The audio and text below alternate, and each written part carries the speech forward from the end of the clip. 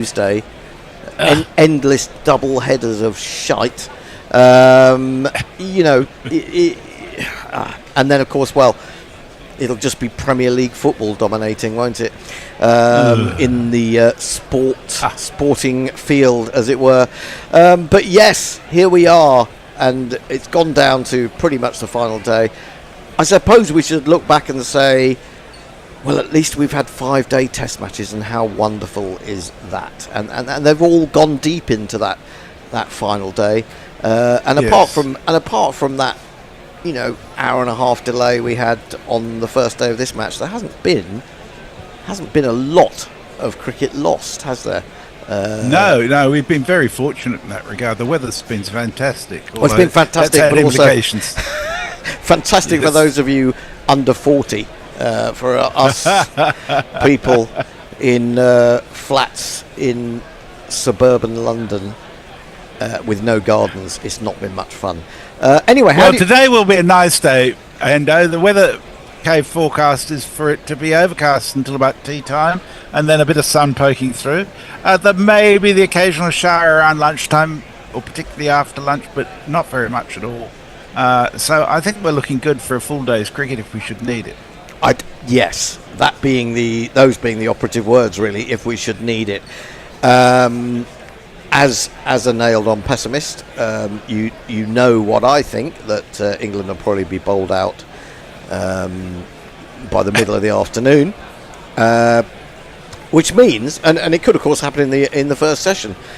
So scatty and scratchy does Ollie Pope look these days, and he will be in next. He'll be joining Ben Duckett, who's batted pretty well so far. But you have to remember that there is no Chris Wokes to come in lower down the order. England are a man short, so India only need 9 wickets. Well, I suppose if England do make a fist of it and they get close, we're going to look at that little Washington Sundar innings last night, where with only Prasid at the other end, he went absolutely crazy, hit 6s for fun, and added 34 for the last wicket. 39 for the last wicket. Without any help from Prasid, really. Well, Prasid faced 2 balls and didn't score. Yes. Well, he didn't even have to run much, because mostly Washington was hitting 6s, wasn't he? Yes. Anyway, it's sunny at the moment. There's a sort of slightly hazy feel about the morning. England would love to see that sunshine burst through to make conditions a little bit easier, perhaps. We're going to finish off Mohammad Siraj's over from last night. I think there was a ball remaining when he got rid of Crawley. Ended up being the final ball of the day, because that's the way things are. Well, I'll tell you what, England may be a man short, but they're relying on a short man, and it's this one. Don't give in, don't just say fuck it. They have professionals for this. Don't give him the ball, not at all. Don't give it to Duckett. And Tony, whose voice that was, has just told you, without really telling you, that he went to see the new Naked Gun film last night. I did. And he's in that kind of mood and mode. Very good it was too. Very good it was too, I have to say. I chortled and chuckled all the way through. Not as good as the originals, but how could you be? With really? Liam Neeson in the lead role. Yeah. 3 slips and a gully, a mid wicket, a mid on, a mid off, a cover, a long leg. It's actually Ollie Pope facing, but why let that get in the way of a good joke? Well, you know, he's got to survive a ball first. And he drives his first delivery quite pleasantly, actually. But unfortunately for him, it doesn't beat the diving mid-off. That would have been a big boost for Pope had that run away for 4. But India are looking very, very keen. And they will be chasing after every ball and diving for everything. Because, to be frank, a 2-all result in England, not only would that be magnificent for India, based on their recent travails, but they've not had a good run in Test cricket of late. Yeah, that's true. We should be live on YouTube. We are. The bear Yes. has done his usual trick of sabotaging things when he's After not all the here to praise make I us gave him look last stupid.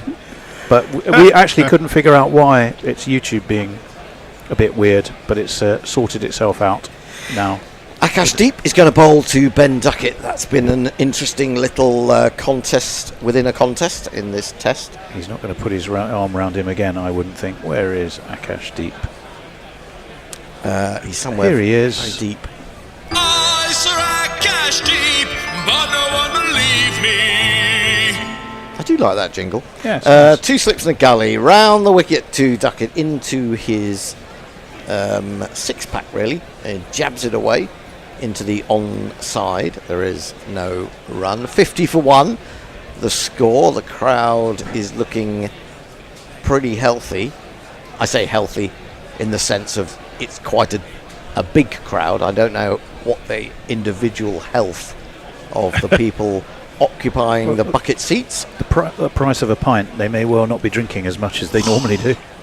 I mean, if it's £8.50 for a county match, what do they mark it up for during a test? Thick outside edge from Duckett will get him his first run of the morning. There is a deep backward point, a position that England eschewed for almost all of yesterday. I mean, if I take anything away from this particular test match, it will be England's dumb field placing and captaincy, really, yesterday. Anyway, it brings Pope down, talking of dumb captains. Apparently, he spent a long time off talking to Brendan McCullum. I didn't notice that. I mean, we did notice that Joe Root seemed to be directing things quite a lot, but I'm told that he was off having chats with Brendan. Akash to Pope, and he plays in front of his pad, but he gets bat on it and turns it down to long leg. He is off the mark. Did you know, Hando? Did I know? Is this going to be a dad joke? No. It's going to be some useful stats pertaining to the current state of No play in such this thing. particular No piece of such cricket thing. we're watching. Anyway, go on. A side in a test match at the Oval has been set more than 300 or more to win 28 times at the Oval, historically. Do you know how many they've won?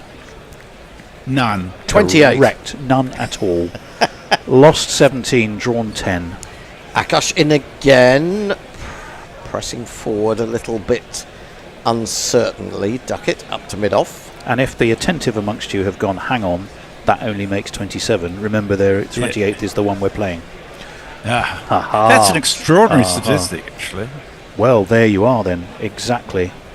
Yeah, but Tony, you were talking to me earlier. One of those test matches was in 1902. Yes. I was saying this during the last test that I really don't think that stats beyond a certain year, whichever that may be. I'm not sure. I'm not suggesting I know what year that is. To me, just have no relevance anymore. This is a thick inside edge from Duckett, goes down to long leg. He takes a single. Well, the highest run chase that was here was in 1902. England chased down 263 against Australia. The more recent ones are much lower, in the top 6 highest run chases than Sri Lanka last year, but that was only 219. Yeah, Akash in to complete the over, bowls to Pope. Pope defends on the back foot into the covers. There is no run, as I think it's Shubman Gill peeling off a slip cordon of 2. If I could give you some more encouragement, though. I always like a bit of encouragement. Right, well, England have successfully chased over 300 just 6 times out of 143, losing 96 and drawing 40. That said, the 2 highest were both versus India in England. One was in Headingley, of course, this series, chasing down that 371. And the other was at Edgbaston in 2022, which was like the sort of coda to the 21 series, which got derailed because of COVID, and they chased down 378. So that 378 is pretty jolly close to the, well, it's beyond the 374 they've been set here. It's true, it's true. But I do think England need to attack with intelligence today to have a chance. They really don't want to lose their best batters early on before they've had a chance to make runs. Chopped away by Duckett. He plays that shot a lot and very well, but India are defending that, and I think that's right. Other people will say, well, you can't set fields for bad balls or poor balls, but to be honest, you do that really to some extent. That's part of fielding. It's part of adding to the pressure. And when you've got batsmen who just love to hit boundaries and love to get going, and you turn those boundaries from 4 into 1, that creates its own pressure, and it means that they might play an even more outrageous shot. Onto the back foot goes Pope, defends the ball back of a length into the ground, and he then turns around and ensures that the Indians are not going to run him out if he steps outside his crease, to have a little bit of gardening, like Johnny Bairstow a couple of years ago. And nothing says you can't go and do a bit of gardening. You've just got to wait to the appropriate moment to do it. Well, he turned round while the ball was still in the hands of the slip, and asked politely, which is, fair enough. Fair enough. Siraj bowls, drives, aerially was it? Well, it looked it for a moment, but it's skirting across the ground at great speed through cover for 4 runs. Washington couldn't get to it.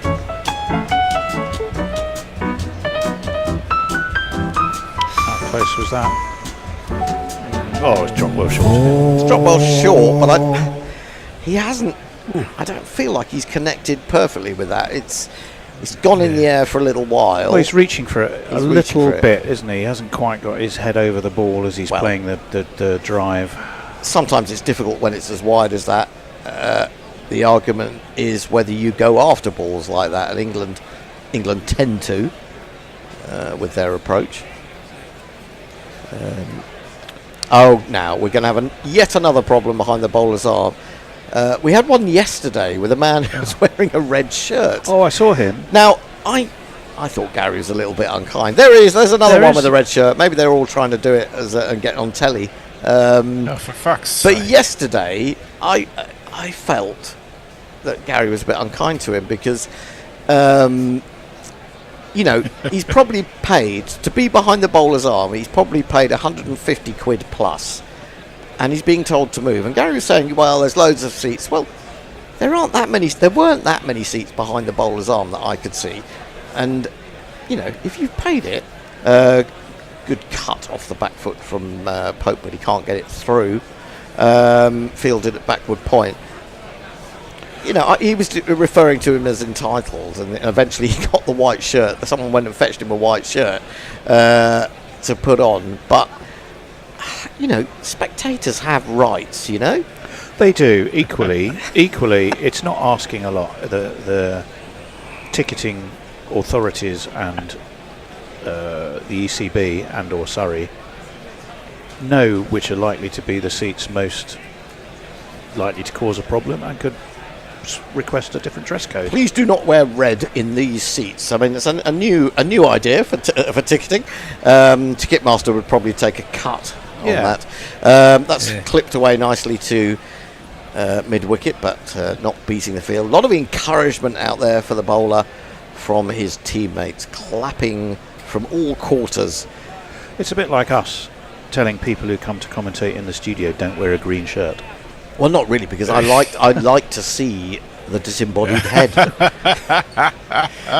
The John Harwood disembodied head is one of the memes of Guerilla Cricket. Onto the back foot goes Pope, plays calmly up to mid-on, and that is the end of Siraj's first full over of the day.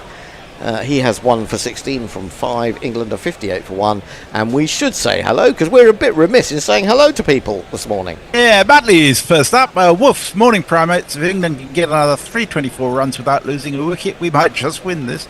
Love and sausages. Fluffy says, in evening gorillas and non-gorillas. Farong says Wibble.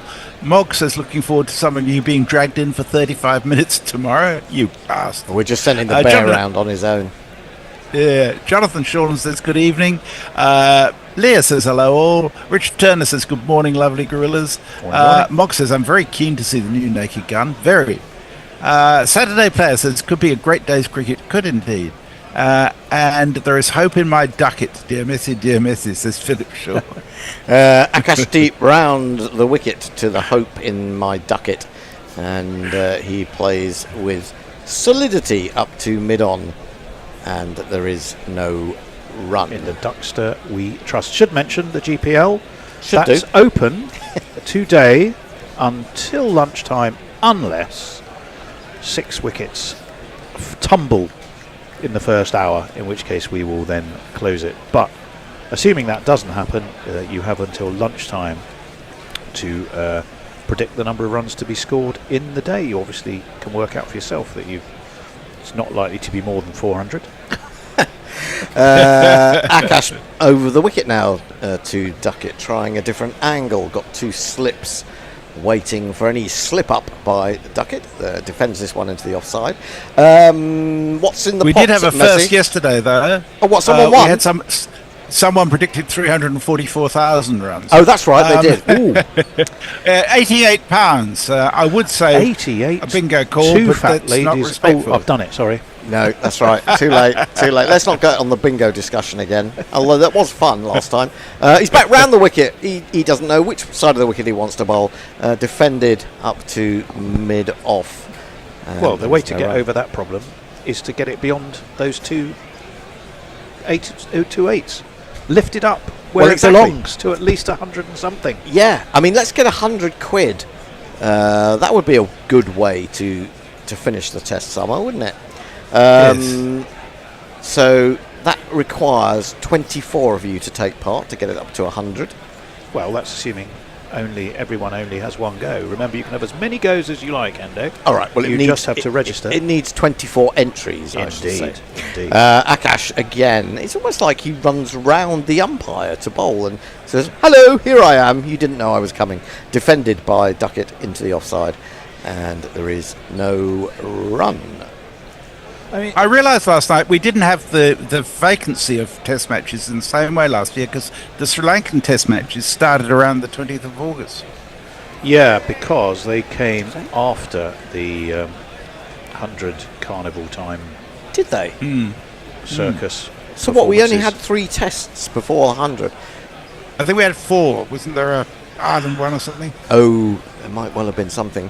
Onto the back foot goes Duckett, trying to chop into the offside, and he finds when cover. It's a 5-test series now, and they did it with the Ashes in 2023, then it's all squidged into the early part of the summer. And I've got to be honest, you are left with this feeling of a yawning gap.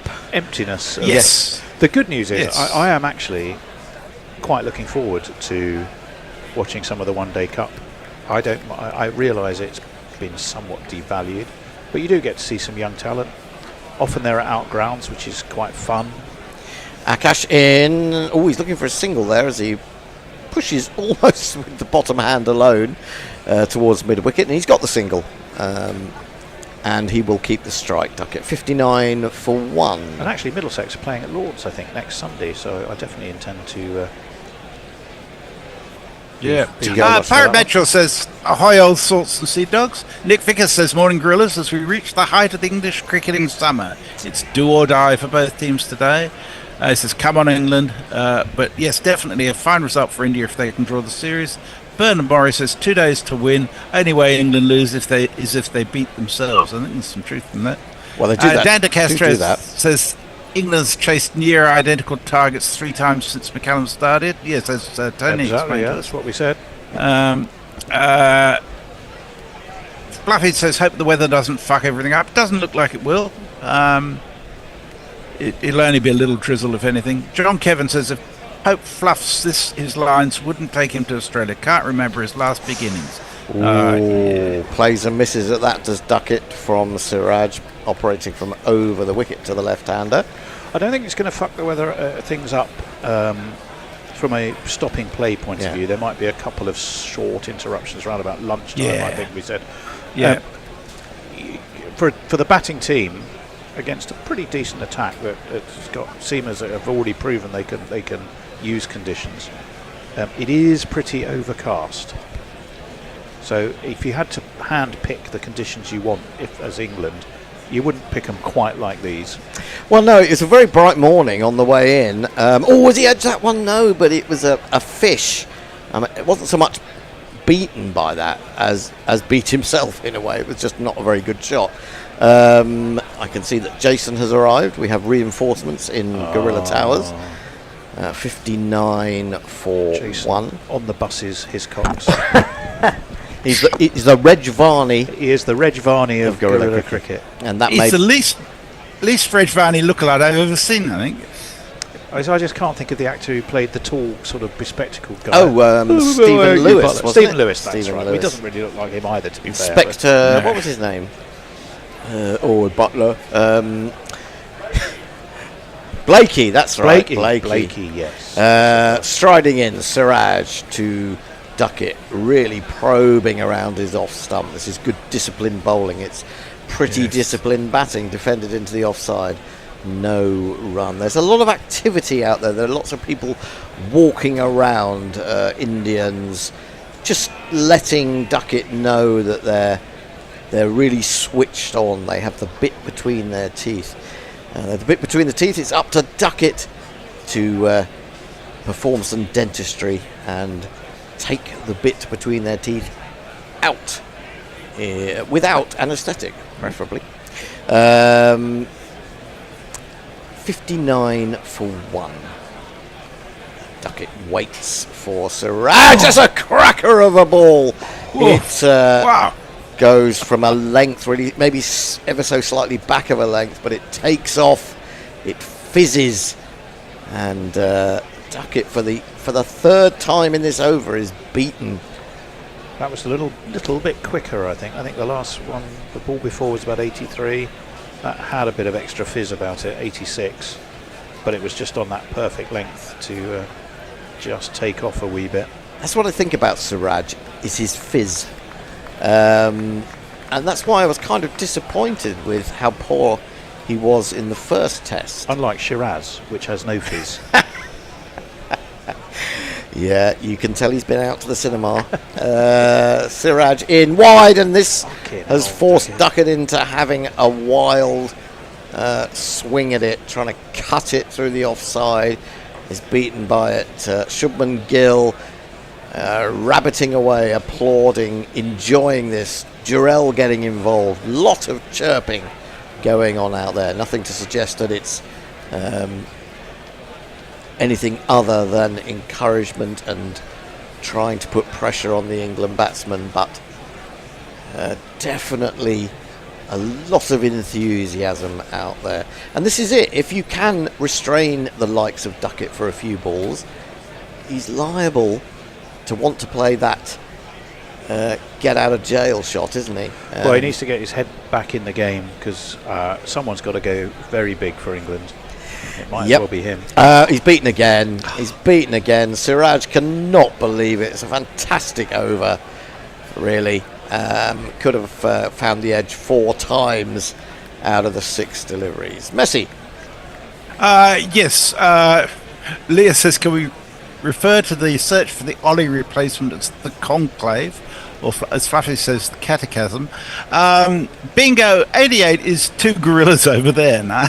Hey. That's Philip Shaw. Fair enough. Mog says, is that alleged white ball series against Ireland still happening? Yeah, it used to be ODIs. It's 1920, so the 17th, 19th and 21st of September at Malahide. There's something at the end of August as well, isn't there? Well, there's South Africa. Yes. Oh, yeah. There we go. Yeah. All white ball stuff, though. Yeah. Afraid so. Akash Deep, none for 19 off 7. He's coming into Pope. 2 slips waiting, and it's dead straight. Good length, defended up to mid-on even, and there is no run. Pope has 5, Duckett 38, England 59 for 1. They haven't been able to get off to the kind of start that India did yesterday morning. They've got fresher bowlers, you have to say. They've got bowlers who've been involved in this series. In comes Akash to Pope, and Pope plays a horrible shot, trying to drive through the offside, but his bottom hand takes over and he shanks it up, thankfully all the way along the ground to mid-on.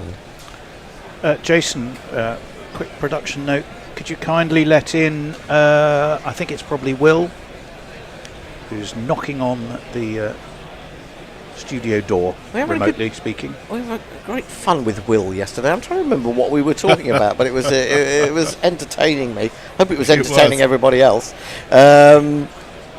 Akash into Pope full, and this time when he has the chance to get it through the leg side, he picks out mid-wicket. Very frustrating. I think it started with his description of Duckett as the boy who had 3 Ferraris and taken away from him by his dad.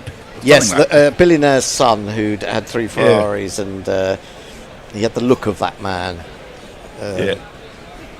But he's looking more like a Morris Minor this morning, Duckett. I have to say. In comes Akash. They are going to get a run as it comes off a thick outside edge into the offside. I think Lewis Hamilton wants his Ferrari taken away from him. Some of the things he's been saying. Does he drive for Ferrari? He does now, and he's having a horrible time. And he said his quote was, "I'm completely useless." Yeah, that's disturbing. It's a very English quote. I can't see anybody from any other country saying such negative things about themselves. It's weird. Well, especially a man who's won how many world championships? 6 or 7, I can't remember. Something like that, yeah. There is an Indian fan who's come dressed for all occasions. He's got one of those little umbrellas that you don't actually have to hold. You can have it as a hat. Akash into Duckett, and Duckett manages to lay a bat on one, but not particularly effectively. Again, he closes the face of the bat and it runs past a bowler, but no further. I was just thinking about Siraj to Duckett and what a bad, hard time he gave him. Siraj has decided the best way to attack Duckett is to come over the wicket and slant the ball across him. And it's starting to get my goat where right arm bowlers have a default reaction to come round the wicket to left-handers. Whereas often that most dangerous ball is exactly the one that Siraj has found to the Duckster. I think I said maybe yesterday even, as Akash is in, he's going to go over the wicket. This is dabbed into the gully. They're going to hurry. Duckett was sort of watching the ball and really jogging rather when it was a little bit closer to the gully to pick up than I felt was comfortable. But he's got down the other end. There is some chat going on out there. He's kept the strike, 61 for 1. Absolutely, Tony. I said pretty much the same thing. England in particular overdoing it. I would say with the left-handers, they were. Obviously don't know the stat, but it's possibly out there. Archer, about what percentage of the time they're coming around the wicket to the left-handers. Well, and Archer has a very good record against left-handers, as we know, and I think this series, the wickets he's taken have been more when he's been bowling over rather than around the wicket to them. Well, yes and no, but I mean, I can remember. I suppose because they were so spectacular, you remember those Rishabh Pant deliveries where he's ripped out his off stump from around the wicket. But maybe it depends on the batsman. That is smashed, an over-pitched delivery. Duckett glad to get something to hit, and hit it he does all the way down to the boundary. 65 for 1. Duckett moves to 43. Very different kind of 43 from his first innings 43. Yeah. Really nicely placed as well as timed, but it was a kind of a gift, wasn't it? You do sense he's moderating his approach. I'm sure he will be conscious that, as indeed will all of the top 7, 6. Remember, England being a player down. Yeah. If he posts 150, England stay in the game. Oh, of course, absolutely. Yes. He goes onto the back foot and he's going to ease that through a square cover for a single. And on this occasion, it really isn't about time. It's not about getting ahead of the game, because they got 2 days. They got 2 days to meander to these runs. It just goes against the grain as to how they go about it. And what I'm going to be interested, but I hope I don't find out too soon, is how Harry Brook approaches it. Yeah. My worry would be Harry Brook, dancing down to the second ball he faces and getting himself out. Well, I mean, he nearly did that in the first innings, Well, didn't he did, yes, and he that did. came on the back of 2 outrageous dismissals in similar vein. I mean, although he went on to get 50 and play a couple of quite entertaining strokes, Siraj into Pope. Pope helps that on its way. It's gone quite fine. I think it's going to go all the way to the long leg boundary. Siraj stands there with his hands on his knees in disappointment. 4 runs. There's not one boy for me, I must have 2 or 3, I need 4. Yeah, I mean, Harry Brook has, I'll keep making this point, he's been at number 1 in the rankings. He's currently at number 3. He's hugely and possibly uniquely gifted, and yet I fear that he's not making the best use of his talents. Sell your wicket a little bit more carefully, because there will be times when you can't buy a run anyway. This is outside the off stump, just dropped short of the keeper as it's left alone by Pope. He's had things go pretty well for him. If you think about that big score he got in, was it New Zealand, where he was dropped 5 times? We talk about 5 drops in an innings of 11 batsmen, but he was dropped individually 5 times by a team that's normally really good in the field. You don't get that kind of fortune coming along very often. Siraj into Pope, and Pope takes that from middle and leg, and with a little bit of a flourish gets it out to a position around about deep square leg, but it's the long leg who has to move round the field. Prasid Krishna, 2 runs to Pope, he goes to 12. Duckett 44, 72 for 1 ball remaining in the 20th it won't be on his over. mind, but Ollie Pope, has it 3 wins from 4 as captain, or 4 wins from 5? I can't remember, but it's of that order. The only game he's lost as captain happened to be here at the Oval, his home ground, and he wouldn't particularly want lightning to strike twice. Yeah, No, Sri Lanka wasn't terrific opposition, to be fair. Well, Sri Lanka wasn't terrific opposition, and England threw that game away, in my opinion, totally. Their batting in But the it second was his innings captaincy. was awful. Short, onto the back foot goes Pope in defence. That is the end of the over. 72 for 1. Messi. Will Reynolds says, are we all excited for the 100 starting on Tuesday? I, for one, am vomiting with joy. Leah says, I think I'd rather rub hot sauce into my eyeballs than watch the 100. Bertamori says, England being bowled out and Everton losing to Man U tonight will really be a depressing day for me. Well, think of it the other way around, how good it'll be if the reverse happens. Hang on. It's you mean Everton, Man United in a friendly in the Far East or America or somewhere? I mean, does that Pre-season really matter kickabout to tournament, anyone?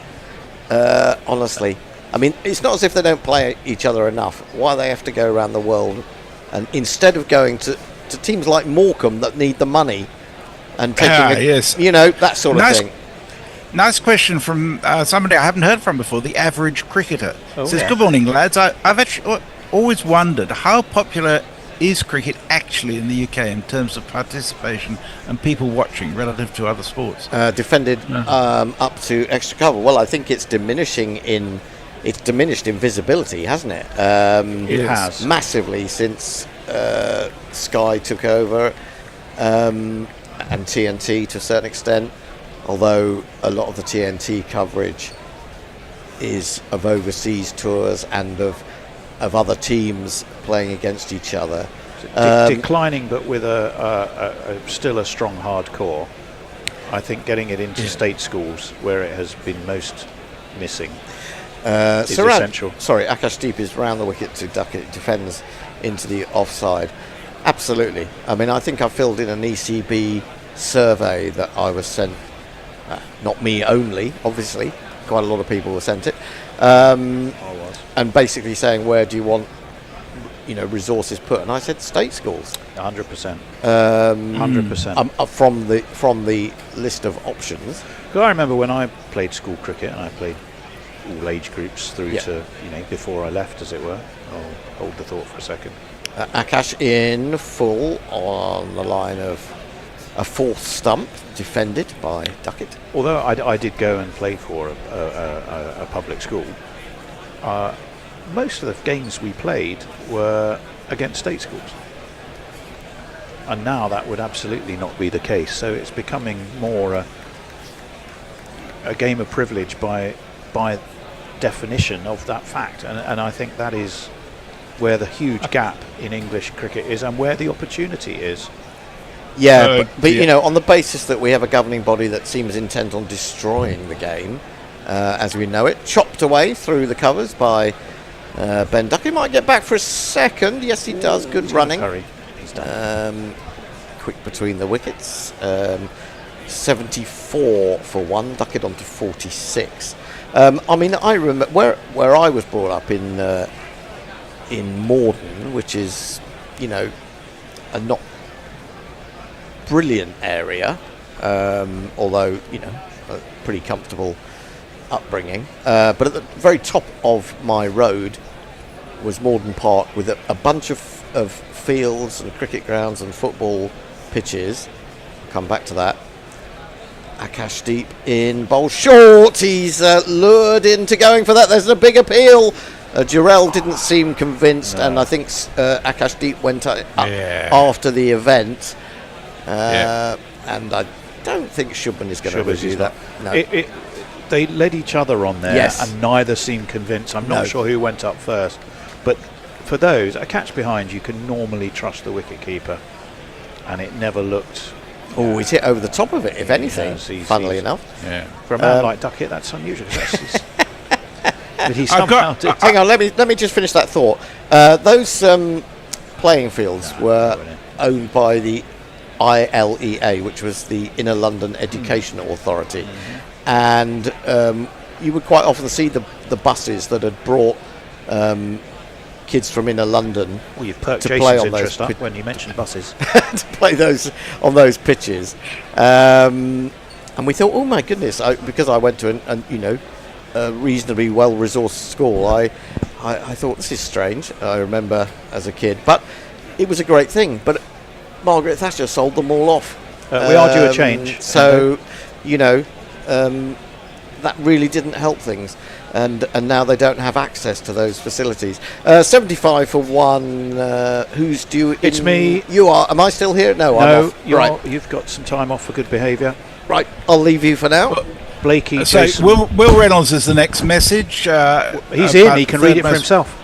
Okay. And I can tell you, I asked Google what was the most popular sport in England, and it came up with Super Mario Brothers. So there you go.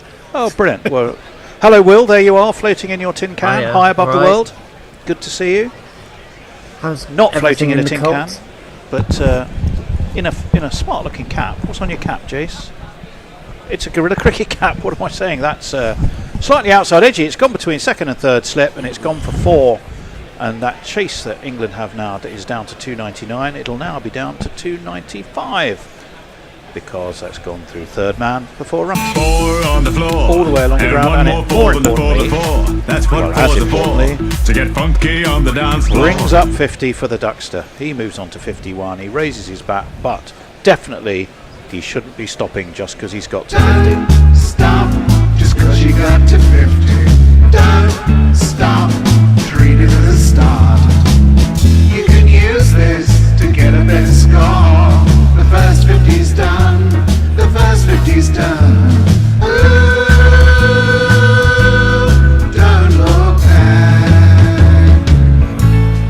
one thing you could say about that shot, Will, was he played it with soft enough hands to keep it down, but he didn't really know where it was going, did he?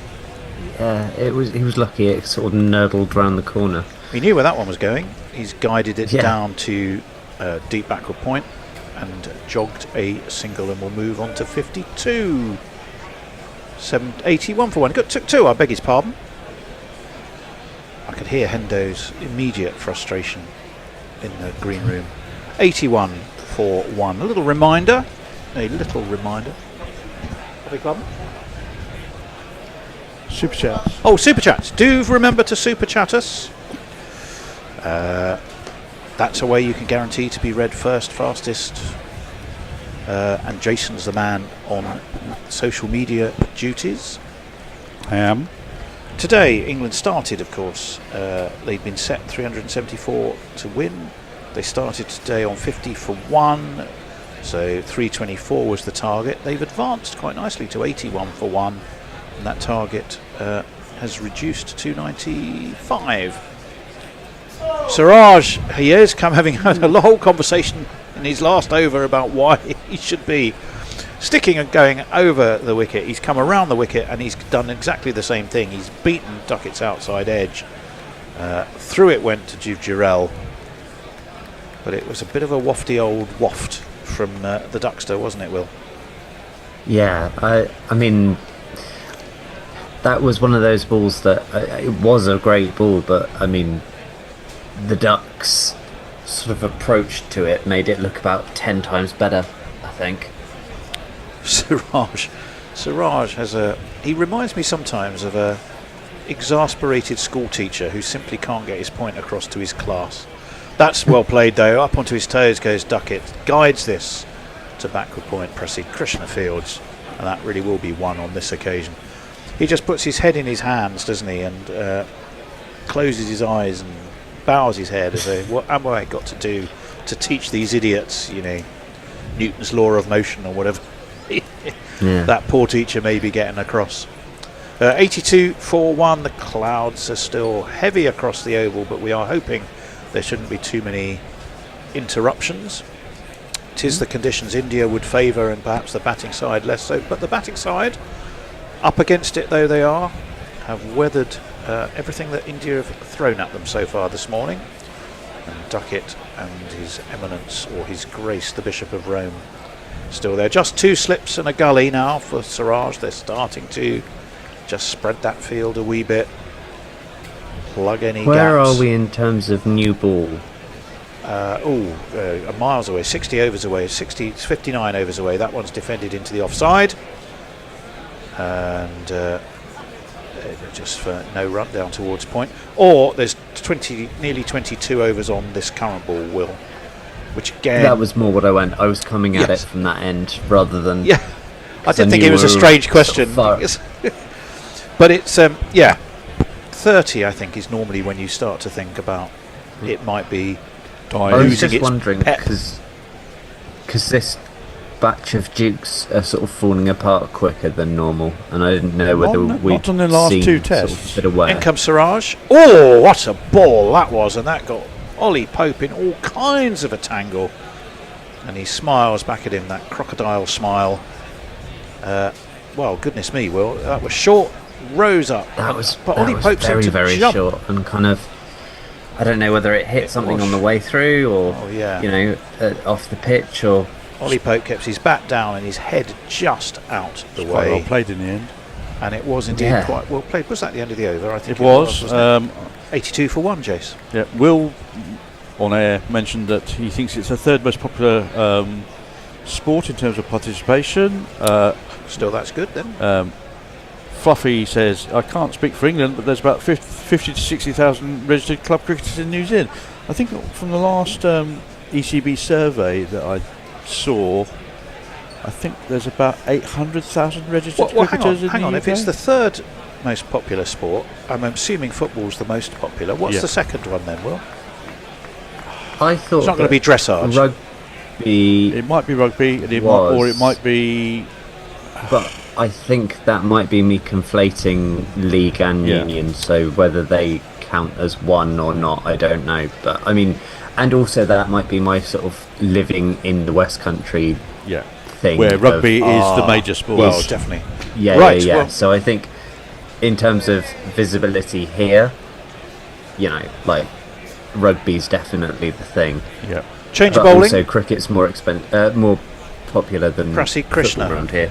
Into the attack, the Duckster defends into the offside. There was no run. Let me jingle up. Proceed. Do you want to play dirty with him? Do you think you can handle him? Prassi Krishna, Prassi Krishna.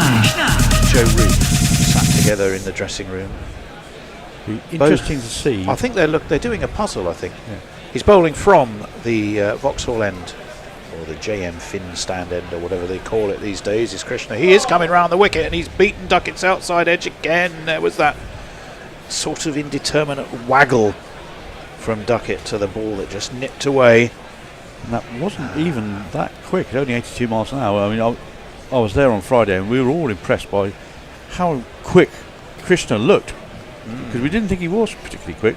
We were bowling at 88, 90 miles an hour on Friday. Well, that's still plenty of lift, Will. Yeah, this is the sort of spell that you'd think this is gonna bring a wicket in the next sort of over or two, I reckon. 6 on the offside. Duckett defends. 3 slips, a gully, third man, but there is also a very short point as well as a mid-off for Prassi Krishna. So they clearly are thinking that attacking that Duckett off stump is the appropriate line of attack for, and he's done nothing yet to suggest that's probably not a good theory, to be honest. Yeah. Right, Krishna again. A sharp haircut. Oh, he's edged and gone. And I'm afraid that proves the point exactly. Taken at third slip. KL Rahul, I think, who's got pretty safe hands, was the man who pouched it. Duckett, I'm afraid, has gone for 54. He isn't going to go on and post that big one. And that is a very big wicket for India and a bit of a blow in the sternum for England. Oh dear, oh dear. I like it when I'm right. Oh dear. Well, yes, but It's very rare. what a shame. Yeah. Yeah. In fact, KL Rahul was across in front of Shubman Gill when he took it. I didn't could have taken it. Yeah, well, But it was normally the way with the staggered slips. No, the one on the outside generally gets to get to it first. Well, the Duckster, I'm afraid, has to go. It was an excellent fighting 54, but Will, he always looked vulnerable outside that off stump, didn't he? He does like a waft, doesn't he? Particularly in the morning session. He is one of those people that takes a little while to kind of get himself back in and kind of know where his stumps are and kind of how far he can reach. That all sort of seems to take a little while to just sort of steady himself in.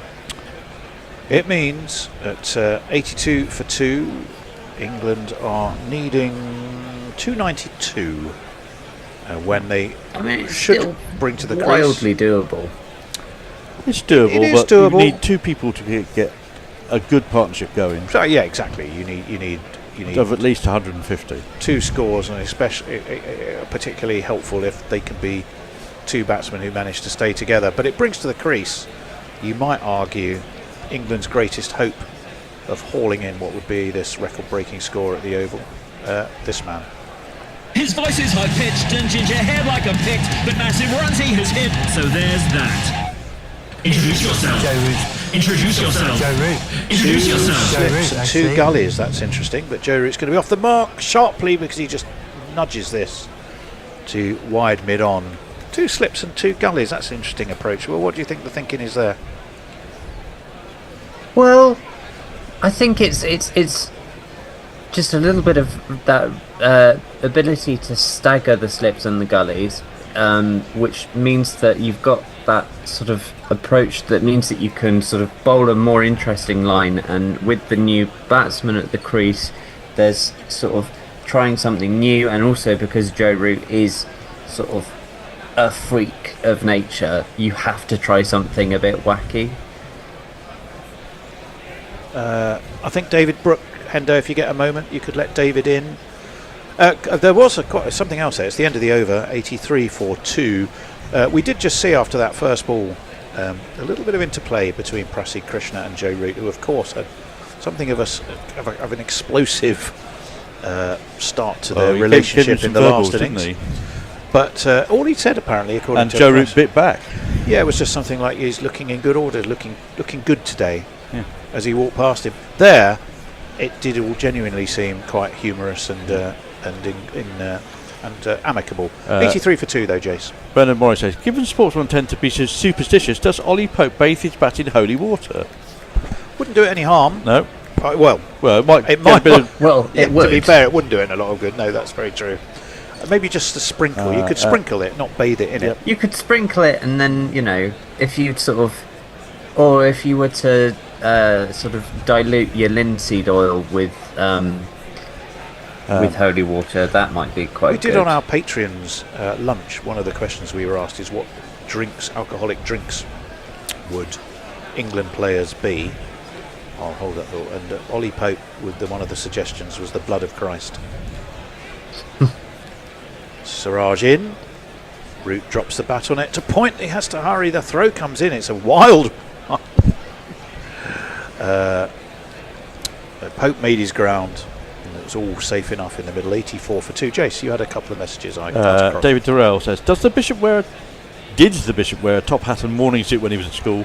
No, I don't think he did. No. But neither did I, for that matter. I had a blazer. I wore a blazer. I had a blazer, but not. It wasn't that degree of level of public school. Jago says, hey up, I'm late, lost track of time due to movie binge, loving Hendo's shirt.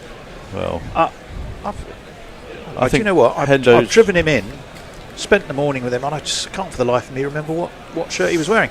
That was sort of angled down to third man by Ollie Pope, but didn't quite look to me like he was in full control of it, Will. I'd have to see it again. Yeah. Sorry, I was just thinking about what the England team would be drinks-wise. I think Jacob Bethel would be a Jaeger bomb. Yeah, we had a few. We didn't actually have that. We had Alka-Pops for him, not Al Capone, an Alka-Pop. 85 for 2. You look up and Joe Root's on 2. Yeah, let's have a look at this field. It's one slip sort of set back and 2 slips noticeably further forward. There's a third man and a fine leg. That swings quite noticeably, but it started wide and went wider, and Chief Giral had to take it moving across to his right.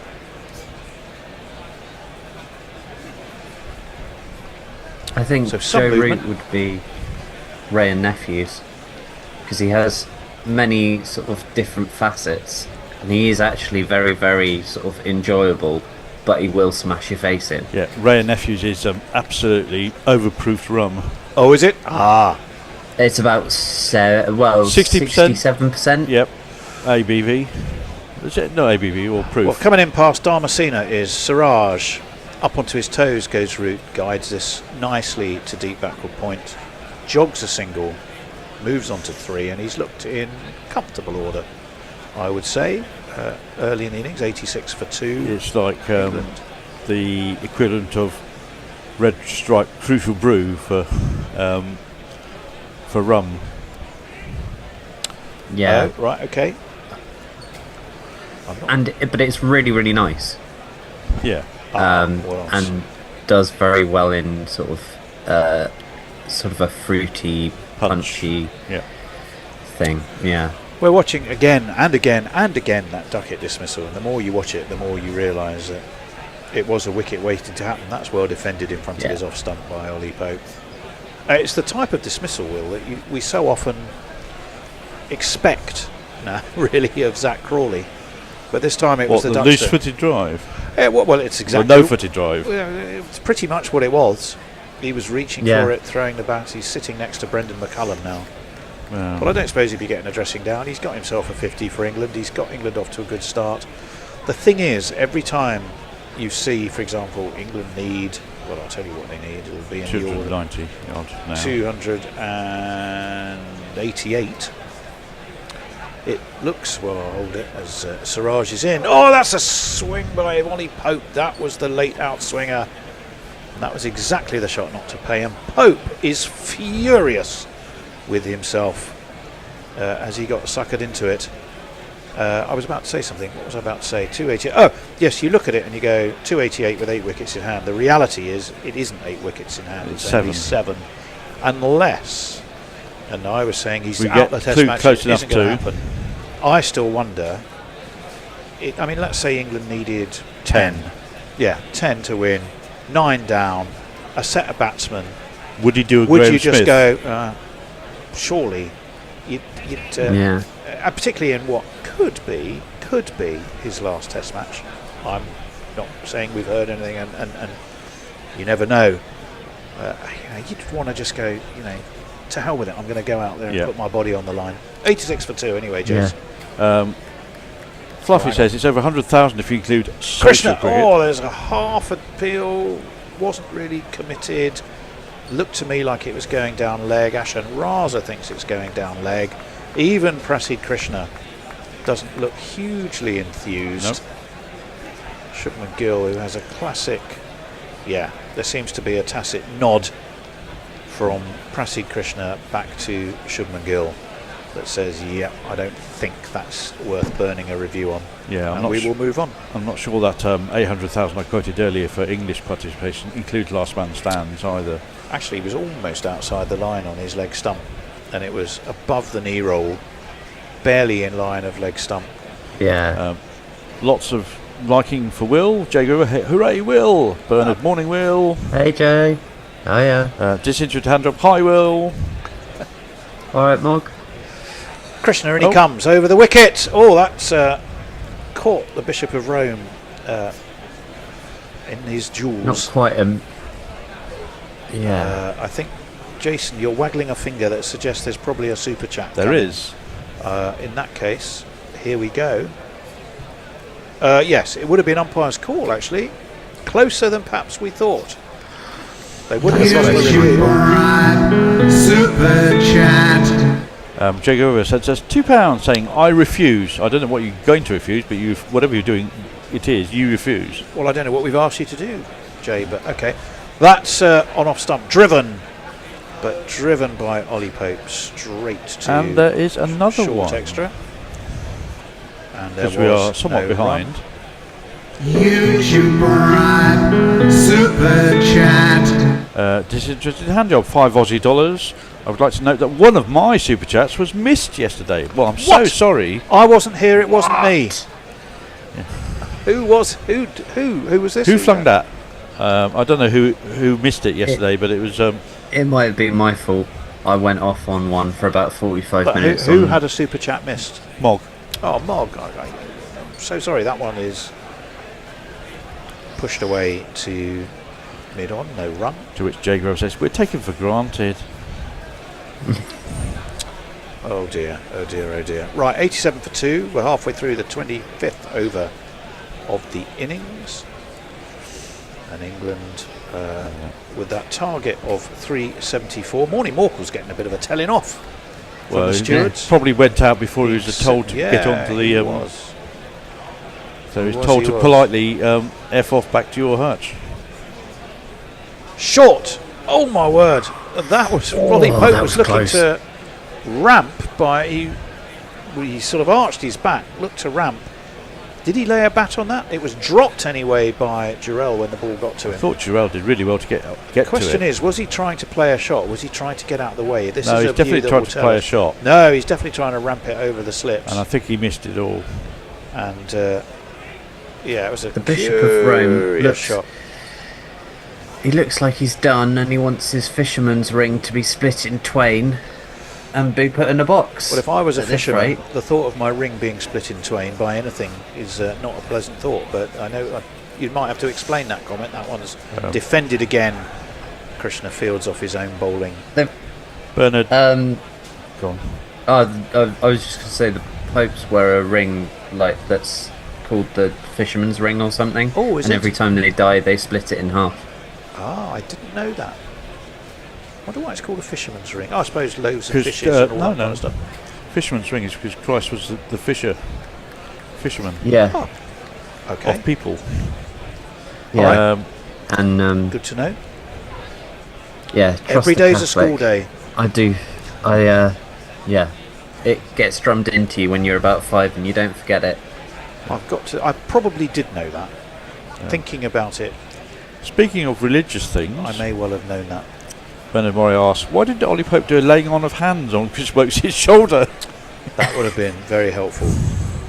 I don't think the Pope is blessed with curative powers, though. Right, 2 slips, gully, No, he just channels God. backward point, cover, mid off, mid on, short and left, and just a little bit of late gentle movement away from Joe Root, who's I more wonder than whether happy to Alana leave it. King can cure scrofula.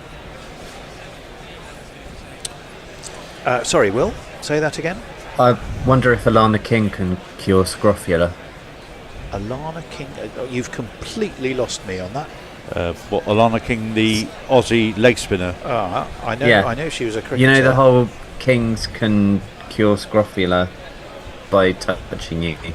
Right. Scrofula was one of those medieval diseases. Okay. Siraj in. Oh, I say that now. That was not out the best of Joe Root playbook, because he seemed to sort of jump up, play the ball, attempt to play the ball wide of his body. It swung past the outside edge of the bat, and Siraj is laughing. Yeah, That he just went a played fair it very bit, late, yeah. and it did move away. Joe Root was drawn irresistibly to it. Sort of shot he frankly rarely plays, but classic late away swinger, Will.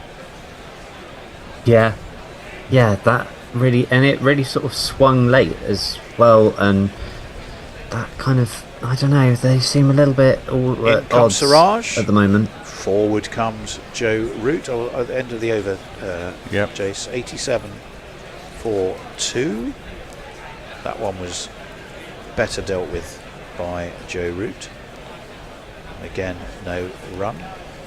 Siraj, of course, who got the first wicket to fall with an absolutely corking Yorker. Penultimate ball of yesterday. England thought they'd got to the close near enough in tidy order, but Yeah, he had that Yorker ready to unleash. He chose the 5th ball of the final over of the day to remove Creepy Crawley. Oh, that's beaten. No, says Dharmasena to half an appeal. It absolutely beat Joe Root. All ends up. Nip back in. Now, India, Jadeja is definitely thinking there might have been an edge. Siraj, I don't think, knows. Shubman Gill is quite insistent that is not. Jirel west doesn't of the look road. overly excited. Shubman Gill, I think, is telling them everybody to calm down. Well, And I think we this shall is- move on without a review. this is more tactical than anything else, because no, if you could go for the review on the edge, generally, Looked at cross seam delivery. Oh, it yeah. nipped Oh, back. no. absolutely. There's only 2 responses to a review on the edge. It's either hit it or not hit it. So either way, you either Well, we are looking at ultra edge. We can see daylight. Shubman Gill and Dhruv Jirel were in That was the an correct camp, absolute ripper, though. and Jadeja and Siraj were in the wrong camp. That's Fuller and on middle and leg. Ruti steers it away into the onside, and there was no run. Who's that we're looking at up there? I that's recognise- Jimmy White. Oh, it's Jimmy White, of course it is. With presumably Jimmy White's son. Who Jimmy looks- White Jr. Jimmy White Jr. Yes, who looks a bit like Hector, actually. Or maybe a younger. Isn't he Hector. Jimmy White Jr.? Because isn't Jimmy White a junior? He might be. Oh, so it might be Jimmy White the third. Jimmy White the Yeah. third. 87 for 2. Well, England are I not can just quite imagine snookered. anyone from an Irish background trying to say that. Yes. England aren't quite needing snookers yet. But it's India who have the upper hand. That's full. That's nicely driven by Brook, but straight to mid-off. It's the end. Oh, no, it's not. Yes, it is. It's the end of that Siraj over. It's 87 for 2. And Jason, I believe we had one of these. Use your We got a drinks break. So you can meander your way through everyone's conversations. Jake Weber said £2 to say I refused to super chat 20 minutes ago. FFS. Well, okay. We are well behind, so I'll try and summarise as best I can. You have time. It's a drinks break. And then we're due a change, actually. Morning Guerilla says Zippy Tuna. Well, it's just gone over the line. I'll move while you do that. And David will be, I think, on ball. Bother, says Jake Weber. I blame Will. Mystic Will, says David. Here comes the best player in the world. Come on, Root Ton 50.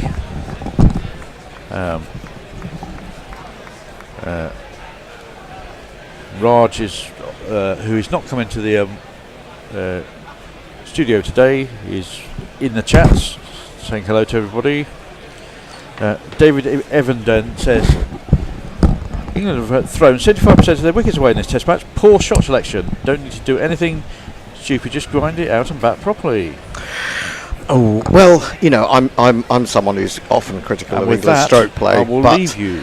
I think in the first innings you could argue Duckett and maybe Crawley, maybe Jamie Smith later on didn't play the best shots, the most sensible shots, but actually I think they were got out by some really good bowling.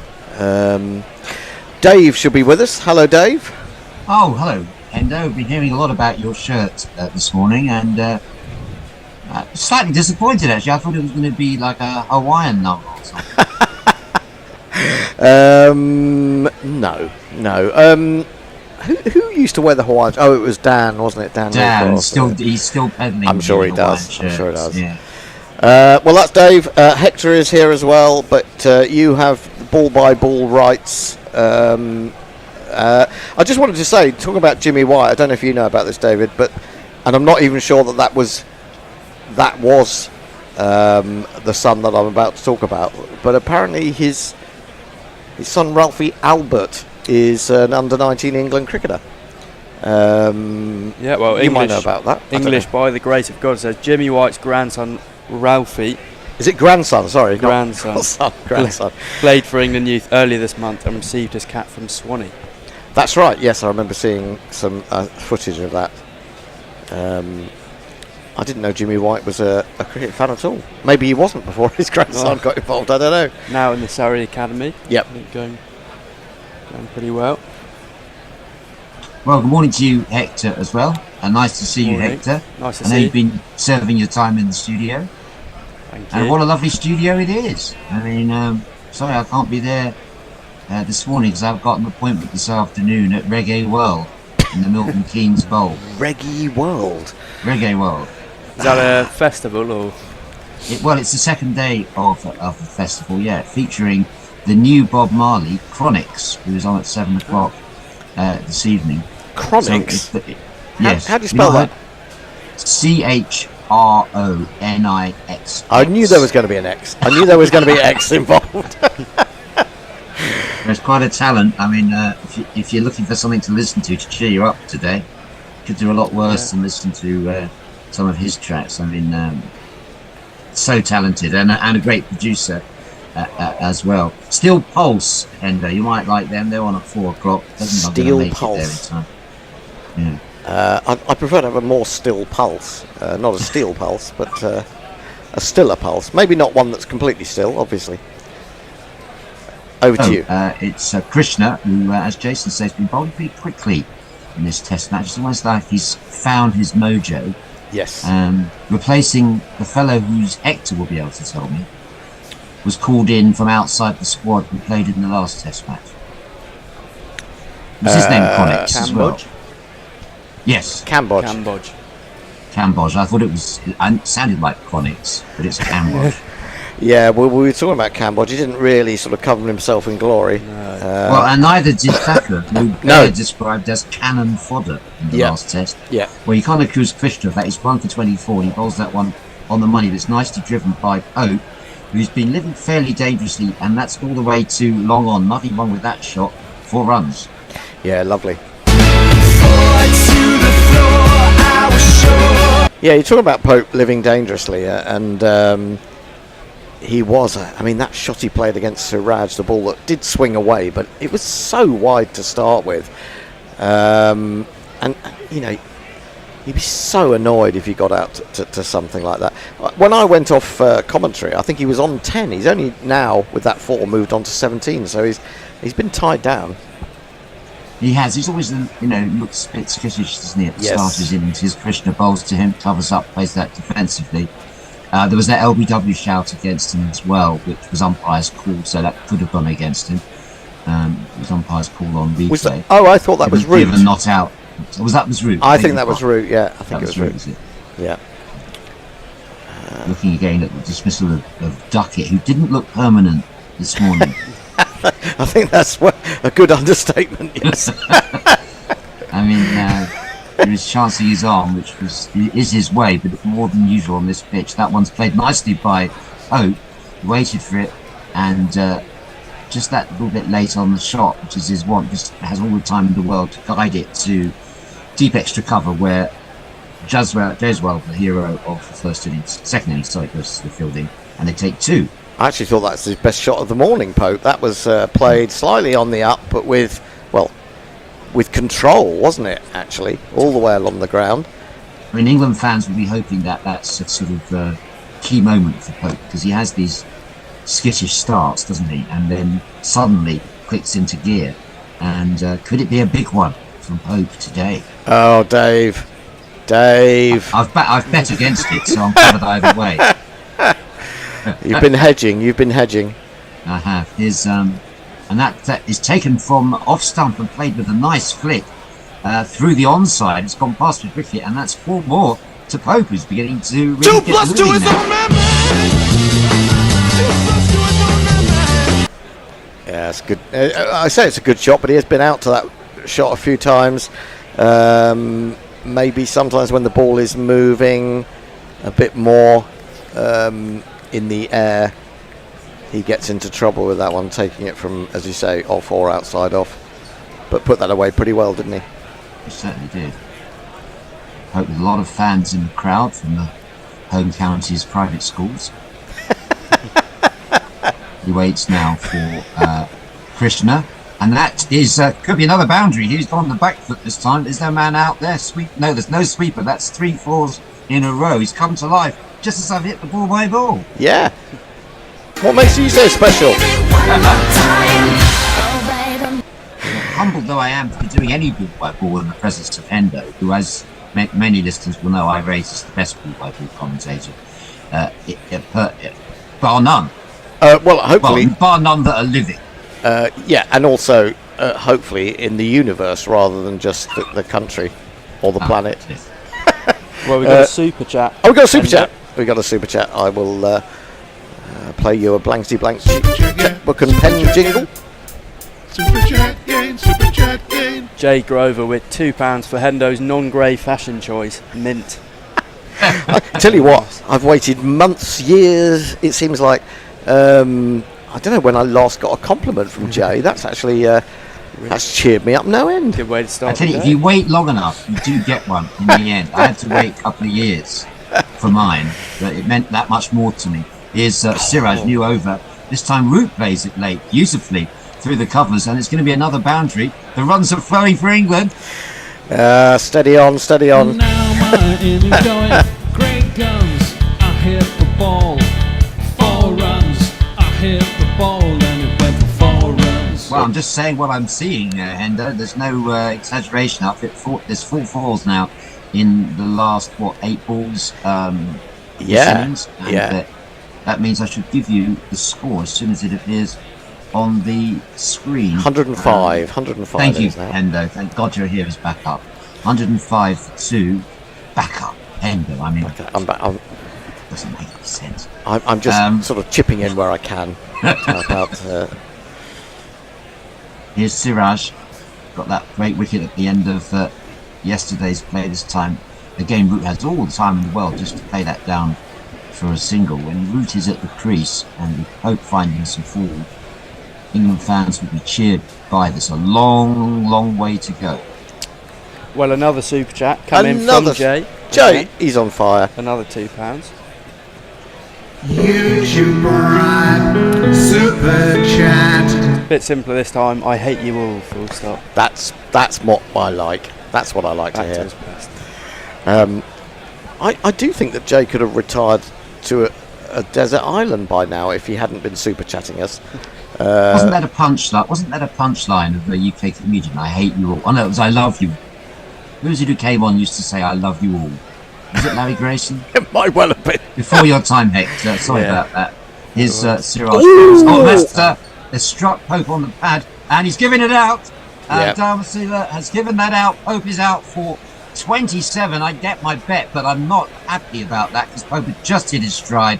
He's going to go talk to Root. There's going to be a review. Could it be missing leg stump, Endo? I don't think so. It's really good bowling. He's got one to nip back. He is going to review it, but I think he's got very little chance of. Certainly struck on the back foot. I was definitely in. Were you definitely in? I don't know. Well, he wasn't happy with the review either. He sort of knows it's out, but chancing it. I'm skipper and I'm a useful player. Yeah, he's done him with a fantastic nip backer again. He has these magic moments, Siraj, and he seems to be able to produce them when it matters the most. That's struck on the knee roll, so there's no question of height. Is it going to hit the wickets? Yes, it is. It's canning into the wickets. That is the end of Hope. I'm afraid. Another one bites the dust. I think that is going to be out, Fred. Another one bites the dust. I don't know what you can say apart from fantastic bowling. I really don't. The only argument you can have for Pope is that in a way you've just got to get forward and outside the line in case it does that. But that's an incredibly difficult thing to do. All your sort of muscles are saying, on your sight is saying, this isn't that full a ball, so you're not committing to that forward. I think back in the day people would just get forward, and that would restrict what they could do in terms of shot making, but it would make them more secure. But unfortunately now players use their feet a lot less, especially in a defensive way.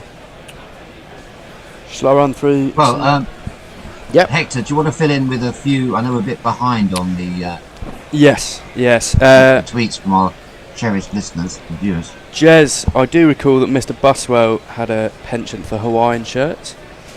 Oh, Steve Busfield, yeah. Bernard Maury, I will not insult Hector today. I will not insult Hector today. I will not insult Hector today. That's his new mantra, apparently. And Will Reynolds says, go for me. There's way more to aim at than the star of the Iliad. Jay Grover, I have hundreds, possibly compensation for a lack of personality. And Jez says, on the contrary, Jay, they merely reflect your vibrant personality. Indeed so. New man at the crease. And this is an absolutely vital partnership for England, I have to say. To have any chance, I would offer.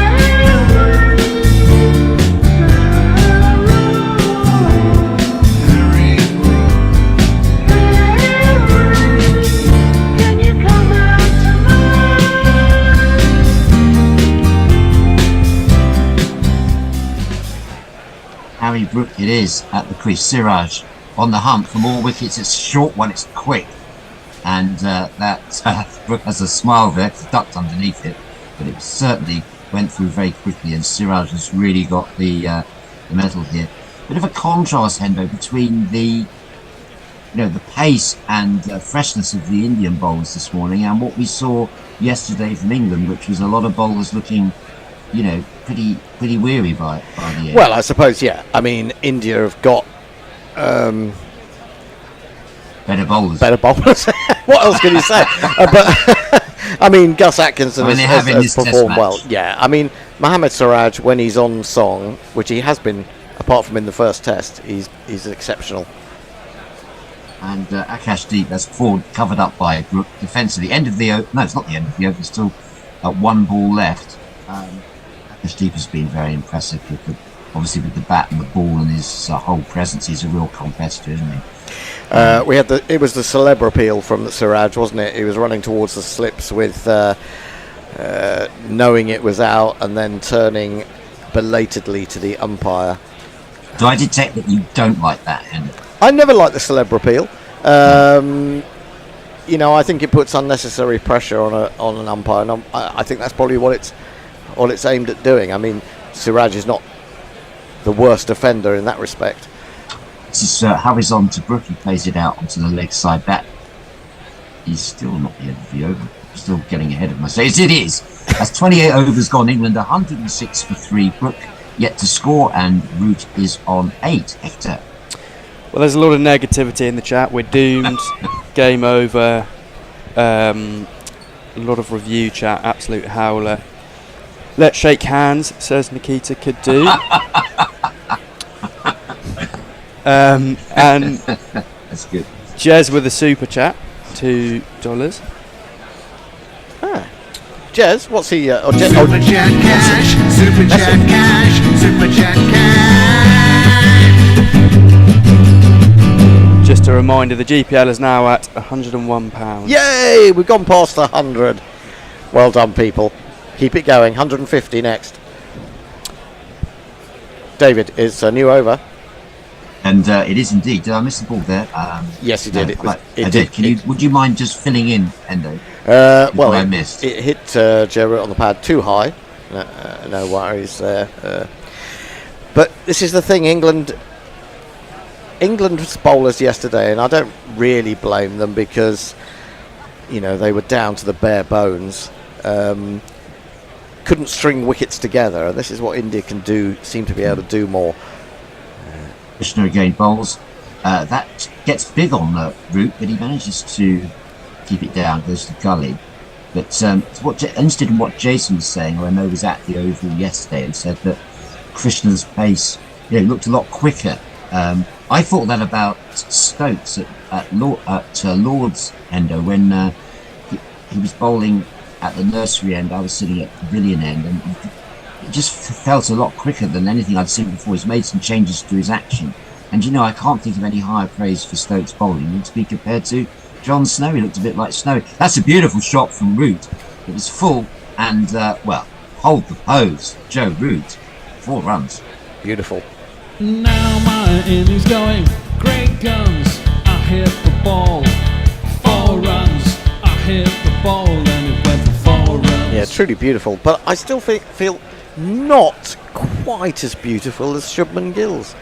I know he's done it more often than Shubman in Test cricket, and that is glorious. Slightly on the up. When one reflects on the series, it's the batting of Gill and Ant and KL Rao that really stays in the mind. That one again climbs on Root and manages to keep it down. This time it's wide of gully, and they do jog through for a single. Hector, you've got the England shirt on. Give us the England fans' perspective at the moment.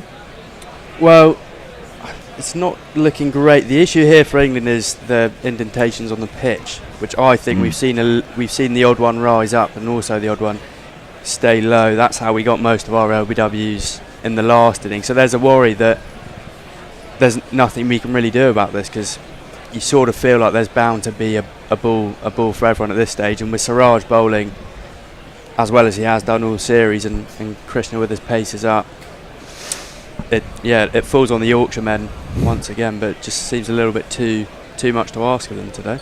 And Brook's going to get off the mark now with the single. Now I can see that it's different surface to the one where England chased down at Leeds, isn't it?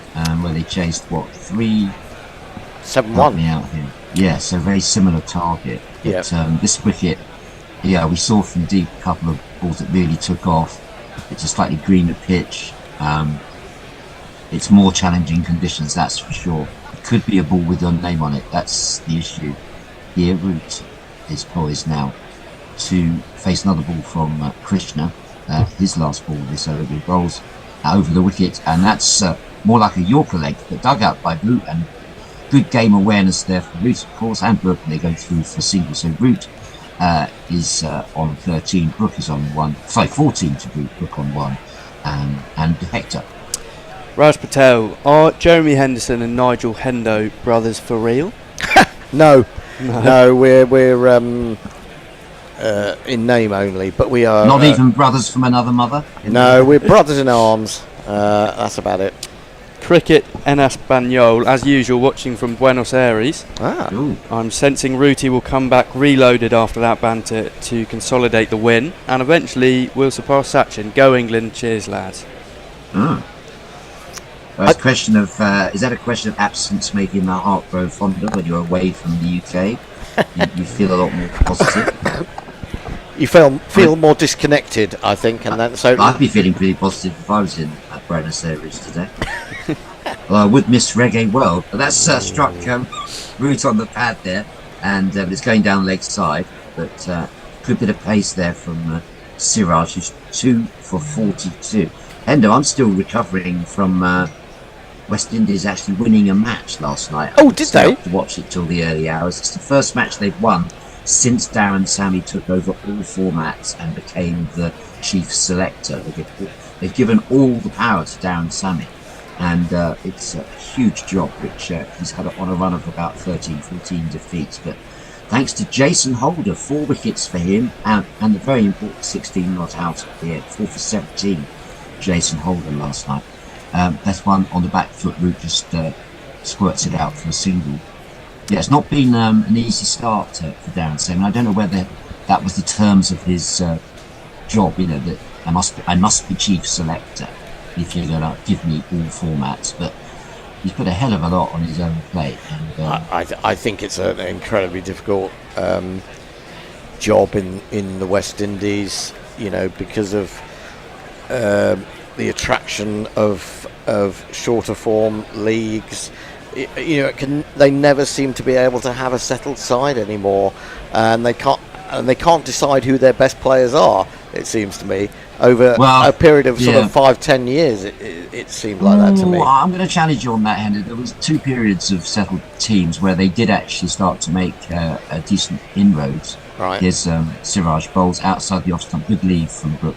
Rovman Powell with the T20 side was doing very well, climbed from 9th to 3rd in the table when he was relieved of his duties by Darren Sammy in favour of his man Shea Hope.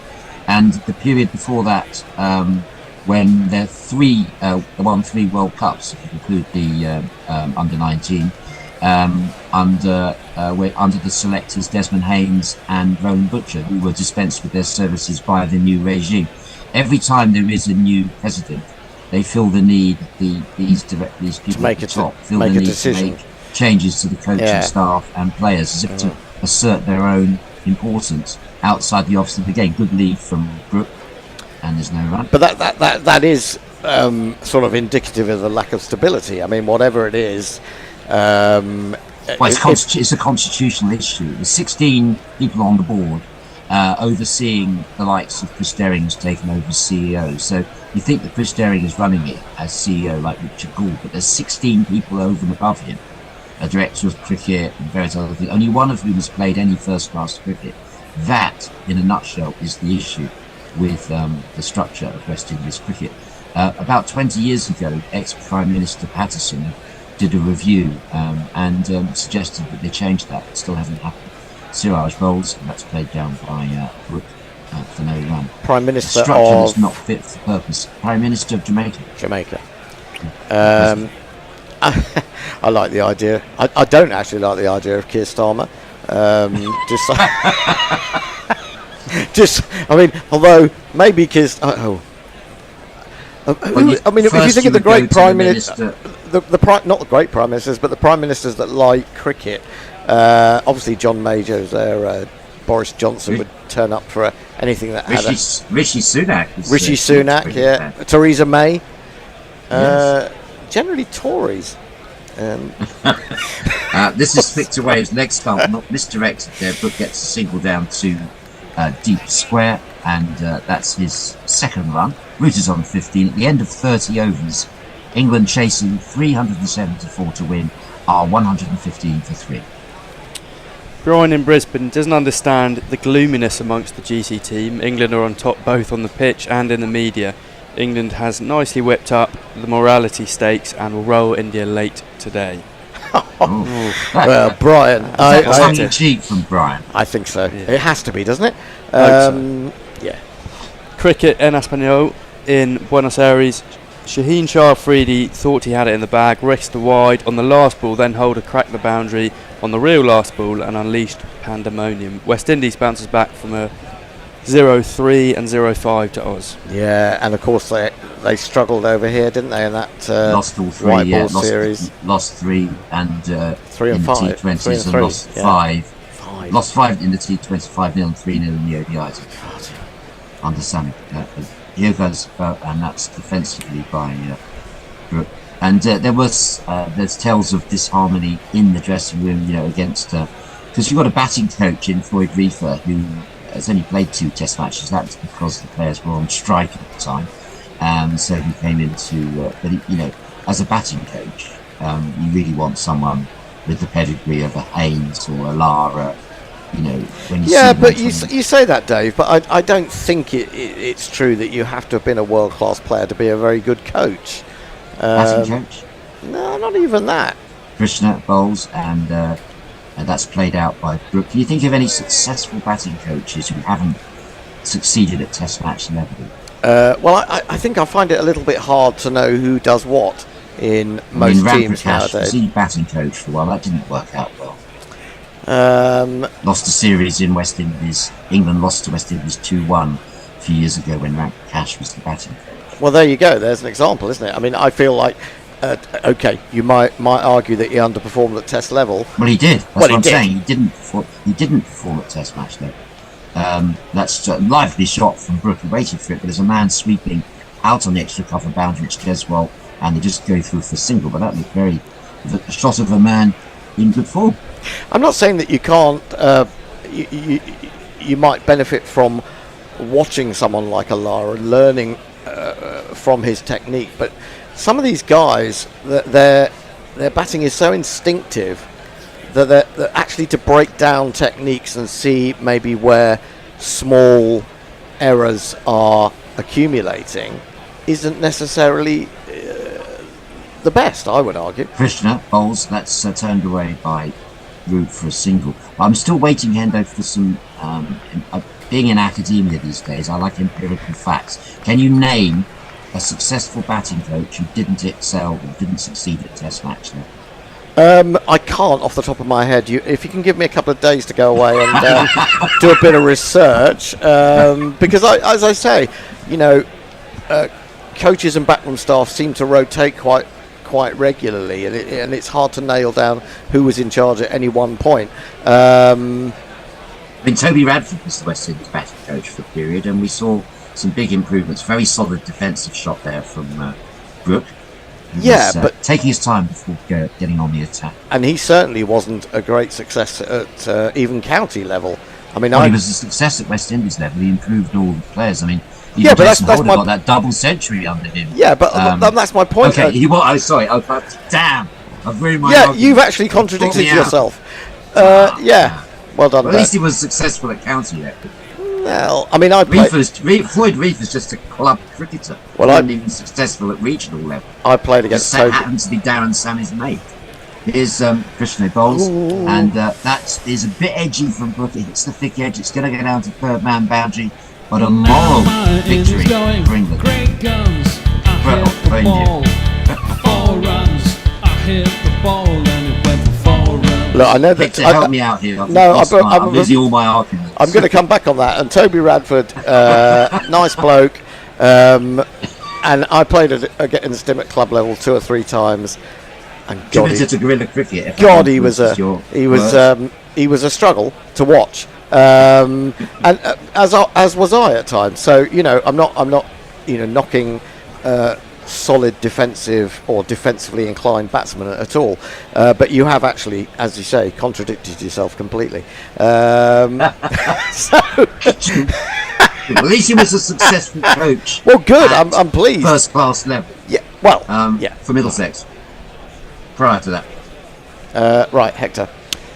Messi Jez, in his 5 matches as captain, Pope averages 26.7 in 9 innings. Apart from his 154 versus Sri Lanka, he hasn't scored above 27 in any innings. His average when not captain is 36.2. New over from, this time it's Akash Deep who's been come back into the attack, holds that full, and Root strokes it out comfortably to extra cover. So has Akash Deep. Are we going to jingle him up, Hendo? Or? Absolutely, 7 seconds of wonderful jingle. Another super chat as well from Jay Grover. Another £2. So shocked, Dave contradicted himself. Vapors. It's never been known before. Here's Akash Deep. He bowls. This time it's not timed by. Did he hold that one back a little bit? Maybe. Yeah, and he didn't time it, possibly because of that. Here's the problem with these ball-by-ball stints. You stay on long enough, you're bound to contradict yourself at some point.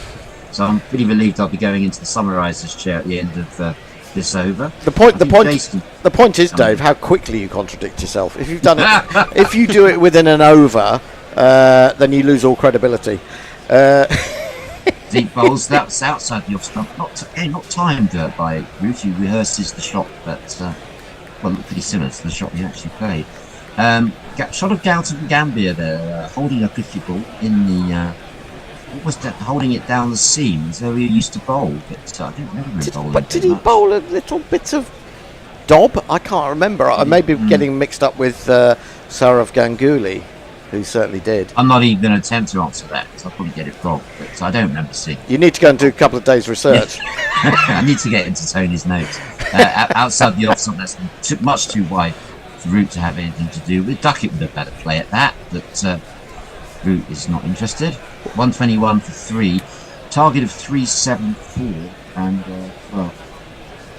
got a few messages coming through from. Can't hear what you're saying. You're mumbling, Dave. Oh, I'm mumbling now. Mumbling into my. Peter, who's listening to us, Peter Brook, no relation. Yes, he is my brother, South Sea. How come Windies were playing Pakistan in Florida? Do you know what the crowd was like? I think there were quite a lot of people there. It's just an attempt to take cricket to the States outside the off stump and to cement West Indies' relationship with USA, who they regard as potential feeder team almost. And a message from Will Dawes, who's listening to us from South East London, and it's not relevant to this broadcast. England 121 for 3, and a bit of a change after this ball. Jason's going to be taking over ball by ball. I'm going to slip into the summariser's chair, and not quite sure who's on social. Must be Tony, because he's loitering here with dad joke in hand. Akash Deep. Oh, that one's a straight ball. Puts his hands in the air, almost got through. But Root survives. He's on 16. Brook, uncharacteristically quiet, 7 from 13 balls to England, 121 for 3. I'll metaphorically change chairs, and we say a temporary see you later to Hendo. But don't worry, he'll be back after lunch, as I'll be on my way to seeing Chronics. You're going to be Chronic this afternoon. Anyway, I should remind you, on the basis that England have only managed to lose 2 wickets instead of 6 in the first hour, the GPL does go on till lunchtime, and here is a reminder. There's still time to enter the GP. There's still time to win a bunch of Super Your last chance. You could even win a fucking car. Last chance. Your last chance. Good afternoon, David. Afternoon, Jace. Where was it you were off to after lunch today? The Milton Keynes Bowl for the Reggae Land Festival. Very nice. Featuring Chronics, Steel Pulse, Organ Heritage, Richie Spice. Shall I go on?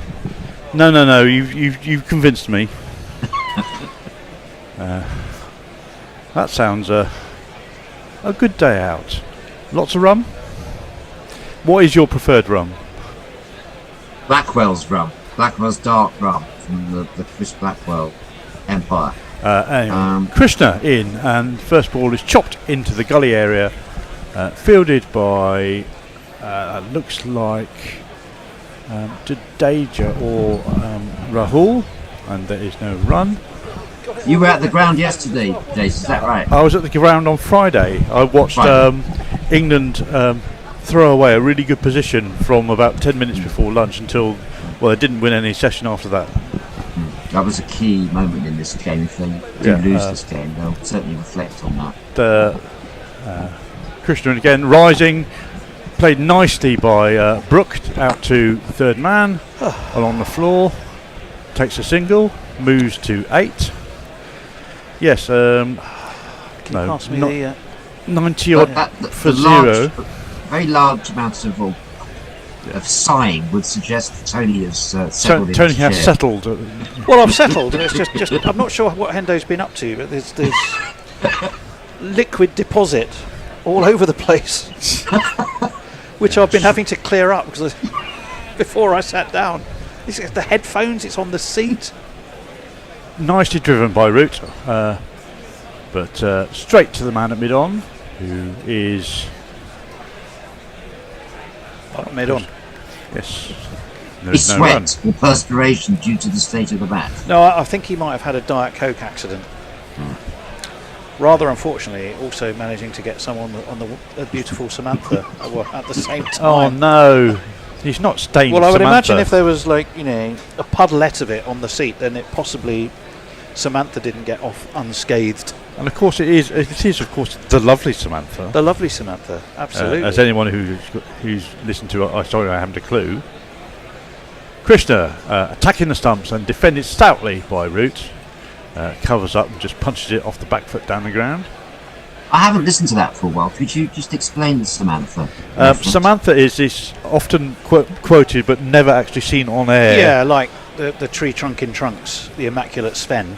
Yeah. I don't think either of them actually exist, but of course if you're on the radio you don't know that. And it's just it was like Everard during the Larry Grayson sort of generation. Sort of, but Samantha's supposed to be a scorer. Yeah, Samantha is the vehicle for Humphrey Littleton to put in all sorts of innuendo. Oh, well, as Jack D still does. Oh, it's beautiful. That's a lovely shot by, just lent into that cover drive. It's gone all the way along the floor, past cover for 4 runs. 1 and 2 and 3 and 4. I can certainly recommend there's a YouTube video with the Samantha compendium of clips from 20 odd years of I'm Sorry I Haven't a Clue, which is just smut after smut after smut. Fantastic. 126 for 3. Jay Grover.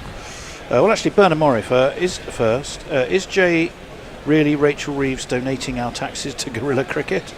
Jay Grover says, Bernard Murray, I weld my financial power like a claymore. Aye. Let me see. Fluffy 3. Nil. Fluffy India 3. India 1.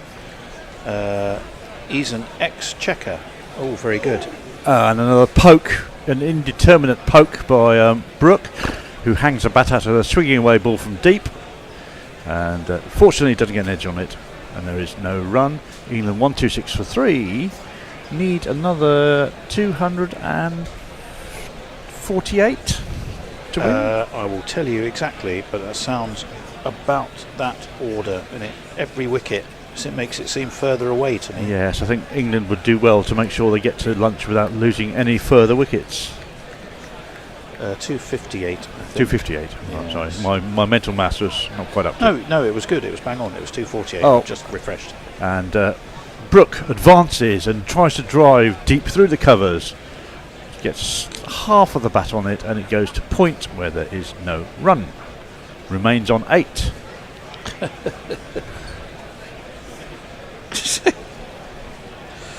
Oh dear, I perhaps shouldn't have given quite such graphic David, do you think Brook should be being quite so aggressive to deep before lunch?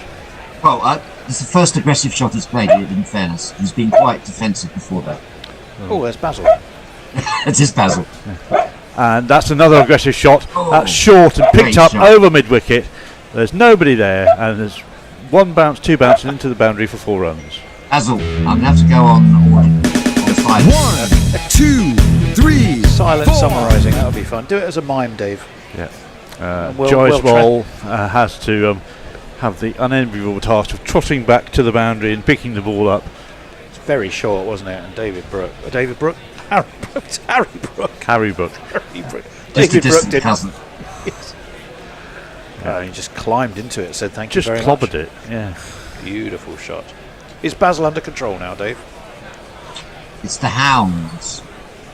Of the Baskervilles, of the Brookscavilles. Deep.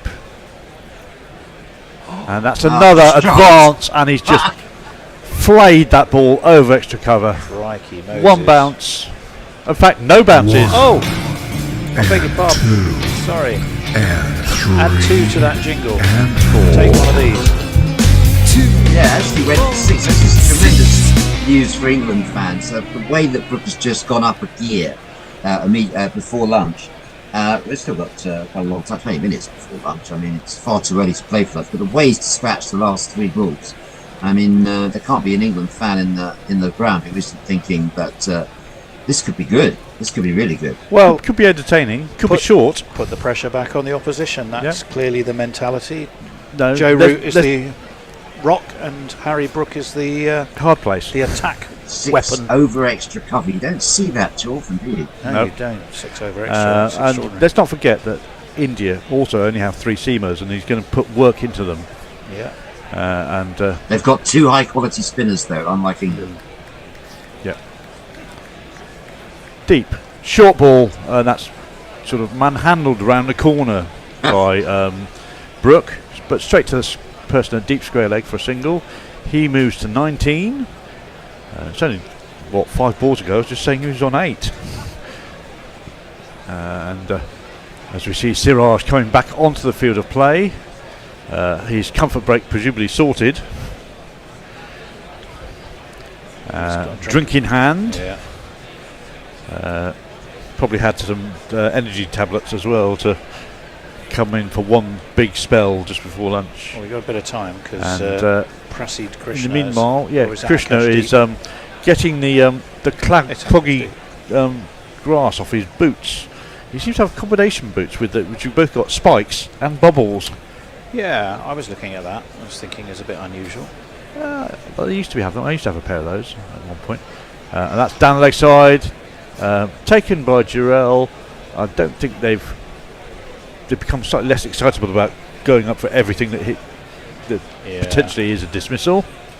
And that is the end of the over. 137 for 3. Sash DS, or Sack DS says, will Chris Woakes bat for England? We don't think so, although were England to need 10 and be 9 down, I just wonder if he can. If he might. If he will do a Graham Smith and hobble to the crease with a broken arm. Or do a pant. Well, yeah, that's a long way off. Brian in Brisbane said, I saw an interview recently where Stokes was trying to justify playing less cricket each day. He said 90 overs is too much and rules need to change for each country. No thoughts to rotate bowlers. Yeah, it's you know me. Well, if you had Gary here, he'd be fully. He'd be with you, fuming because 90 overs allows you to get the spinners into the game. Yeah, I could do with a lower target. I'm Krishna, more relaxed about it. Short in the air. Is that going to be caught? It's gone. Oh no! And Siraj has caught it and then inadvertently stepped over the boundary. So that should be 6. Well, yes, it is. Let me play the jingle. Controversy. Let's talk about 6. That's a trap he just walked into, though, David, wasn't it? Well, it was, yeah. I mean, having said that, England fans will be thrilled by this. They wouldn't be thrilled by that shot because there was a man down there for it. There's 2 men inside the boundary and then stepped onto the boundary line and then completely did a 180-degree pivot and basically held he knew what he'd done immediately. Yeah, he caught it and stepped back, and it was only after that that he realised and sort of did his pivot. Meanwhile, Akash Deep was Cushman was celebrating, and he thought he'd taken the wicket. Well, he did, but I think he also kind of half knew that there was a risk. But I think India, in a way, should be encouraged by that because Brook's going for Harry his Brook shots. fell into that shot. And the next ball is the Jaffa outside off stump that lifts, and Brook plays a shot at that and doesn't get an edge on it, fortunately, as we see a picture of a rueful Mohammad Siraj on the boundary. You know, some of those innings of Ben Stokes where he starts off really slowly and then builds a big innings. Brook gets through his slow period really quickly, just has a look at it for about 2 overs and then suddenly launched into this Siraj has got good hands. I mean, let's not forget in the first innings, I think he was facing the wrong way, talking to a coach when someone tapped him on the shoulder. Yeah, he was. The ball's coming.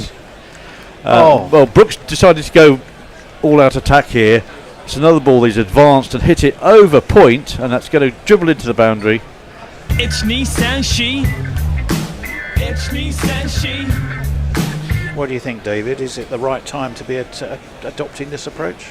Well, he needs to be more selective. I mean, surely you've hit, call me old school, but if you've just hit a couple of fours, then you make sure you keep out the next one rather than going for yet another one. He's just had a live. He didn't know where that was going. It flew off the bat, and he was looking down towards mid-off, but it went out towards cover, and he was lucky to get away with it. It's almost like he's trying to overhit the ball at the moment, and he's losing all his shape as a result. That's a better shot. That's off the back foot. Nicely played. There's a diving fielding by the man coming round from third man, which I think might be Jaiswal. Yeah, I think it was. And it was very good too. Oh, buzzers. Listen, buzz. Oh, no. No, that was well. Jarrell couldn't quite get to the wickets in time, and the ball skidded through off the wicket ends, but it was nicely tidied up by the man at square leg. I mean, the problem with the way Brook is playing is the target is 374, not 174 or even 274. You know, it's a long way to go to be playing like this now, because you could be out any of these shots.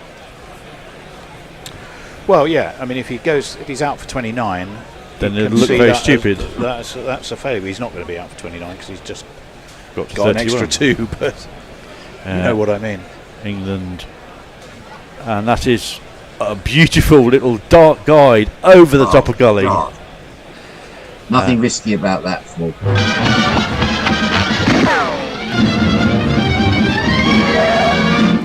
I mean, that was perfect, wasn't it? Just waited for it, risk-free. Well, it was in control. He made sure he got enough elevation on it to go over the slip cord, and there's no third man. Well, he's not a third man that's fine enough for that. And that's taken England past 150. Yeah. It's a clear strategy. It's a high-risk strategy, and one I'm sure that's well in their ethos, David, isn't it? Is try and get the momentum back. Good ball by Krishna. All Brook can do is drop a bat on that to point, and there is no run. That's the end of the 35th over. And what an eventful one it was. Well, it was 153 for 3, 16 off it. It's done to get the momentum back, and it's succeeded in that. There's a David. Is that you, David, or is that David Durrell? Anyway, it says water sports with Samantha. Someone please burn my retinas out. Hooray, Basil! Says Jay Grover. Sash D. DS says too much cricket. Play on the calendar year. Maintain a pool of players with readiness. Charging the rule make loss uniqueness of the game. Changing the rules makes loss the uniqueness of the game. Not entirely sure. That's a collection of words, not necessarily in a sentence, but I think I know what you meant. Come on, Yorkshire, says Eric J. Fluffy, to abbreviate the name, says there are plenty of openings in the calendar year. Yes, it was a typo, and he said college. That's quite funny. Deep in again, and that is Root playing a typical Root shot, fiddled down to third man, takes a single, moves to 21, and it's the Harry Brook show again. Yeah, meanwhile Root playing his risk-free accumulation, so that could be a good combination. They can get the score up to say, what, 200, 250, if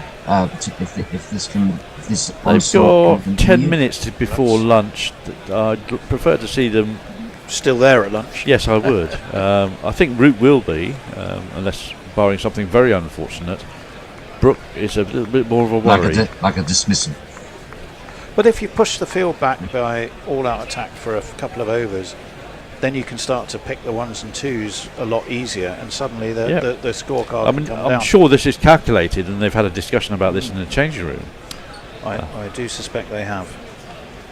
But no, he's the man to go and attack the bowling and put them under a bit of pressure. Still the two men deep on the leg side. That's a better ball. That's better played by Brook, and it's exactly as we said. He's just dinking that into the offside. The point who was at point is now back on the boundary, and it's an easy single for Harry Brook. What troubles me is what's to come. If Brook should get out playing in this way, there's not that much. I mean, it's Jamie Smith who's scored runs at this level, but for all the fuss about Jacob Bethel, for me, I lost a lot of support for him when he chose to go out to the IPL rather than playing some first-class cricket and getting a century. He's going to have to score a century today if the wicket falls, and he's got no experience of that. Wide by Deep going wider, and Root just gives that the big ignore. As you say, Wokes is missing, may come in his arm in the sling, whatever, at 11, but there's no Brad and Cast in the lower order to bolster the or support a batsman either. Having been bowled into the ground for the last 4 tests. Yeah, Atkinson has a century to his name, but he showed in the first innings he doesn't always know sort of what balls to hit. No, that was sclaffed really by Atkinson. And that's, oh my word, that's chucked down the leg side. It's nowhere near the keeper. Durrell just looks at it as it whistles past to the boundary. 4 on the floor, and 1 more 4 than the 4 before. That's what 4's are for, to get funky on the dance floor. And that is 5 to That's the total. The benefit of the way Brook is playing. Sorry. Because it does throw people off their length, doesn't it? When you've got an onslaught from one end. It's hard to maintain your original plans. So that's all the runs they need from this over already. Well, if you're thinking in run rate, it's all about time, isn't it? England do have 2 days. Yep, and the weather prospects are improving. Deep, and that's again an in-swinger down past the leg stump. I'd love them to take it to the 5th day. I'll be there. I'm booked into Lewisham Studios myself tomorrow. It would be the first time, I think, for a long time that the 5-test series has gone to the 5th day on every. Let's not get ahead of ourselves. It could all still fall over and eat today. Yes, that's a long way away. 60 overs at least to bowl before then. Gambier's chewing his nails. Is that significant? No. He has to chew something. He's a bit of a warrior, as that is. Defended by Root. Deep goes and fields it off his own bowling. Normally he's twiddling his ball, isn't he? Yeah, he's got. I beg your pardon. He needs a. He's got to have. He's a fidgeter. He needs something in his hands to fidget with. He does. And normally he's got a new shiny ball in his hands, cricket ball to play with. Which we all do, don't we? Particularly when we're sat watching cricket or club cricket. Normally it's not quite such a shiny, perfect-looking one there. You tend not to play with those. Last ball, this 36th over, and that is again wide of the stumps, angled it in. Root plays an immaculate defence. That's the end of the over. He's on 21, Brook's on 36, England 160 for 3. Poor Akash Deep is getting a bit of grief on his spelling of colander for calendar. A colander calendar, says Banana Brooks. Again, we don't know if that's a relation or not. Never shouting to a colander, says Fluffy. Freud at first slip, says Eric J. Bernard says, got stoned once and used a colander as a cheese grater. Good lord. Well, I suppose you could do. Leah, Siraj, you muppet. Oh, well, yes, that was unfortunate, I suppose. Flipping muppet, please. Let's get the terminology correctly for a gorilla. Gentlemen, just to interrupt briefly, the GPL closes in 5 minutes. 5 minutes on the GPL. £107. £107, says the all-seeing Big Brother. Yeah, the voice from the ether. Voice from beyond. Anyway, we're not missing anything. GorillaCricket.com/competition. £1 to register every time. You've got £1 every go. It seems to be a bit of a go slow at the moment whilst they formulate another plan to try and deal with Harry Brook. Anyway, it's Krishna now, and that's short and deflected to gully, misfielded by the man from second step who's scrambling to try and stop that, and the single is eventually taken. Jay Grover sums it up beautifully actually. On a tightrope of Brook doing something idiotic. Yep. Fluffy says, can't cope with Brook, off to watch the Yorkshire vet. Well, it's been entertaining, but David, you do feel like it could go either way. That's the problem, isn't it? Well, the bookies would say it's going in. It's playing high risk, high octane cricket. As that is short, and Root tries to repeat what Brook did in the previous ball. This time the man at wide, third slip, does manage to get a hand on it and stop the ball. There is no run. As we take a look at the panorama of the oval. Bookies have clipped England's odds into 11-10, and India are now 8-11. They were much shorter favourites before that. When Duckett was out, they went into 4-9. Will Dawes says death or glory from Brook. There's a big old swagger about him. He's saying that from the ground. Listen to us from the ground. Will, to you? Sorry, David, I was distracted. We seem to have some delay because we've gone to an advert in the middle of an over. It seems to. Well, I don't know what it is. In the meantime, it gives me a chance to bring you up to date on another couple of messages. Bernard Murray says, mad things to do when stoned, eating Cumberland sausages using Weetabix as a dip. Is that something you have personal experience of? Brian in Brisbane, as Jason says, 90 overs gets all sorts of bowlers involved. Stokes was all about himself having so many faster bowlers and tiring them. Hang on, Mo. Cricket each day for the same money he wants. At least Stokes did bowl spinners. He always, he was a strong supporter of Jack Leach and also Shoaib Bashir. Even when he was getting tonked. Yeah, I kind of go along with that. For some reason, we're missing some action at the moment. For Seeley's bowling to Root, there's been, I think, one run taken by Brook, and then Hendo, 3 balls delivered to Root. You haven't sat on the remote control or something, have you, Hector? Because we're watching ads when we should be seeing cricket. Yeah, we're not missing much. 3 balls from Prasid to Root for no run. No, we're on. No, we are. So have they lost? No, Sky have gone to ads. So there's a problem with the feed. Sky signal. Oh, okay. Yeah. All right. There should be a little sign coming up saying we apologise for the break in disruption, but I haven't seen that yet. Well, yeah. Not actual game. We're watching some Grand Prix stuff. Kartik Kumar says, I believe in Krishna and Mohammed. Both gods will bring us back in the game. Come on, proceed, Krishna and Mohammed Siraj. All right, lost on me, says Bernard. Or was that Jay? One of the two. Keen students. Eric J, please get to lunch so that I can have some breakfast. Is there due to be some weather around this afternoon? A little bit, round about lunchtime. Yeah, round about lunchtime. Which maybe the atmospherics for the uplink is being affected as a result. Chippy Tuna, Sky ending the cricket coverage to go to a live feed of Nigel Farage sleeping. Oh Lord, who would want to see that? No. Muttley, that is not a spectator sport. There he goes. You've only got to mention sausages, and he did with the woof right in there. That's pretty much got us up to date. David, what have we missed? Where are we have a situation where Root has played out the rest of that over. They've got 1 run off the last ball for Prasid. It was good length in the channel.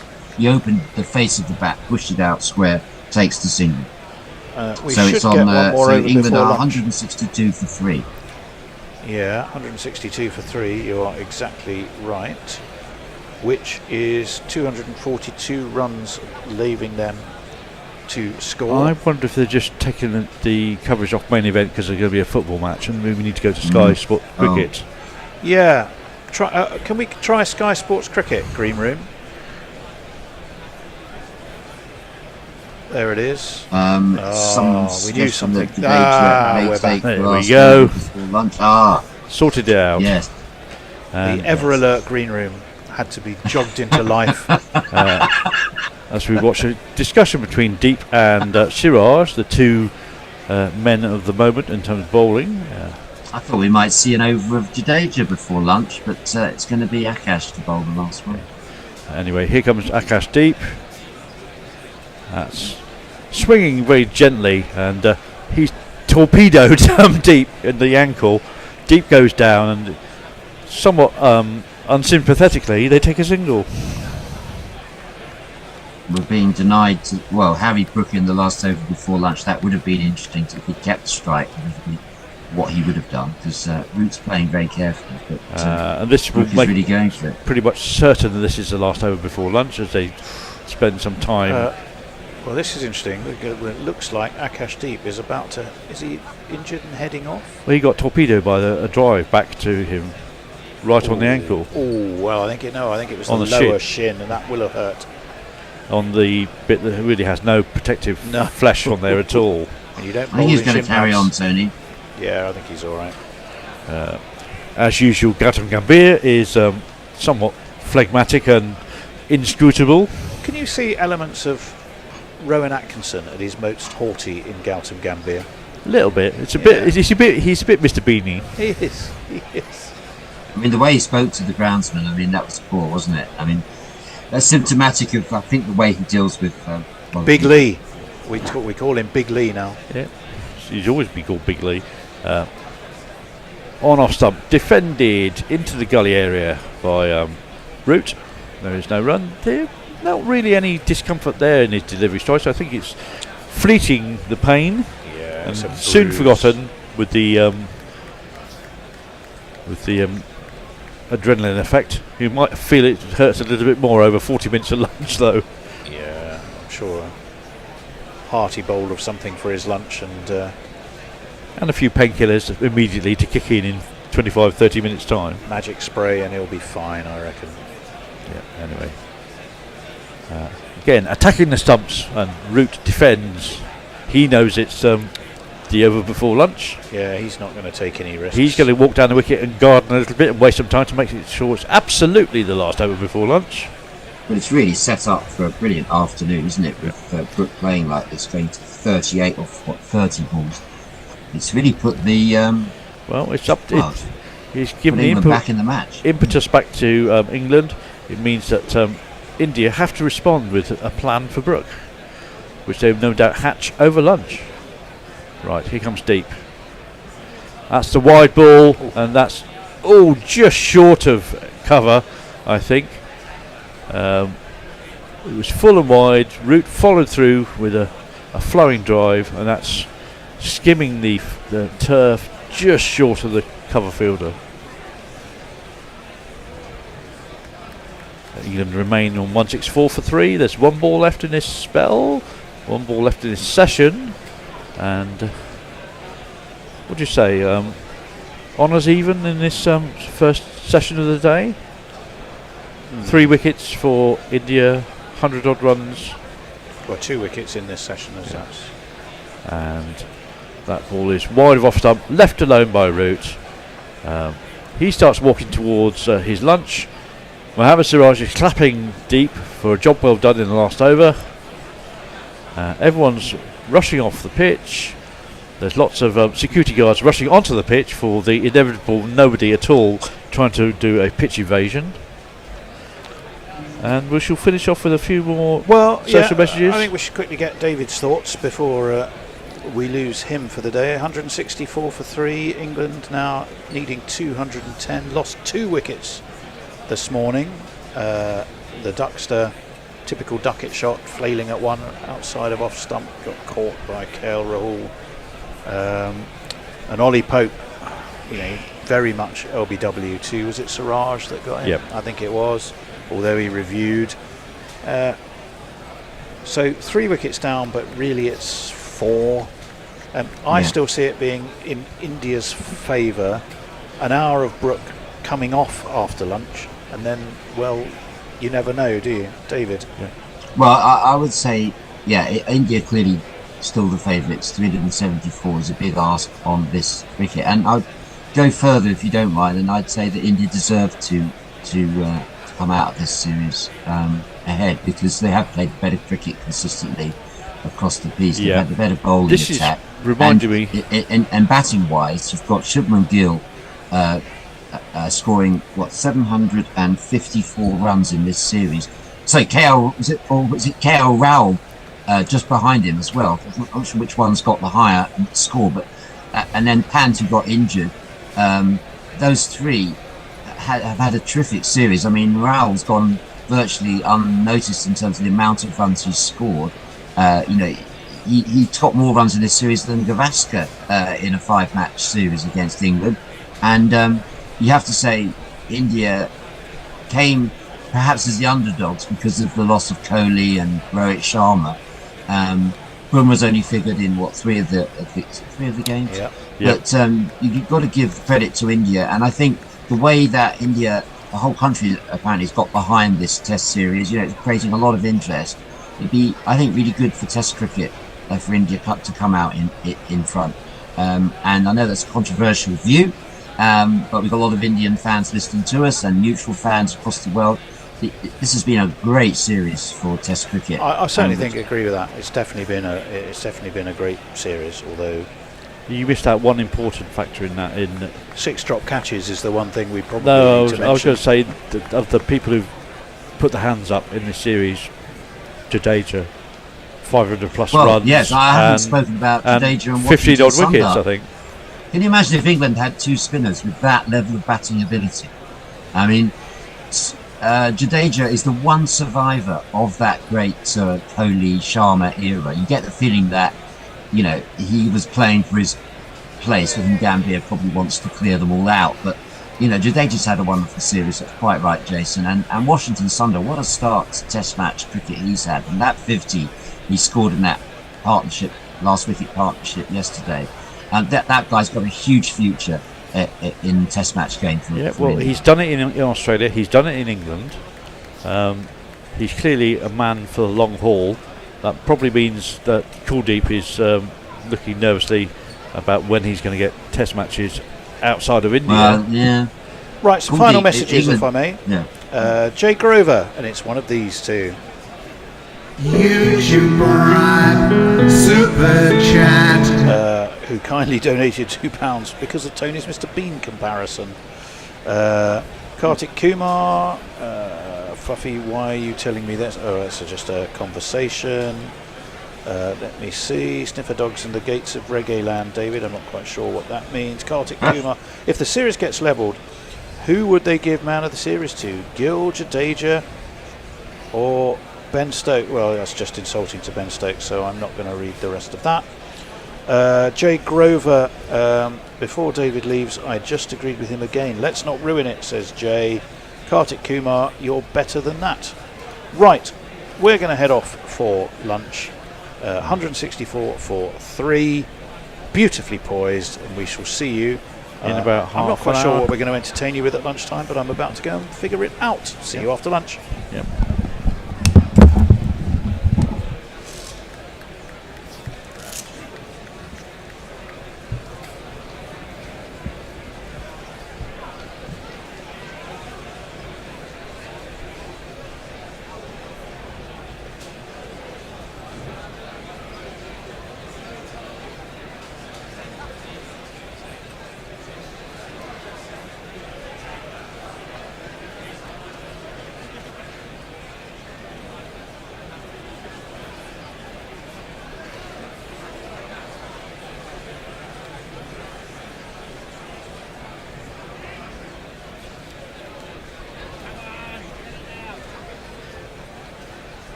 Have is the way England use him, and it's almost as though the speed gun is the only measure of Jofra Archer. When he bowled for Sussex and had those 2 or 3 seasons playing first class, we never saw him as an out-and-out speedster. He's more of a Courtney Walsh bowler. He moves the ball both ways.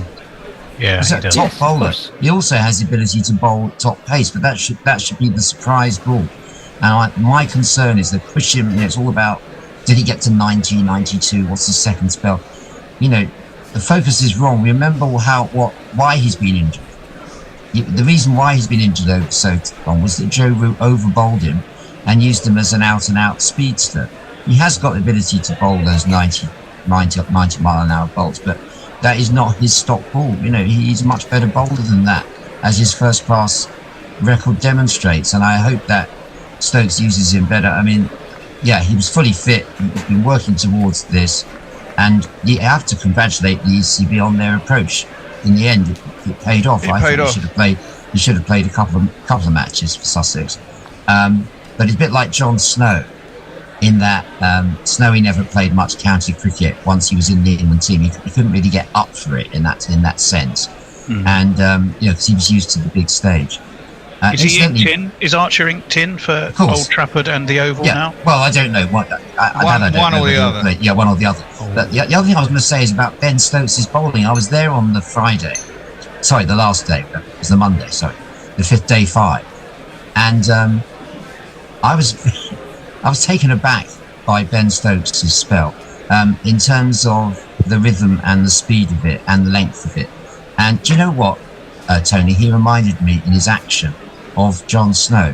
He's made some changes to his action, and I think it reminded me very much in his delivery and the way he wound up for the delivery of John Snow.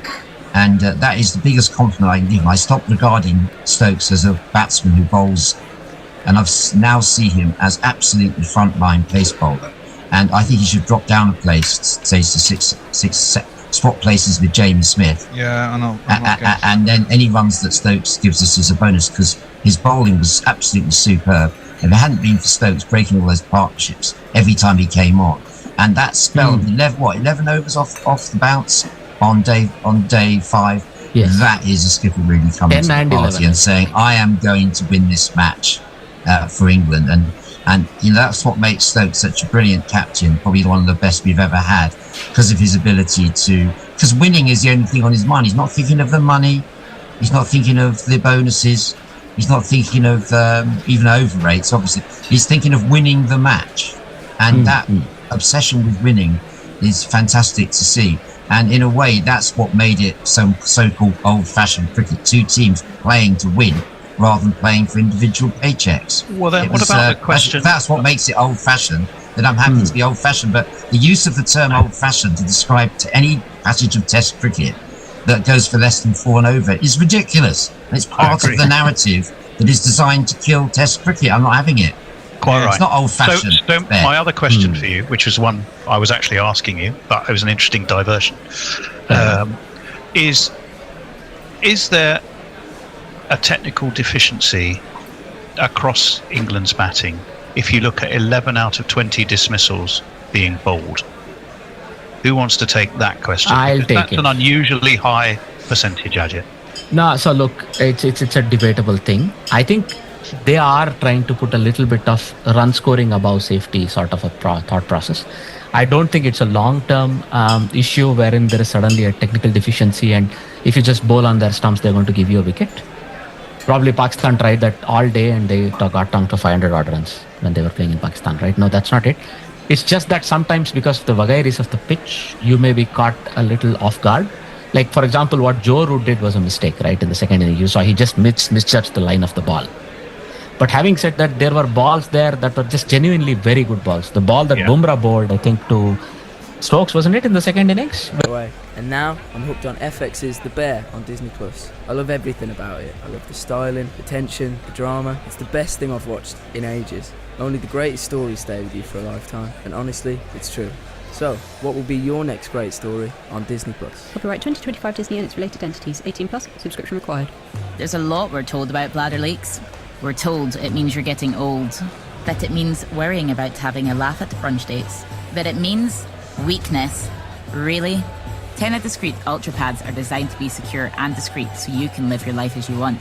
And they give you Tena triple protection against odour, leaks and moisture. It's time to rethink bladder leaks. Visit tena.co.uk/women. Always seek medical advice from your GP or pelvic health specialist. But having said that, there were balls there that were just genuinely very good balls. The ball that Bumrah bowled, I think, to Stokes, wasn't it, in the second innings, where we all thought had it actually. In the second innings, Stokes swept over the top of a fucking straight ball, or Washington Sundar. Oh, yeah, no, it was Sundar. No. But I tell you, it was one of the balls that Bumrah bowled in the second innings, if I'm not wrong. We all thought it was probably a nick or it was something, it hit the pad on the way to the stumps. No, it was just a very good ball. I just think it's not really a big concern for England right away. It's just that some of those balls were good, some of those were down to mistakes made because England were prioritizing Maybe runs. look at it at the end of the series and then see what that proportion is. I think that might be the sensible approach. I do also think it is, it's not a lack of technique, but it's a change of technique. We were talking about this all the way through the test. So many players now play hand-eye, not foot to the ball. Because I think if you play hand-eye, it allows you to score quicker because you can keep outside the line of the ball, find a space to hit the ball and therefore make a run, right? Whereas if you go directly to the pitch of the ball, you don't have, unless you time it sweetly, you're not going to get much power into the shot, and if you don't beat the fielder, you're not going to get a run, right? Whereas if you maneuver the ball with your hands, you're going to find a space. And so therefore, a lot of players, the amount of the gate is, and it's not just English players. Look, KL Rahul plays particularly straight, but there are other players who don't. Gill plays particularly straight, but Pant doesn't at all. His bat comes at an angle, Gill, Exactly. And so there are players who play with more traditional techniques and move their feet more to the ball. Root's a prime example, but Root even got beaten on the inside edge by Bumrah and a fucking absolutely stonking ball. Was it the first innings, I think? Correct. So, Root's a class, but probably, to me, he's the best batter in the world, even though Brook's at number one. Brook got bowled playing a fucking stupid sweep shot off an 85-mile delivery from Akash Deep. You can't say that. Harry, you can't say that. Both are international cricketers. But you can't say that has anything to do other than a stupid shot, right? So you can't put that in that statistics. He got beaten by, he played a stupid shot. Stokes swept over the top of a straight one. Stupid shot. So daft shots rather than ill-judged shots. Some daft shots, some extraordinarily good balls, But it's a mixture of both. Yes. Yeah. Conscious of time a little bit and the fact we do want to talk about the West Indies, but I've got one more question, possibly for David, actually, to lead on. Finally, we have, by a dint of injury to a very brave Shoaib Bashir, of course, you've got that final wicket. Yes. We do have the return, David, of the prodigal Liam Dawson. Yes.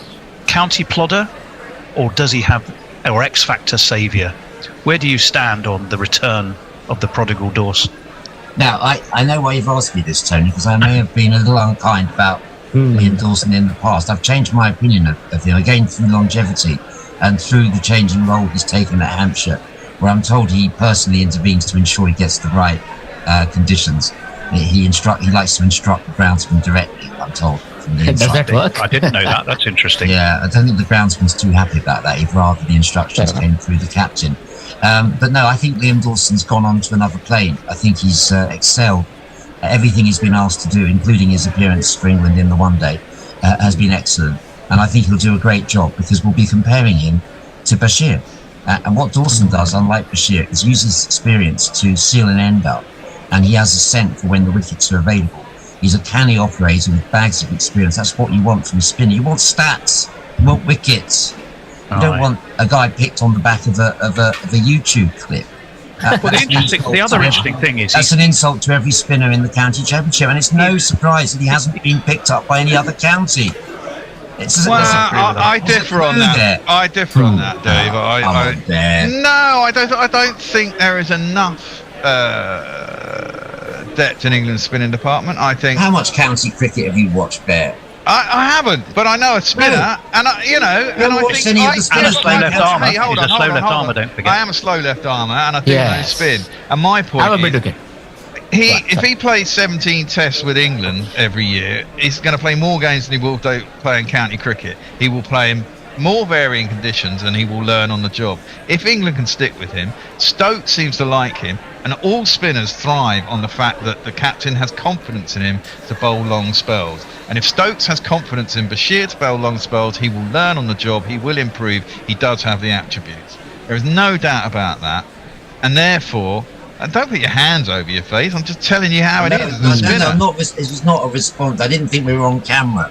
It's not going out on camera. Only. But I mean, if it is audio camera, only. I wouldn't have done that. I'm just resting right. my eyes. But I genuinely believe that he can learn on the job, and I think there are lots of spinners you could put in that situation, and they would learn on the job. Spinning is an art, and it is something to be learnt, and you learn as you go along by playing different players. And look, Jack Leach is a good spinner, but I mean he doesn't compare to anything that the Indians have got. Well, it's interesting that Dawson has leapfrogged two centrally contracted players to find himself playing at Old Trafford, because Jack Leach and Rayan Ahmed are both still centrally contracted, and both of those overlooked.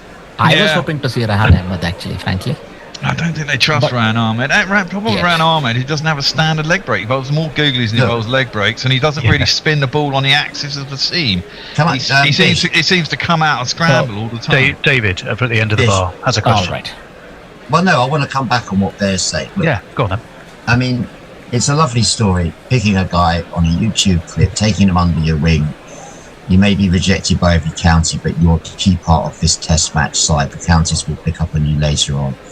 But as you've admitted there, it's work in progress. I don't want to watch someone coming on for the role, because we're talking about playing the India, and then we've got the Ashes. This is not somewhere for work in progress. Well, but they see his attributes as important in Australia, right? They see the fact that he's tall and he gets overspin on the ball. And actually, if you look at him between last year and this year, you can see a massive improvement. Last year, he bowled a whole load of crap that was short and flat. This year, someone's got in his ear and said, give it a bit of flight, you've got what it takes. The ball that got KL Rahul, everyone was able to ball outside off stump, blah, blah, blah. But it was a tempter, and it tempted him, and he got him out. And that was a very important wicket. He just got 100, right? Well, the way you're talking is if no one else is bowling spin in first class cricket. I'm saying that you haven't watched any county cricket. No, I can but go I'm through saying 5 spinners who are doing a much better job. You can do exactly what Bashir is doing, but they've got the stats to back up their performances. They've got consistency. They can shut an end up. And he was missing in action for most of that test because he had a fractured finger. So, in my role as barman, who doesn't want to fight at the pub. Yeah, in the pub. fair enough. What I will point out, what I will say is, I kind of think you're both right. I don't think there's anything wrong with actually taking a young spinner under your wing and developing him, because he might get opportunities that early season wickets don't necessarily offer spinners in the county game. But I equally think that if he's got an experienced spinner to help him, nurture him, and you don't necessarily play him in every game, you could alternate, then I think Leach should have been given his chance earlier. I think Dawson, gotta get it there in the end. Dawson should have come back at it. I mean, what was it, 100 and something tests in 8 years since he last played a test in 2017. Yeah, and his first class record last year was outstanding. It was player of the year. There was only one other spinner who hit 50 wickets, and that's the England A spinner Carson at Sussex. Now, what's the point of having an England A, England Lions setup? Someone takes 5 wickets or scores a century, and they're not the next cab off the rank. Of course they should be. That's why you have an A team or a Lions team. In 8 years. And Carson was next in line in my view, but Dawson's got more experience. I'm happy with that. I think the interesting thing about him. Yeah, go on then, Ajay, after you. No, I was only going to say, look, I think this management prefers a certain style of player above their record. Let's just put it like height. This. They seem to be going height. It could be height, but I think it's the style of Harlem Globetrotters and throw them in. That's why I think Crawley is there. If Meadowlark Lemon opening from the pavilion end. Look, if it's the height, then it's solving the problem for Zach Crawley as well. But look, that's not it. I think they want a particular style of player who's able to adapt with how this management and this set of players think among themselves. That's where I think Liam Dawson has leapfrogged probably a Jack Leach, even a Carson. What I do like about him is he seems to be, and David alluded to it in the way he dictates the pitches he'd like at Hampshire. He's clearly developed a tough shell and a resilience that possibly someone like Jack Leach doesn't have. His relationship with the ECB has been pretty rocky. He refused to tour Bangladesh when he chose PSL in 2023. Well, he refused to tour India last year, didn't he? He was told he'd be in the World Cup squad in 2023 and then just left out. He was told that he was going to be England's #1 spinner under Joe Root and Bayliss, but the only reason that they gave him that title, which is quite insulting when you think about it, was to take the pressure off Moeen Ali, who they considered to be the number. Yes. All of these suggest someone who's been dicked around and has kind of gone, do you know what, screw you, and probably is thinking, well, okay, I am going to give it one more go, despite all of that. Just to prove you're wrong, mate. But, Yeah. I mean, if he does it, good luck. Good on him. One good more on him. go. I mean, look, I don't think it's make or break for Dawson in terms of his own willingness to play. I think anyone gets a call up would love to play for their country. And Well, I don't see Dawson as the tail end of his career, and I'm sure he didn't take very long to say yes. I mean, it's like when Ben Stokes sent that famous text to Moeen Ali. Ashes? Question mark. You know, lol. Don't forget the lol. Please. Don't forget the lol. lol. Yeah. Yeah. Okay. But I mean, the point there is exactly that. Dawson turned down going to India when we had Hartley and fucking Bashir as our only spinners. Last year, was it last year? 2023? Can't remember. It must have been 23. Oh, it was the beginning of 24. 24, right? Yeah. I understood that he was told that he wouldn't necessarily be playing in the test matches. He was there to help to nurture and bring the spinners on. Screw that for a laugh. Well, He's a frontline bowler. Well, he is. Not running him off to be a player coach. Right. Why tell him so much? Just take him along in the squad. I would like to try and get us onto the West Indies and Australia series if we can, because that was fascinating stuff. A couple of things in between. So between us, David, you first. Last two tests of the series, England 2-1 up. How do you think it's going to finish from here? Okay, draw in because of the rain in Manchester, and then England will win at the Oval on the 31st. That's the one I'm looking forward to. So 3-1 England. All right, Ajit, what about your boys? My heart says what David feels, but my head says no, it'll be 2-all. So are you back? Exactly the same. Where is going to be? You're still saying it's a draw, but you think Surely the other way round. Surely the other way round, unless your head is determining. No. Your heart is being logical. Yes, and for your a head- change. Yes. So you're summoning up the ahead, spirit guys? of what's it, Wadika and the boys of Yes. 71. Something like this, yes. Go for it. Bear, what about you? Well, I'm hoping there'll be enough play, and I'm thinking if there's weather around in Manchester, it'll be more English conditions, and I want to see how this India batting lineup go against a pitch that is traditionally English and the ball is actually doing something. I'm hoping we get Gus Atkinson back. I would go with Atkinson, Cass, Stokes, obviously, and Archer. Archer, Cass, Atkinson, or Wokes for Atkinson, one or the other. And Dawson will. I mean, England like a spinner; they always have balance, so there will always be a spinner. So he will definitely play. I'm hoping there's enough time in that test that England get a result. I just don't trust him. Weather's not looking great. Dawson will also strengthen the batting, of course. Yeah, of course he will. Yeah, he's a very handy batsman. And do you know, I'm going to conjure up a name from the past. He wasn't a huge spinner of the ball, but did a fantastic job for England. Yes, he's an Ashley Giles. He's Gary's number 8. He's better Gary's than number 8. The wheelie bin. I think he's better than 8. He's better than Giles, both to the bat and There's no room for him. He's got to get above Stokes to get any higher, Ajit. You're not going to put him above Stokes, are you? You've already put Stokes at 7, Smith at 6. But Dawson at 8 gives it a real solidity. The other name that you mentioned there, Bear, Wokes, I think, he's been a great servant. He chipped in with a couple of wickets, but his batting has been poor. The shot that he played in the second test, when England all had to do was survive the day, was appalling. His batting's gone down. He's not playing a lot of county cricket. Well, I can't believe we said to Anderson, we want you to retire to give the next generation a chance. And they were thinking of Chris Wokes. No, I don't 2 think years they were. younger. And he's only 2 years younger, that's true. No, he's not. He's about 4 years younger, isn't he? Okay, 4 years. Yeah. Well, Not no, next generation. Maybe 6. Unless you're in Liverpool. Anderson's now 42, 43. Wokes is 36, so there's quite a difference. Yeah. But, no, that's untrue, because he had a really handy innings with Jamie Smith when he got his 100 in the, or 80-odd in the first or second test. Oh, yeah. He also made some runs, yeah? He saved he has made some runs, and he's a pretty decent batter. Poor shots. There were some poor shots all round, let's face it, from an England side. But yeah, I mean, I'm hoping that there's enough in the pitch at Old Trafford and there's enough time in the game that they do actually get a result. We shall see. But hey. Well, they'll announce the team a couple of days before. So, a quick question for you before we go on to the extraordinary events in Jamaica. Dave, I'm going to ask David, because he wasn't here when we were nattering about it outside the pub before the pub doors opened. And that is, David, do you know the process by which the replacement balls are actually selected? Because there have been so many of them. No.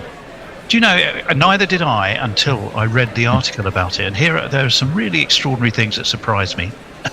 So it's the home governing body of where the test is being played. So, for example, it would be Lancashire Cricket at Old Trafford. Those balls come from previous matches. They don't come from the nets. There would typically be about 20 of them where the umpires have to then put them through. They have to go through one but not two of the hoops that you see used in the game. They're all used in matches, not in net sessions. They're not selected at all by the number of overs that's on them, because the argument, and actually it's a reasonable one, is 30 overs on a dry, abrasive outfield is not the same as 60 overs on a lush green, softer outfield. So there's no real characterizations of the balls. They just have to be undamaged and to fit through the hoops effectively. If none are found or they start to run short, Lancashire would have to go to the nearest neighbour effectively, which would be Yorkshire, say, and then go, can you ship us over some in a hurry, please? So you'd be going, can you roll them down, snake pass? So to get some extra balls, and there are only about 20. I thought there was just like this infinite supply that had been like specifically nurtured in the nets. No. There's only ever at any one time about 20 of these balls, and if for any reason they are dodgy and they can't pick one that's right, the next recourse that they have a spare stock of is balls from earlier in the series, but they're anonymous. So even though you may have a ball that has been hooping round corners and probably taken 10 wickets in an earlier game, if it hasn't done its 80 overs, it might still be thrown into the mix. But of course, no one will know that is that ball. So it's not a lottery as exactly, but neither is it anywhere near as scientific as I thought. I thought they carefully had like bowling machines chucking these balls down for various amounts of overs, so that they could then grade them. Nothing like that. It's not even done by age. It's just done by a sort of random selection of state of ball. Interesting. The silence of which and the tumbleweed that's blowing through the bar says it's not as interesting as I thought it was. So it is interesting, but just to keep things more balanced, playing across different conditions, I think they have to go with a more garden variety approach rather than a more scientific one. Right. So I'm definitely starting with David on this next one. Unbelievable test match in Jamaica, a very low scoring series, even before West Indies had a pretty good tilt at breaking New Zealand's low scoring record. David, what are your and the convening now of a sort of a legends committee who have said some unbelievably harsh things? Where do you stand on that? Is it West Indies just being shocking, don't care, lack of technique, everything is broken, or was it just some unplayable conditions that they were having to deal with at the worst time in a game? Big question. Well, it's hard to compare it to any other previous test match. It's the first test match ever played under floodlights in Jamaica at Sabina Park. They didn't have floodlights for the last World Cup, and they've been missing out on, they haven't had any one-day internationals of any note. Obviously, this is the first day-night match there, and it's part of the Jamaican government's laudable efforts to re-establish themselves, as one of the main cricketing nations of the West Indies. I mean, that's to be applauded. And however, pink ball under those lights, it was challenging conditions for all batsmen, and that's reflected in the scores. Australia bowled out for 129 in the third innings of the match, their second innings, and that seems to have been, completely missed by most pundits, who are obviously steaming in to say West Indies shouldn't be anywhere near playing Test cricket at this level, put them into Division 2, they're hopeless. And of course, the West Indies legends will pile in and say how terrible the young players are these days, lacking in discipline, letting down our young men and all that sort of stuff. But I think, and I've learnt this from, spending time with Roland, who was a national selector, Roland Butcher last year. He and Desmond Haynes were both dismissed as selectors following the most successful period in recent West Indies history. They won 3 competitions, women's, under-19s, and the main team was looking like they were on a revival. Then all change. And why is that? And you have to look at what, it's not lack of talent that is an issue with West Indies cricket. They lack the resources to identify and develop that talent. And that's because the administrators appear to be so insecure that, and don't forget, none of them have played cricket, Test cricket, administrators. The administrators of West Indies cricket are so insecure that they feel that these people represent a threat to them. So that's why you don't see the Brian Laras. Curtly Ambrose only had a short, albeit successful stint as a bowling coach. You don't see these guys around the team because the administrators are faceless individuals, 16 of them on the West Indies cricket, who sit over the top of the management group, like Chris Derring and what was Johnny Grave until recently. So Derring's joined as chief executive to replace Johnny Grave, but they don't run things. There's a board of 16, only one of whom has played first-class cricket. And the guy that sacked Roland Butcher and Desmond Haynes after their most successful stint, Miles Dascombe, I think he may have played a Test match or maybe one-day international. A sort of, very mediocre career at Guyana. But once they get these jobs with the status that comes with them, they want to show that they're the ones who are influential. So we've just had a recent changeover. Keisha Shallow is now president, who just administrator, has come through the ranks. He appoints Darren Sammy across all formats. Darren Sammy didn't ask to be Test match coach, didn't ask for it. That's what he said in the press conference. So they've given him all the keys. They've abolished the selectors altogether and said Sammy can pick the team. So Sammy's got a whole train set now. What does he do? He leaves the bowling unscathed. So the bowlers did really well in the series. What did you say? Bowlers did very well. Yeah, bowlers did extremely well. They were the ones that kept the Alzari series Joseph, Seals, etc. What they do with the batting, they got rid of the 2 players there who scored centuries against England in Test matches last year, Alec Athanaze and Kavin Hodge. They were replaced by 2 white ball players, Shea Hope and Brandon King, both great players, entertaining to watch. Hope played Test cricket 10 years ago, scored 2 centuries at Headingley. He hasn't played any red ball cricket since. I think he made himself available for 1 match in the first class championship, and Brandon King also 1 match. Now they have the ability and to get to play a role in the Test team. Hope, especially with Hope's taking the gloves and batting number 6 or 7, great player to have a 6 or 7. Brandon King got a 70 in 1 innings, but 1 swallow doesn't make a summer. And will these guys continue to play first class cricket? May not. So are you going to keep them in the team, Joss Butler style, even though they're only playing in white ball tournaments and 20 over tournaments? That's what they lack. So Sammy's only move so far has been to take 2 Test players out, 2 of the recent success stories, and to replace them with 2 white ball players. That's his contribution. So he's made life a lot harder for himself. Yeah, good point. So you are very much. I mean, you raised a lot of points there, but your main one, and poor selection is one. But you really started with the inequality of funding. You kind of alluded to that, but you some incompetent administration. You kind of alluded to that.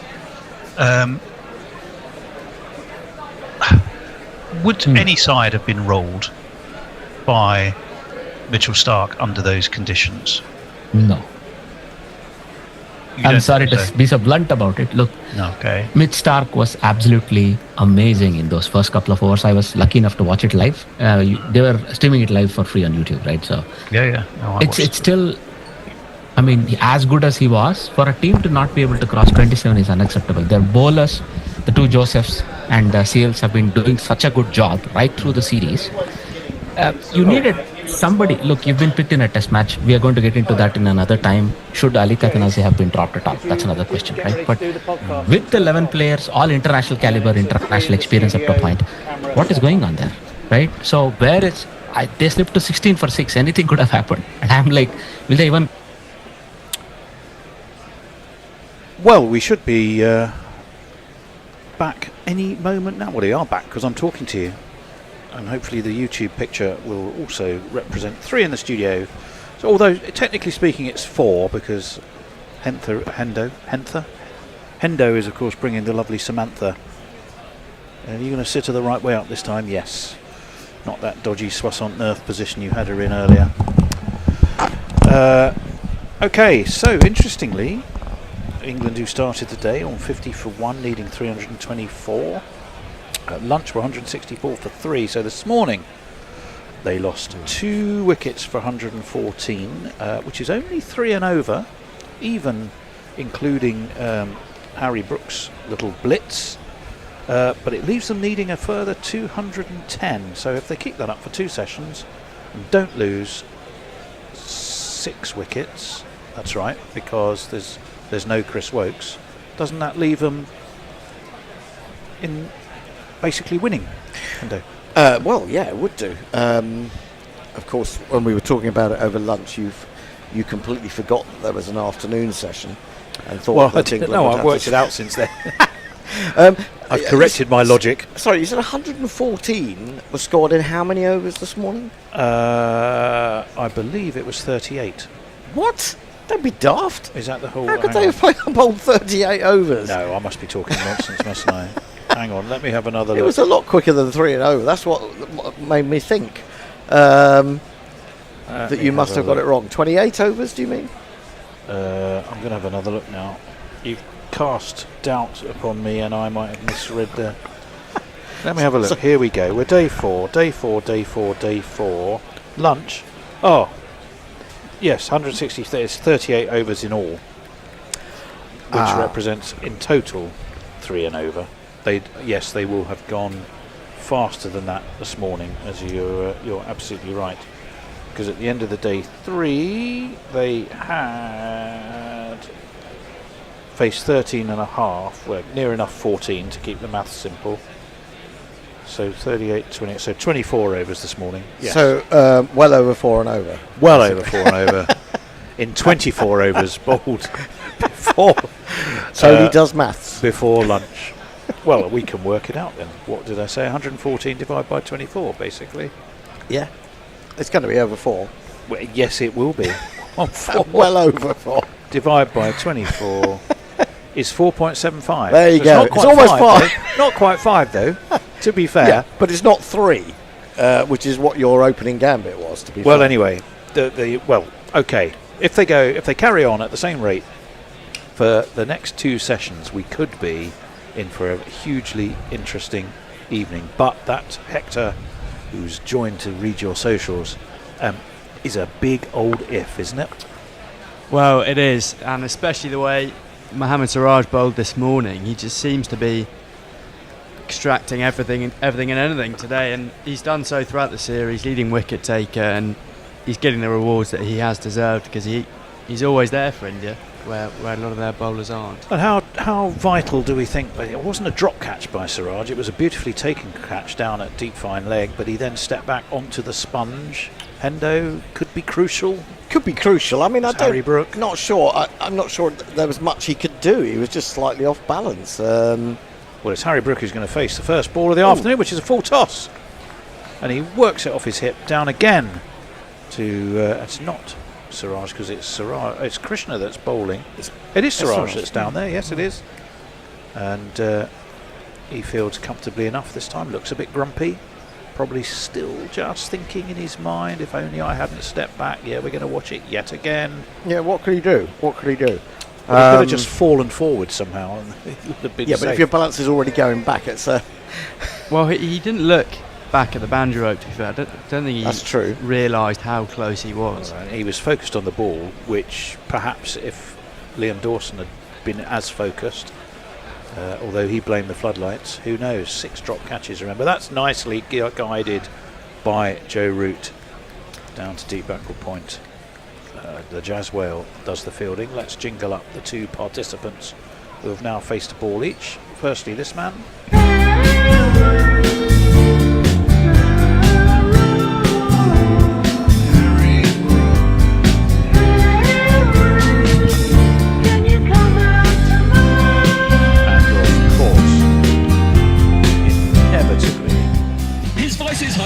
And ginger hair like a pict, but massive runs he has hit, so there's that. Introduce yourself. Joe Root. Introduce yourself. Joe Root. Introduce yourself. Joe Root, actually. Krishna in from the Vauxhall end, defended back to him by Harry Brook. It's all Yorkshire.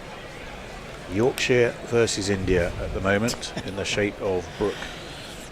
And, of course, former England captain Joe Root. Future England captain, many would say, Harry Brook. Although, if that's true, Hendo, you need a little additional streak or 2 of maturity in him, don't you? I'm not sure it's maturity. I just think he's got a bit carried away. First and a 4th slip. But Brook just guides this nicely from off his middle and off stump all the way down through mid-wicket. It's Siraj again, he's not going to get there, and it's the first boundary of the afternoon, happily risk-free and elegantly executed. And one more 4 than the 4 before. That's what 4s are for, to get funky on the dance floor. Better shot when you see it second time round than we were giving it. I was giving it credit for, don't you think? That was a good shot. I think with Brook, I just feel like he is a unique talent. I think he's a brilliant player, and I think he could be a brilliant player for 6, 7, 8 years, and he's coming into his peak years, really, should be, and so don't waste opportunities to get runs, because you'll have bad days and then you'll be crying out for runs. In comes Krishna. Oh, flailed at by Harry Brook, but he's got it. There was that yawning gap, we called it earlier, between 1st and 4th slip. It said, use me, and it has been used by Harry Brook, although perhaps inadvertently, for 4 more. And if you kids can't listen, then you bound to see the way you get shot for crossing a boundary, boundary. Yeah, it's a bit defensive, isn't it? 1 slip in a gully. I'm not even sure it's a gully, it's more 4th slip. That's the odd thing, Hendo. Well, it's a very, okay, fine gully, 4th slip, yeah. Well, it's got 8 runs so far then, since lunch already. That keeps England nicely up with that rate we were talking about. That's well guided by Harry Brook. There should be a man at extra cover there. It's Sai Sudarsan in his India cap. They take a single. And it's under 200 that England need. It's 199. They now require 175 for 3 the score. Hector, the inspector of your tweets. Well, first super chat after lunch from Pirate Badger. Hey. $2 funky on the dance floor. Thank you very much. Saltahu, hello chaps. Seeing Brook bat like a tit and get away with it is winding me up. Quite similar to you, Hendo. Messi Jez, England's run rate is 4.31 per over going in from lunch. David, if these 2 make a century, we will need less than 100. A big if, but come on the mighty England. Well, it's all a big if. It's beautifully poised. This is what we really wanted. I mean, the whole series, all of which have gone to 5 days, this may well not quite do that, because you sense England will either do it as quick as they can or not do it at all during today. But we shall see. Siraj full. That's an interesting shot from Harry Brook. He's beaten, or half beaten, the man at mid-on, and they should have taken a single, didn't they? They did take a single. Joe Root on to strike and moves them on to 176 for 3. Yeah, see, that's what I like. When Brook does that, I'm more than happy. Comes down the wicket, but he controls his shot. He doesn't, lift his head, try and hit it too hard. I mean, he was a little unlucky that he didn't get it past the deep set mid-on and pick up a boundary, to be honest. Well, he nearly did. It was half stopped by that mid-on. In comes Siraj, keeps a little low, beats always past Root's outside edge. It didn't beat it. Let's jingle up the bowler, which of course is this man. When you gotta fight your way from the streets, gotta find a way to land in your food. There's only one man who can save us now. His mama's Siraj. The pavilion end he's operating from, the People's Pavilion. You can dress how you like in the oval pavilion. Siraj in, up onto his toes, goes Root, guides that sweetly down. In fact, it's beaten Jadeja, who was at deep backward point. So between deep backward point and third, and it's 4 more. Beautiful. Effortless from Beautiful. I think this is a plan to Joe Root. We were talking about this before lunch. Krishna was pushing it wide, and then maybe 1 or 2 balls and over angle back into the subs. But I think they're trying just to get Root to waft at one, just throw his hands outside off. I think they need to get it a bit fuller though for him to go for the drive and just get it a little bit wrong.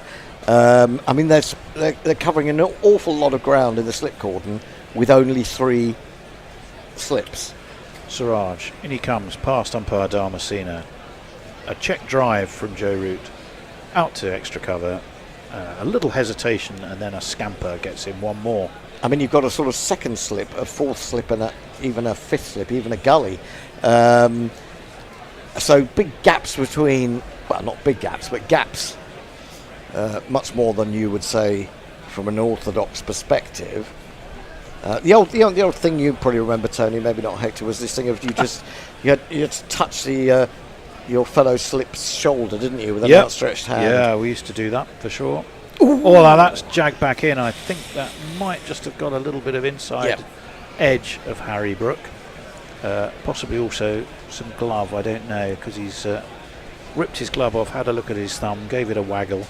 Let's have another look for you. I mean, that really is... Does move, huge inside edge. That is really Siraj's danger ball, I think. It is. If he does throw it wide and then, brings that one back,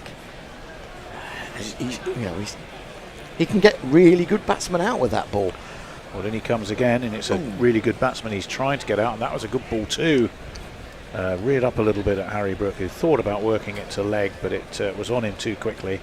It means 40 overs have been completed, and we can get more of your messages. Well, Farong would be surprised if we go to day 5. Lunchtime discussion, wrap it up. Don't let a golf bonding day go to waste. George McPherson, fingers crossed these 2 can go past 50 and add on some more. Looking like it.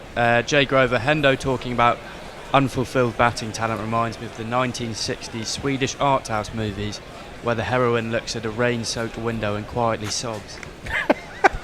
The script. It's a very evocative image. Yeah, Ingmar Bergman doing the England Test side of the 2020s. That's full by Krishna, worked off his legs by Joe Root, down to mid-wicket. Another easy single, 1 less for England to score. That's all interest Gary, but something I didn't realise until fairly recently was that Ingmar Bergman was a bit of a Nazi sympathiser in the early years. He has that reputation. I wasn't aware of that, I must admit. Did change his viewpoint, although maybe a bit too late. We were talking about Mohammad Siraj's attempt to catch Brook, weren't we? And we thought initially when he turned that he was being abused by supporters. I thought he had dropped it or trodden. Break off. That's guided down towards backward point. I thought there was Jadeja down there. I suspect it might still be easy single for Brook this time. We had thought, it's 50 for Brook. Well, Harry Brook. Well batted. Well bowled, Harry well Brook. batted. No, we don't want to see Brook bowling. Definitely not. Not after last time. It is indeed one of these, and he'll want to go on in a way that the Duckster did not. I've actually, for some reason, you mentioned Gary, and I've got Whitehead Widger from Liverpool. It's milestones I want, isn't it? Not selected in play. Here we go. It's one of these. It's 50, and you know that Krishna can't in, be bad. defended by Did he make a Gets single? 50, and you know you should be glad.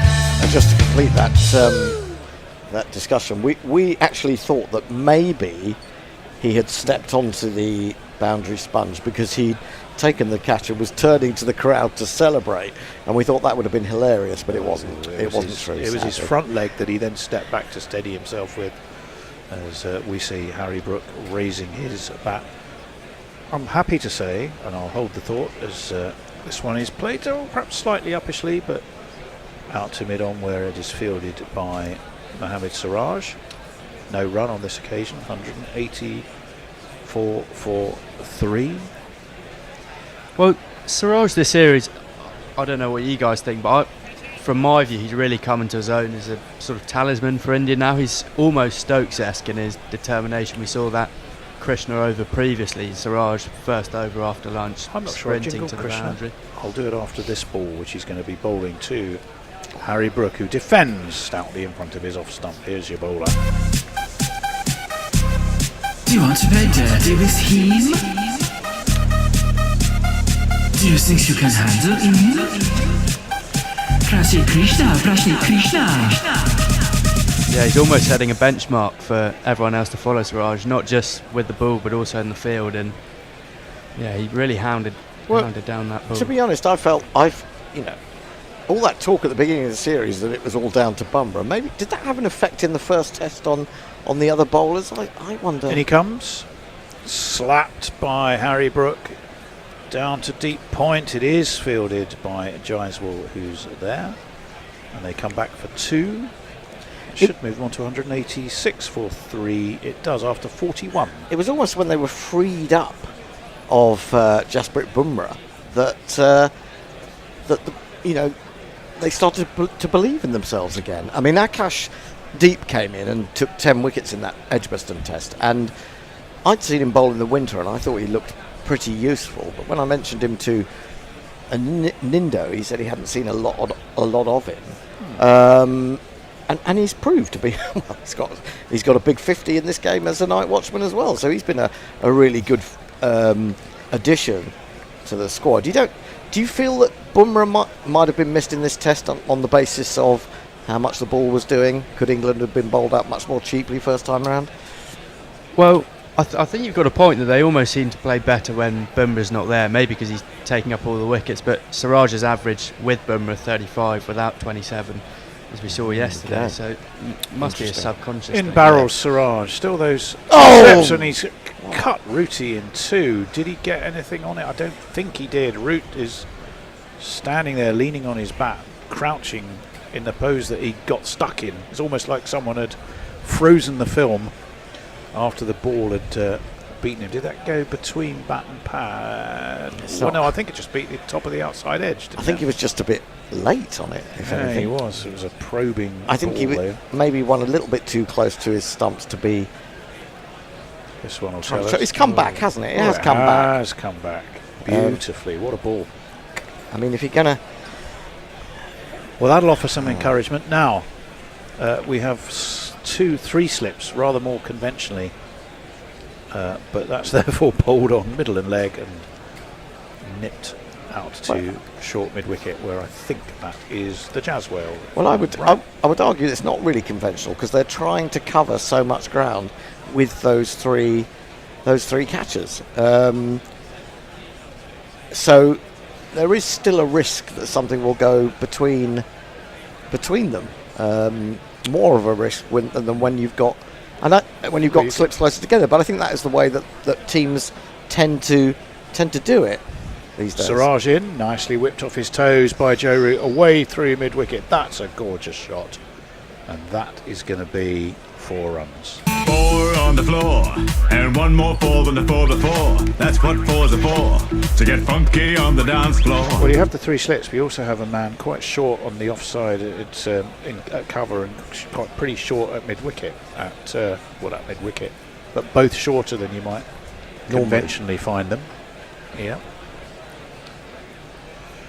There's a big gap there, isn't there? 27 metres worth. You'd I would estimate that. You kind of back root with the ball on leg stump to be able to put that into that little pocket. I mean, just literally, it's the way it goes, isn't it? We're talking about the slips in the offside field, and then needless to say, he floats it onto offside. That was a better ball. That nipped back. I think was going down leg, possibly too high for sure. So no real interest, but what will have been of interest to Siraj and to India was the amount of movement that ball got. And Joe Root goes and does a little gardening just to settle himself and figure out exactly if there's a mark where that ball did bounce. 190 for 384 now needed to win. They've started to put up how many runs to win. That tends to mean that's fatal. That can be fatal. Sky, just get rid of that. we can work that out for ourselves. In comes Siraj. Back foot defence by Joe Root. A little bit jumpy, but did the job. 85 miles an hour, 190 for 3. I would say that the thing about Siraj and that ball that comes back is, as a batsman, you know that he's got that in his locker. And so in the back of your mind, you're going to be thinking, when is it coming? When is it coming? And, that's very difficult, because then it might make you go after a ball that gives you more opportunities to score outside the off stump. And that might be why he's got such a widespread slip cordon. Comes again, Siraj. Oh, that again jumps a little bit at Joe Root. He smiles because he had to think about it, and then he feigns as if he was going to take a single that he was clearly never going to take. It's the end of the over. It's 2 for 54 for Siraj. It's 190 for 3. They've taken that away. But anyway, we'll go to Hector. It's 190 for 3. The lead 184, Hector. Sautahu, Siraj has been iffy for a while. Then he took a slating in Australia and sort of turned his form around. There's a chat going on about LSD and bear and spiking. Oh. Me thinks Team Tata have gone to squeaky bum time, says Farong. That definitely sounds like Farong. Oh, Farong, why did you do that? That's almost as bad as Sky saying runs to win. Well, Lockie asked, dare we start to hope? No. Ruti, I trust. No, not Do yet. not hope. Nick Cook halfway, guys. Poor, he's not. There's a few of them taunting poor old Siraj. Yeah, that was a bit back on that. I mean, you can enjoy it without being interesting bowling change, quite as aggressive as that. Well, this could be a good move. I mean, Brook has shown himself as someone who will take on Sundar, I think, before he's really had a look at him. Well, it's a little break for Prasid Krishna, and it's this man who's going to come on. He's named for his granddad or something with like that. So it turns out that you are looking at Washington. He's got 3 out on the leg side. So they're looking to tempt Harry Brook. Will he be tempted? Just the one slip for Washington Sundar. No, he guides this. Easy as you like. And I think down that's to Jadeja and takes a single. And I think that would be a very sensible way to play, because India did that very well yesterday. When England spread the field, they were still picking up singles galore. This might be a tricky pitch to sweep on as well with the indentation. That's the point, and England love the sweep.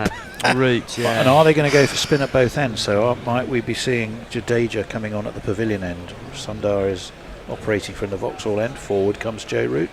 Exactly the same, really, as Harry Brook's approach.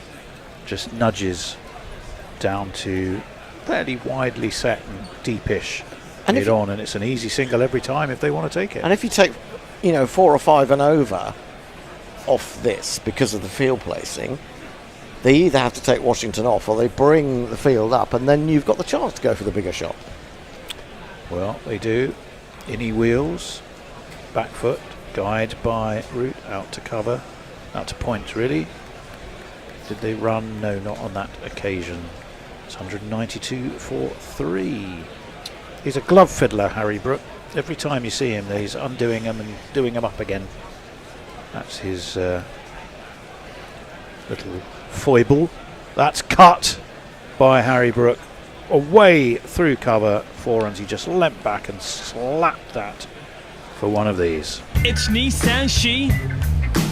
It's Nissan She. Well, that was a genuine rank ball, really, from too Washington. Short, too wide. It was a buffet ball for sure. I don't think the buffet's open with Washington, but that's just a little advertisement that it might be. What comeback does he have? Over the wicket he comes past umpire Raza. Forward comes Harry Brook.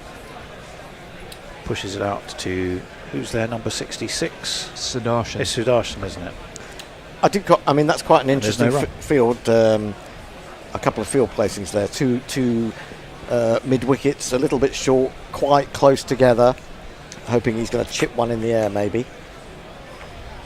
Washington Sundar in. Defended by Harry Brook, who's on 57. No run, it's the end of that over. Rattled through at some speed. 178 is what England need. 196 for 3 is the score, Hector. Fluffy says 2019 PTSD reactivated, you nasty prick Sky. Eric Lowell.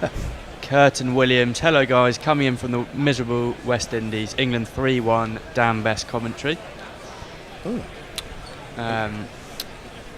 And Jay Grover, any takers for a non-neurotic cricketers 11? Non-neurotic.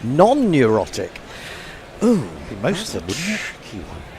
I don't know. I think there's quite a lot of neurotic cricketers around, aren't there? Ashley Giles.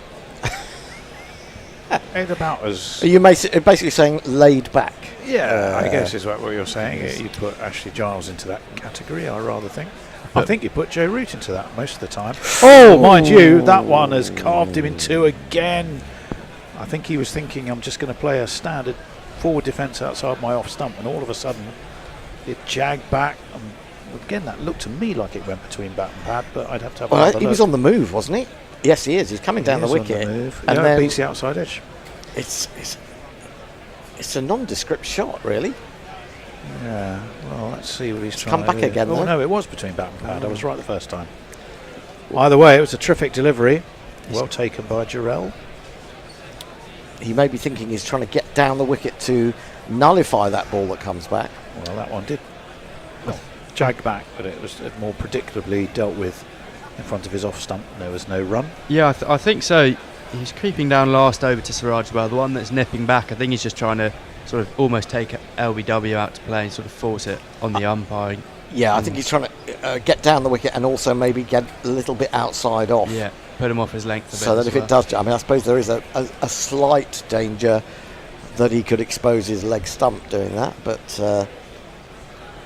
He's taken guard well outside of his crease, is Joe Root. That's veered down leg. I don't think he got any bat on it. We'll see. No. They've taken a single. To me, that looked like buys.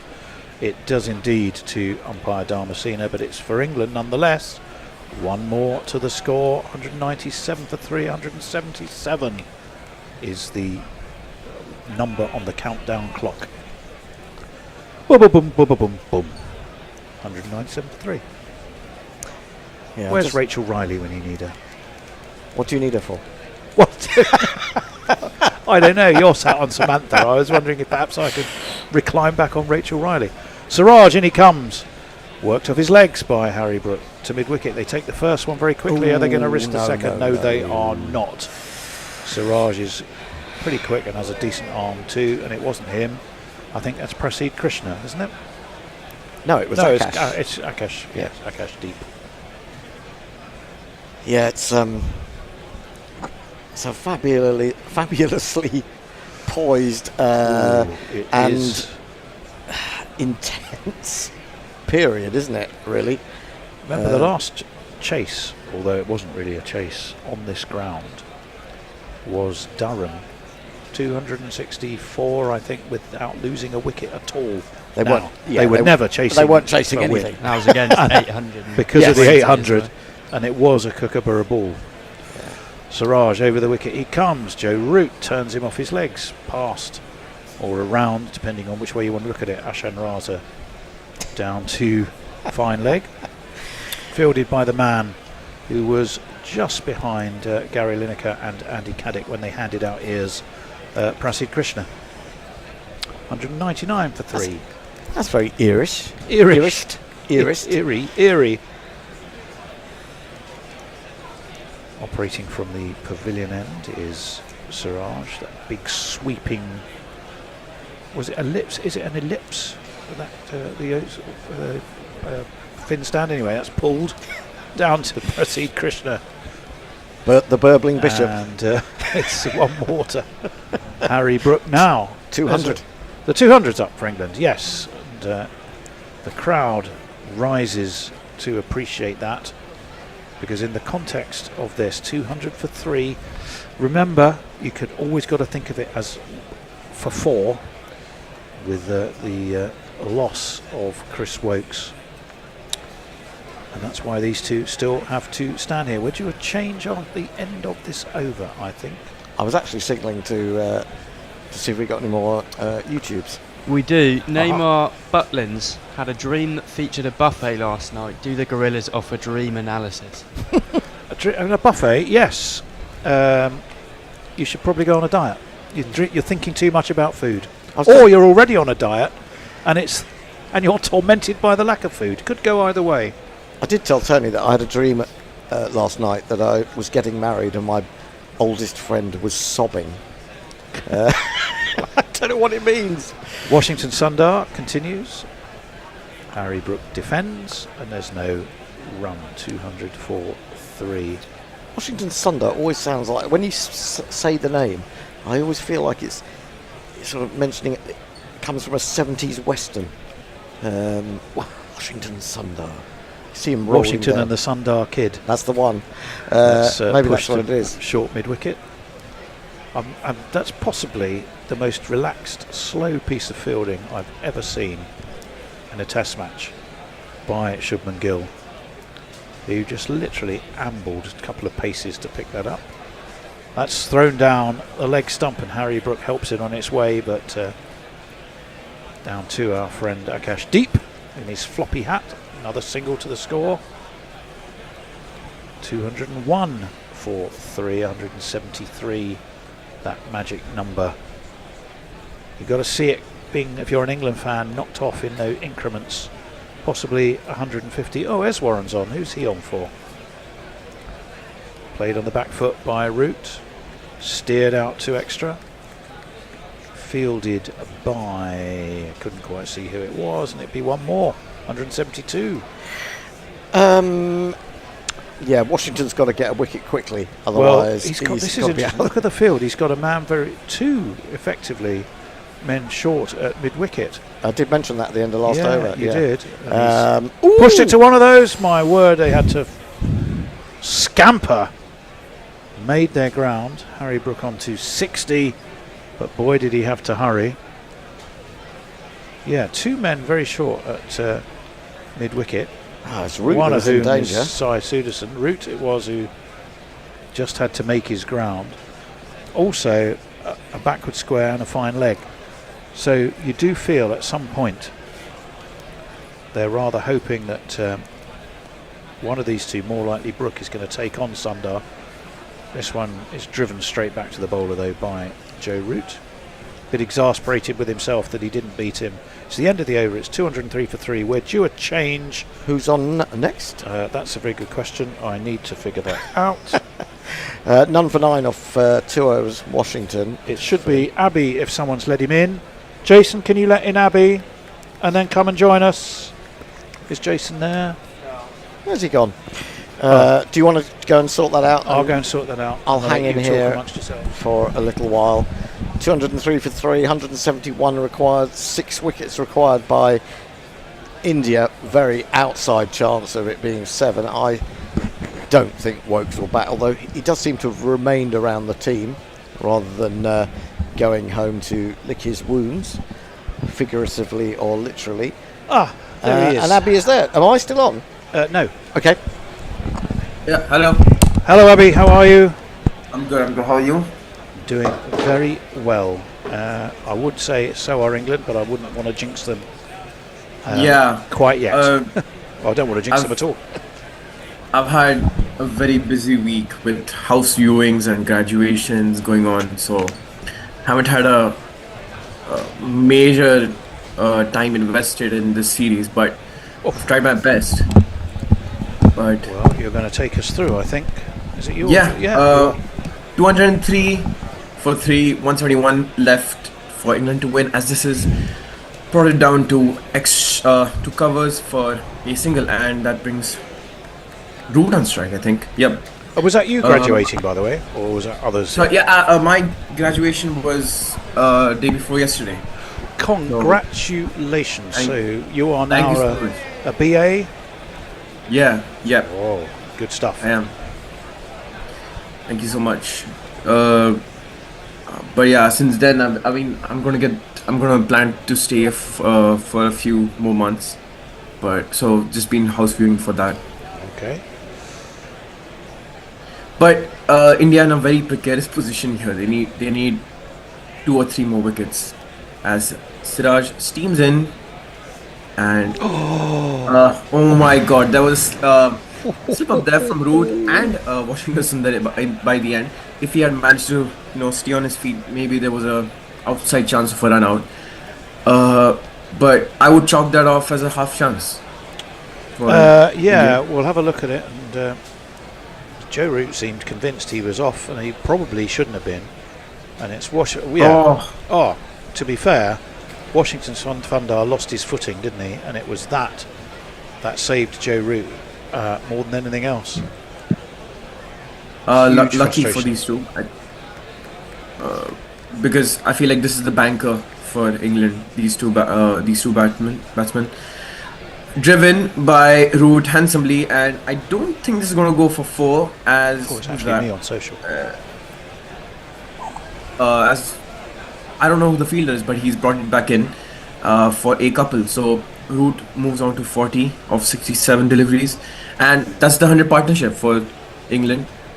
Very well played by these two, and the early morning session where England lost 2 wickets but piled on 114 runs. I think these two have brought back, and only 168 runs remain for England to win. Yeah, but only 6 wickets left to get them with. Potentially 5. Potentially, well, no, 6, because that would take you to 9. Yeah. And I just still think it'll be interesting if 10 overs left and 9 down. As this is left alone by Root, hint swing there as it gently carries to the keeper and stumps to Julian. Siraj will be getting a little bit of swing pretty much all day. Yeah. He's bowled with a lot of heart. No little as he always does, though. He always bowls. Oh yes, he's the only man standing who's played and bowled in all 5 tests now. Yeah, which is a tremendous workload.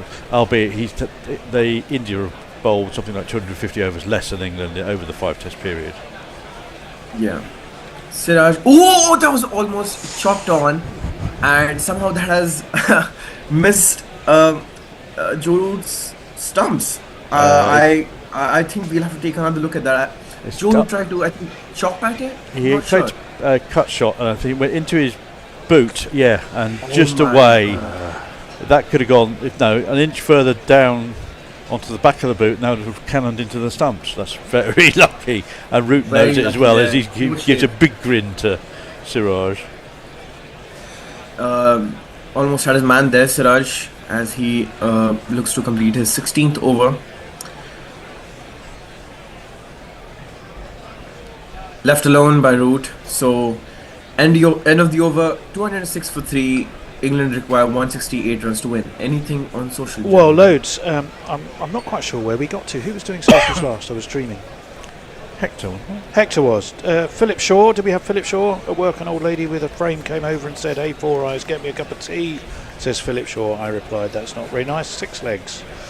Okay, Indian fans in the ground, says Mayank, want India to shake hands. I'm pretty sure they don't. Neymar Butlin says, I'm thinking about creating some novelty Washington sundials. Can I put your order in? And Jay Grover's already ordered one to go with his shower curtain. Or curtains, I'm not sure how many he's got. May well be curtains. Let's hope it's not curtains for England. Mayank, India should do the ultimate shit fuckery. Slow the over 8 to 10, then let the bad light do for England. Then they lose series, potentially. Change of bowling. That would not be a surprising tactic, by the way the series has gone. So yeah, it would be Shubman Gill showing his leadership credentials by saying, you know that plan that you want us to adhere to? Well, F that. Well, it's Akash Deep, look, who's back into the attack for India. And we've got a standing up keeper, which is an attempt, I think, to stop Brook from running down the wicket and kicking him over the covers. Yeah, I'm not sure how that's going to pan out, as that's wide from Akash Deep. Actually, that's actually a great take by Jurel to start off with. And I was keeping track of the score through Crick Buzz for a bit, and I saw the amount of wides that Akash Deep has bowled today. So he lost the plot just before lunch when Brook went after him and chucked a ball way down the leg side that not even Akash Deep with wings and rockets on could have got to. As he comes in, hint of a swing and played away by Brook to Washington Sundar there. But what can India do from here, Tony, to salvage the situation? Oh, well, there's a question. Take 2 wickets quickly, because that will completely change the complexion of the game once more. Remember, this would be an oval record to chase down anything. It's never a total of 300 has never been successfully chased to win. They've not really pressed the gamble button and employed a spinner yet. Defended again by Brook. Solid there, as he has been all throughout this series. I should clarify that they've not employed Jadeja yet. Washington Sundar has bowled, and he got slapped. I was about to say, I would be quite interested to see 2 spinners operating together just for 2 or 3 overs. Give the seamers a break and just see, because Harry Brook would want to go for it for sure, and that could just buy you the wicket you need to break this partnership. You've got to do it soon, really, just to see whether or not there's anything there for them. Defended again by Brook, but they're going to scamper for a single. 207 for 3 now. Akash Deep has not taken any wickets today, and again, Prasidh Krishna has taken a wicket, but he's gone for runs, hasn't he? He's gone for 6s in his overs, in a combo rate of 6 point something right now. I'm not sure, but I don't see where a wicket is going to come from. I really don't. Just how much have you been watching England? And how much do you? Not a lot, given driven by Root straight to mid off. Fielded well by the fielder there. But I mean, as I said, I've not kept a track of this series very keenly, but I have, tried to watch as much as I can. But I mean, well, just look at the first innings. Was it England 140 odd for 1, and then 93 for 1. Tumble. For North. You would think a professional team would learn from its mistakes, but I mean, I think you're unnecessarily pessimistic. Mind you. Wide by Akash Deep and flashed away by Root for a single. Sweeper there out to cover it out. I mean, I think that's. Is that the over? I'm not sure. It is, yes. It was. Oh, it is the over. Yeah. Right. Jay Grover says, Mint Abbey. He also says congratulations to you as well. Oh, thank you for that graduation. 50-50 is the way Eric J is seeing it. Well done, Abbey, says Bunny Gin. Good luck getting a nice house. Okay. George McPherson, what a partnership these two are building up. Yes, but they need to keep going. What's the win percentage now? I think. Can you look that one up, Jace? It was on recently. They, I think, showed it to be about 50-50. Not that, Jeff Thomas. Congratulations, Abby Gonkar, BA. Ravanite. That was close. Root going. Wow. That was close to Root going. Wow. Siraj. Oh, hello. Oh, he's not impressed. Hello. He's not. There's a bit of an issue with his sleeves there. Or is that knee bandage, which he literally just put on in the last over, whilst he was down at fine leg, and clearly it's not doing the business, so he's got rid of it straight away. Well, he's I mean, that should be enough of a signal for Shubman Gill to take him off the bowling and bring in Jadeja maybe, or another spinner. Because if your workhorse bowler is struggling from knee issues, then I don't know. As a normal captain, I would just take him off for a couple of overs and try spin, as he's left alone by Root. As Siraj gets his over started finally. I was more chuckling at Kumar Dharmasena, who'd been handed that knee bandage, and was thinking, what am I going to do with this? It's almost like someone had thrust a used a dirty rag, yeah. And he's sort of holding it. And he's holding it by gently in his fingers, by the very corner. Thinking, I don't really want to hold this, but no, I kind of have to. He's got it. That's his job. Well, not just that, obviously. Though I am surprised after this ball. Defended by Root, but that's a much better line to Root, I believe. Yes, I mean I've watched a couple of his dismissals from the previous England series, where India played England. It's that nagging fourth stump line which I find very hard to describe. But the fourth stump line is a very vague term to describe it. But if you keep hitting those areas, which I know is very, which is much easier said than done. It's the ball that's angled in from wide to hit the top of off stump. Yeah. Which you have to play, just on the chance that it is going to come in still. Wide-ish from Siraj, as this is sort of glanced away for a single to deep backward point. Yeah, I mean that's what I mean. I mean that's the delivery that most batsmen struggle playing at, but more specifically Root at this point. I feel. It's kind of what I call the Bumrah line, where he bowls from wide of the crease. It's always at you at the stumps, and so another chap in a red shirt has been told off. And told to change, given a white Castor shirt to cover him up whilst they're bowling from that end. And there's some other bloke there who's going to get the message fairly soon as well. Oh, that's wrapped Brook on his thigh pad, as he has a grin on his face, and that has probably struck his inner thigh pad. I was going to say it's a bit closer to centre stump than the than the thigh pad, I think. Yeah, pretty much an uppercut on the protector. The box, as they call it here.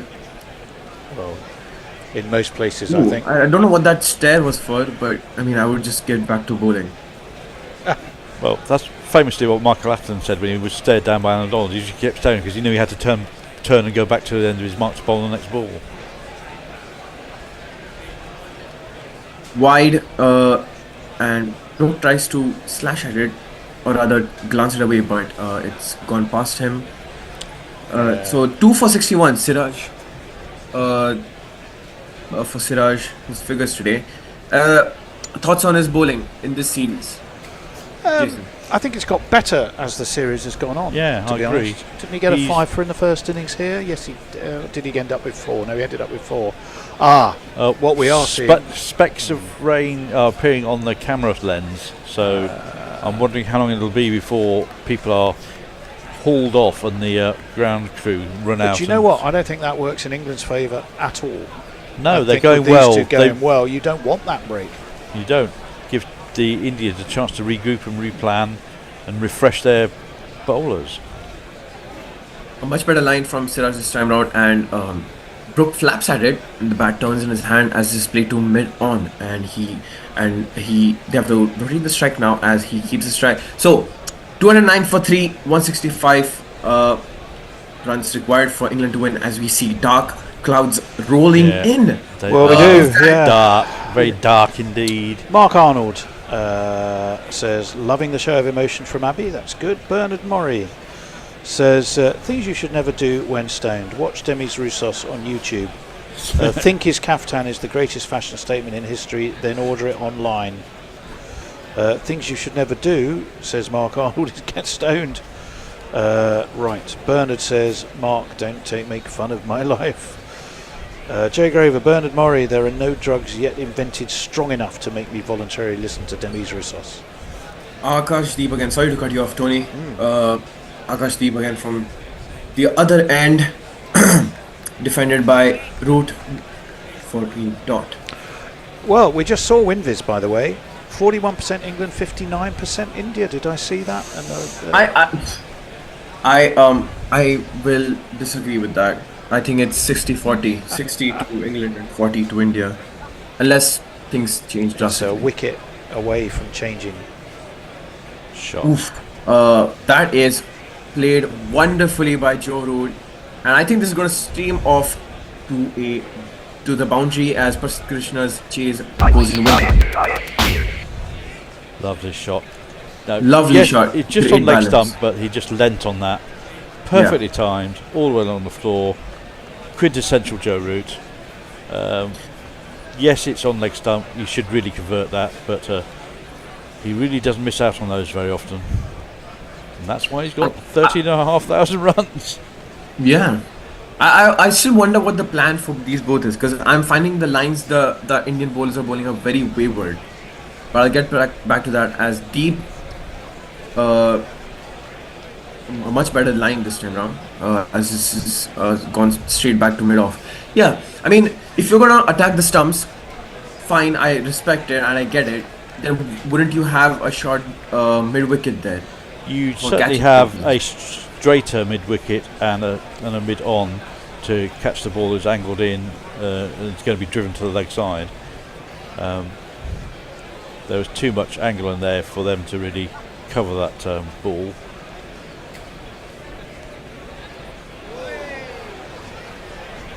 Driven by Root, and that's gone past the fielders. I don't think this is going to trickle down to the boundary, as this is, it's salvaged in as Jadeja mops. What has happened there? Nearly perfect tandem fielding.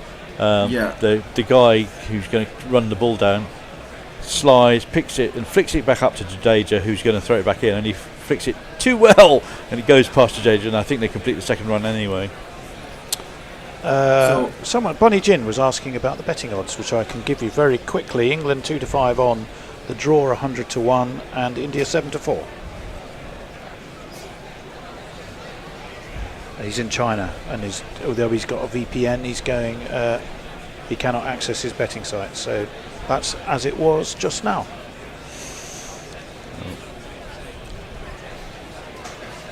Well, that was a good over for We England. love our betting at Guerilla Cricket. Wide from Deep, and this is hacked away by Brook for a boundary.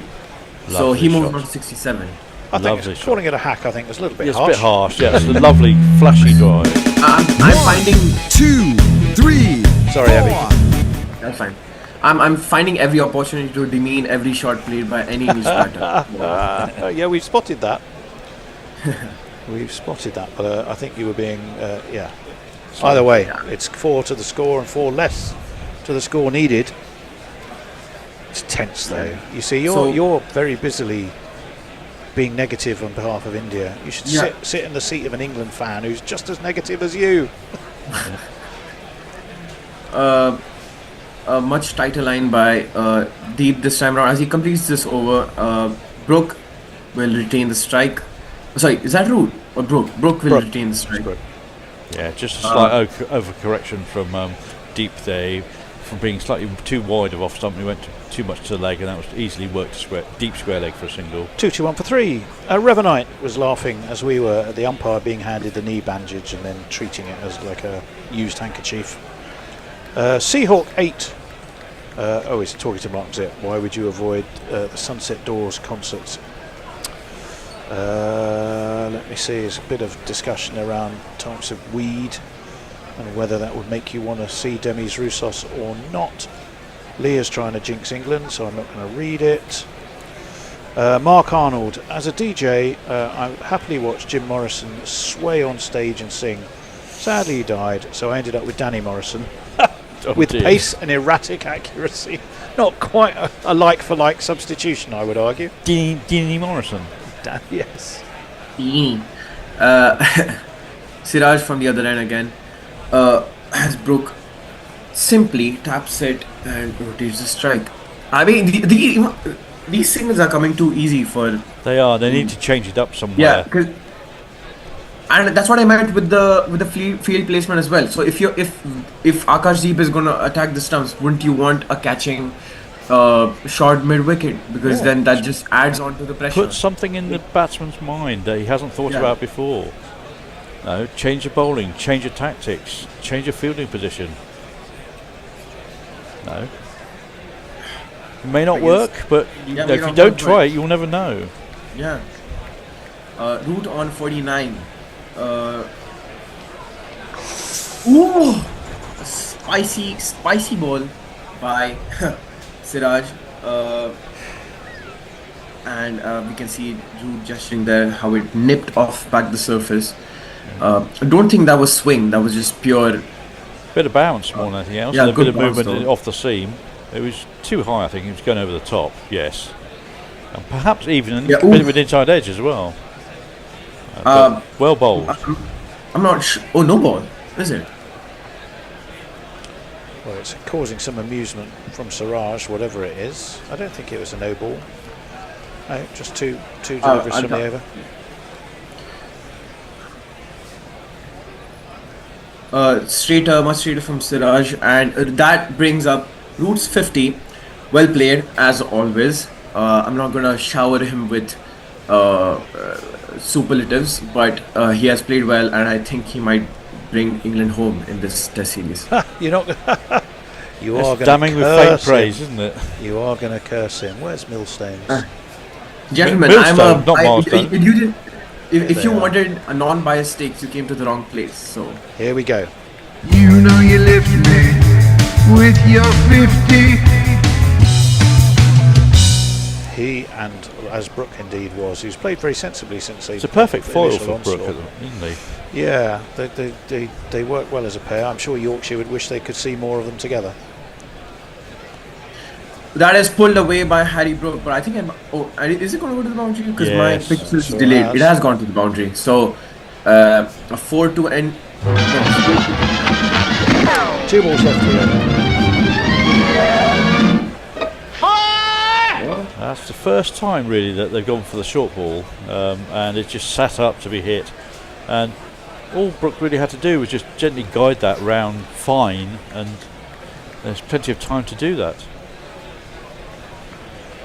not the greatest short ball that we have seen. I mean, I'm not against the idea of using a short ball. No, but I think I'd want Prasad Krishna to do it, who's Yeah. 5 miles an hour quicker.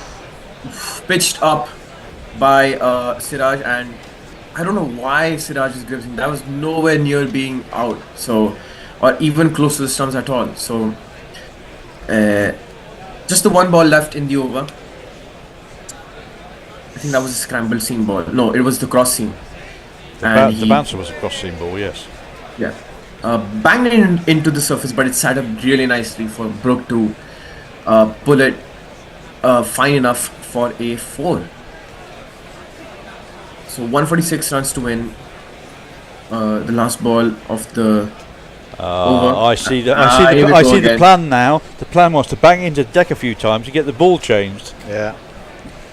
Oh, that's not going to help. That's not going to help at Umpire all. Thomasina Mr. dropped it as well. Thomasina. And it goes through one, and it doesn't go through the other. I think you're going to have to bowl with that one. Yeah. May not be long though. And he gives it back to Siraj, who takes it with a somewhat disgusted sort of semi-grab of the ball. So the India's strategy there has clearly not worked. I still don't know how we have the higher win percentage, by the way.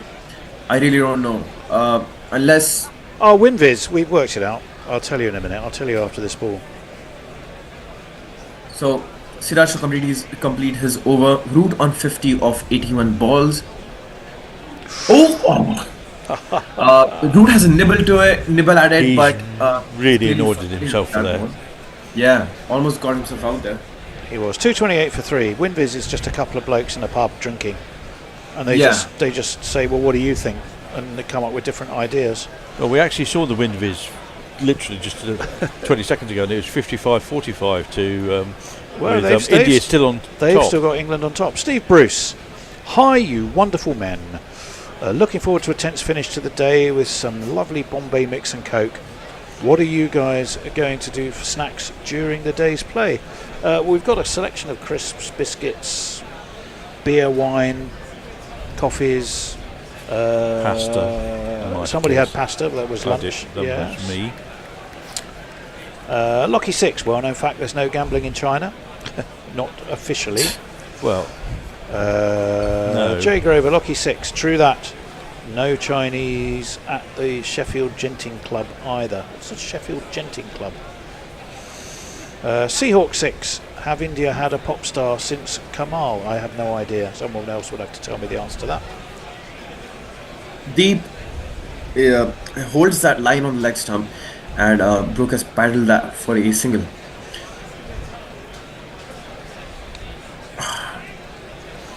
This is going to be such a watch. I'm sorry, gentlemen, but as an Indian supporter, I do not enjoy my team losing. Well, you have to get over that, and doesn't happen very often. crack on. To be fair, So we've suffered for years with England. somehow we get by. We crack on. We take the rough with the smooth. Yeah, but then you don't have a stiff Indian lip, do you? You have a stiff upper lip. And we still think it's going to be rough, even now. Yeah. Has that come off the pads? I don't know what Akash Deep is appealing for, as that was clearly not out. But I think England will take the leg bites. It did come off the pads. That's because that's why it dribbled 3/4 of the way to the boundary. But yeah, it was never going to hit the stumps. I think that was kind of more of losing a the plot a little bit here. They've Shubman Gill's gone very passive. He's not really, thinking of things to do to personally, ask I really new would. questions. I would get Jadeja on, and I'd have the spinners operating in tandem for a couple of overs. Change of gear. Short, a little bit short from Akash Deep, and pointed out. We're due a change.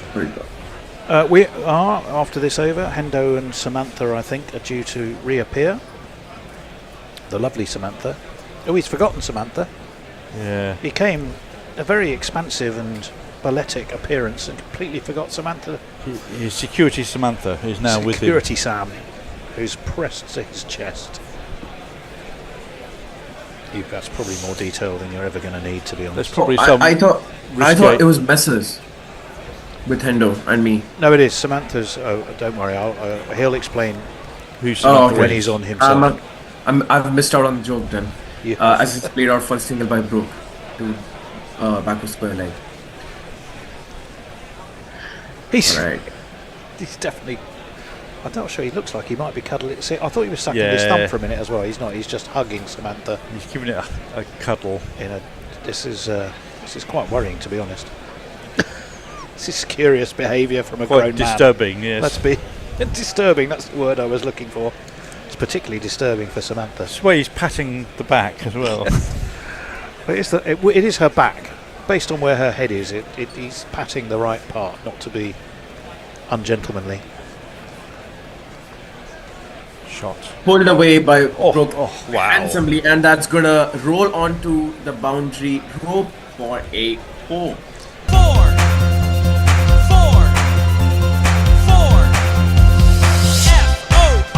Lovely shot. I mean, square leg only had to move about 5 yards, and he's absolutely tying the pants off that, and he's had no chance to get to it. That's just gone. There was no one stopping that. It's just too short, and he's seeing it, as they say, a bit like a football, which is a pretty good effort, given it's all pretty gloomy there in Vauxhall right now. Quick hello to Robert Dumbrell. Do you think that England can win the 5th Test match? He's in Grimsby, is Robert. I'd still say it's very much in the balance. One or two wickets will change the complexion of it all. As is a similar shot by Brook this time around as well, but he finds the fielder this time. Washington Sundar dives in the deep, cleaning the mess. So that is ended the over. 237 for 3, and England required 137 runs to win. Indeed it is. You're moving on to summary there, Abby, and for Messers, who I think is coming in to do social, it's going to be Rever Knight is your next message.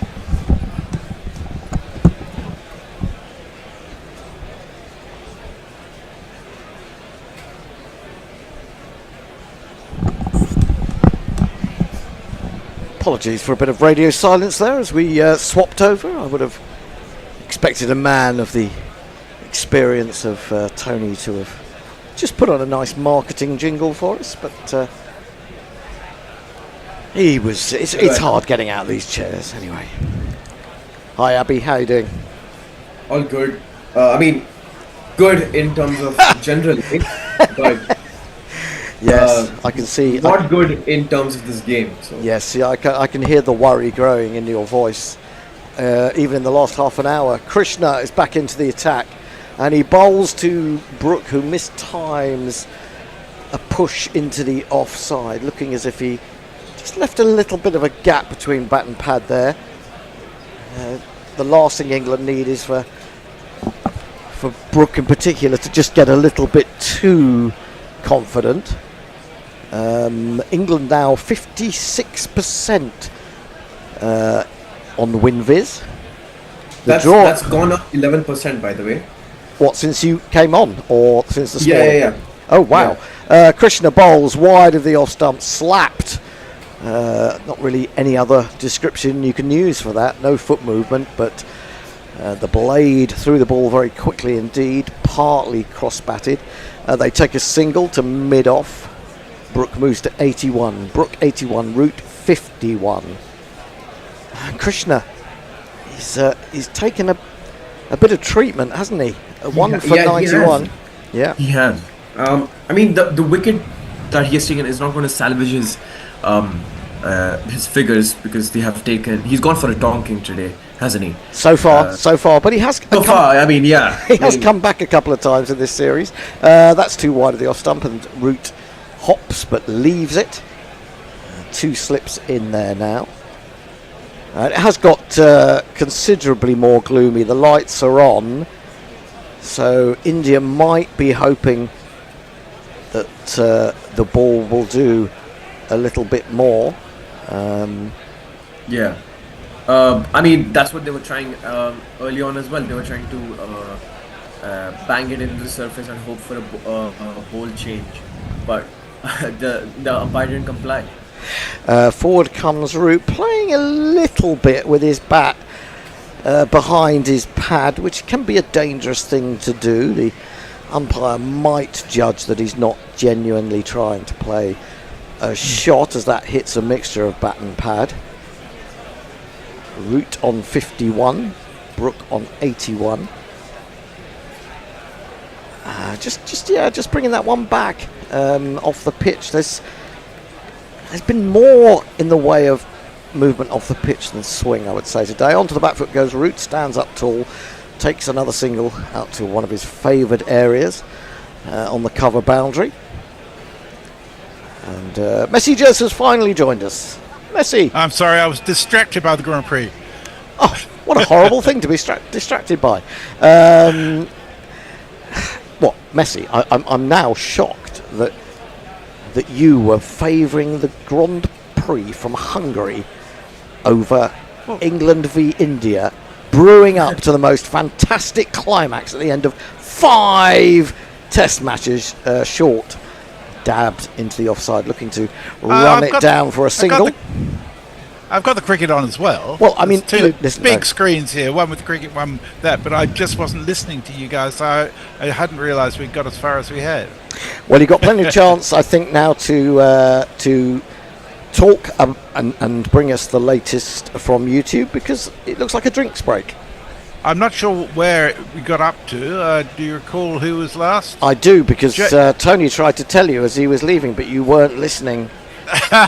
Sorry, schoolboy error. There's a super chat from Dre Grover. Was that done?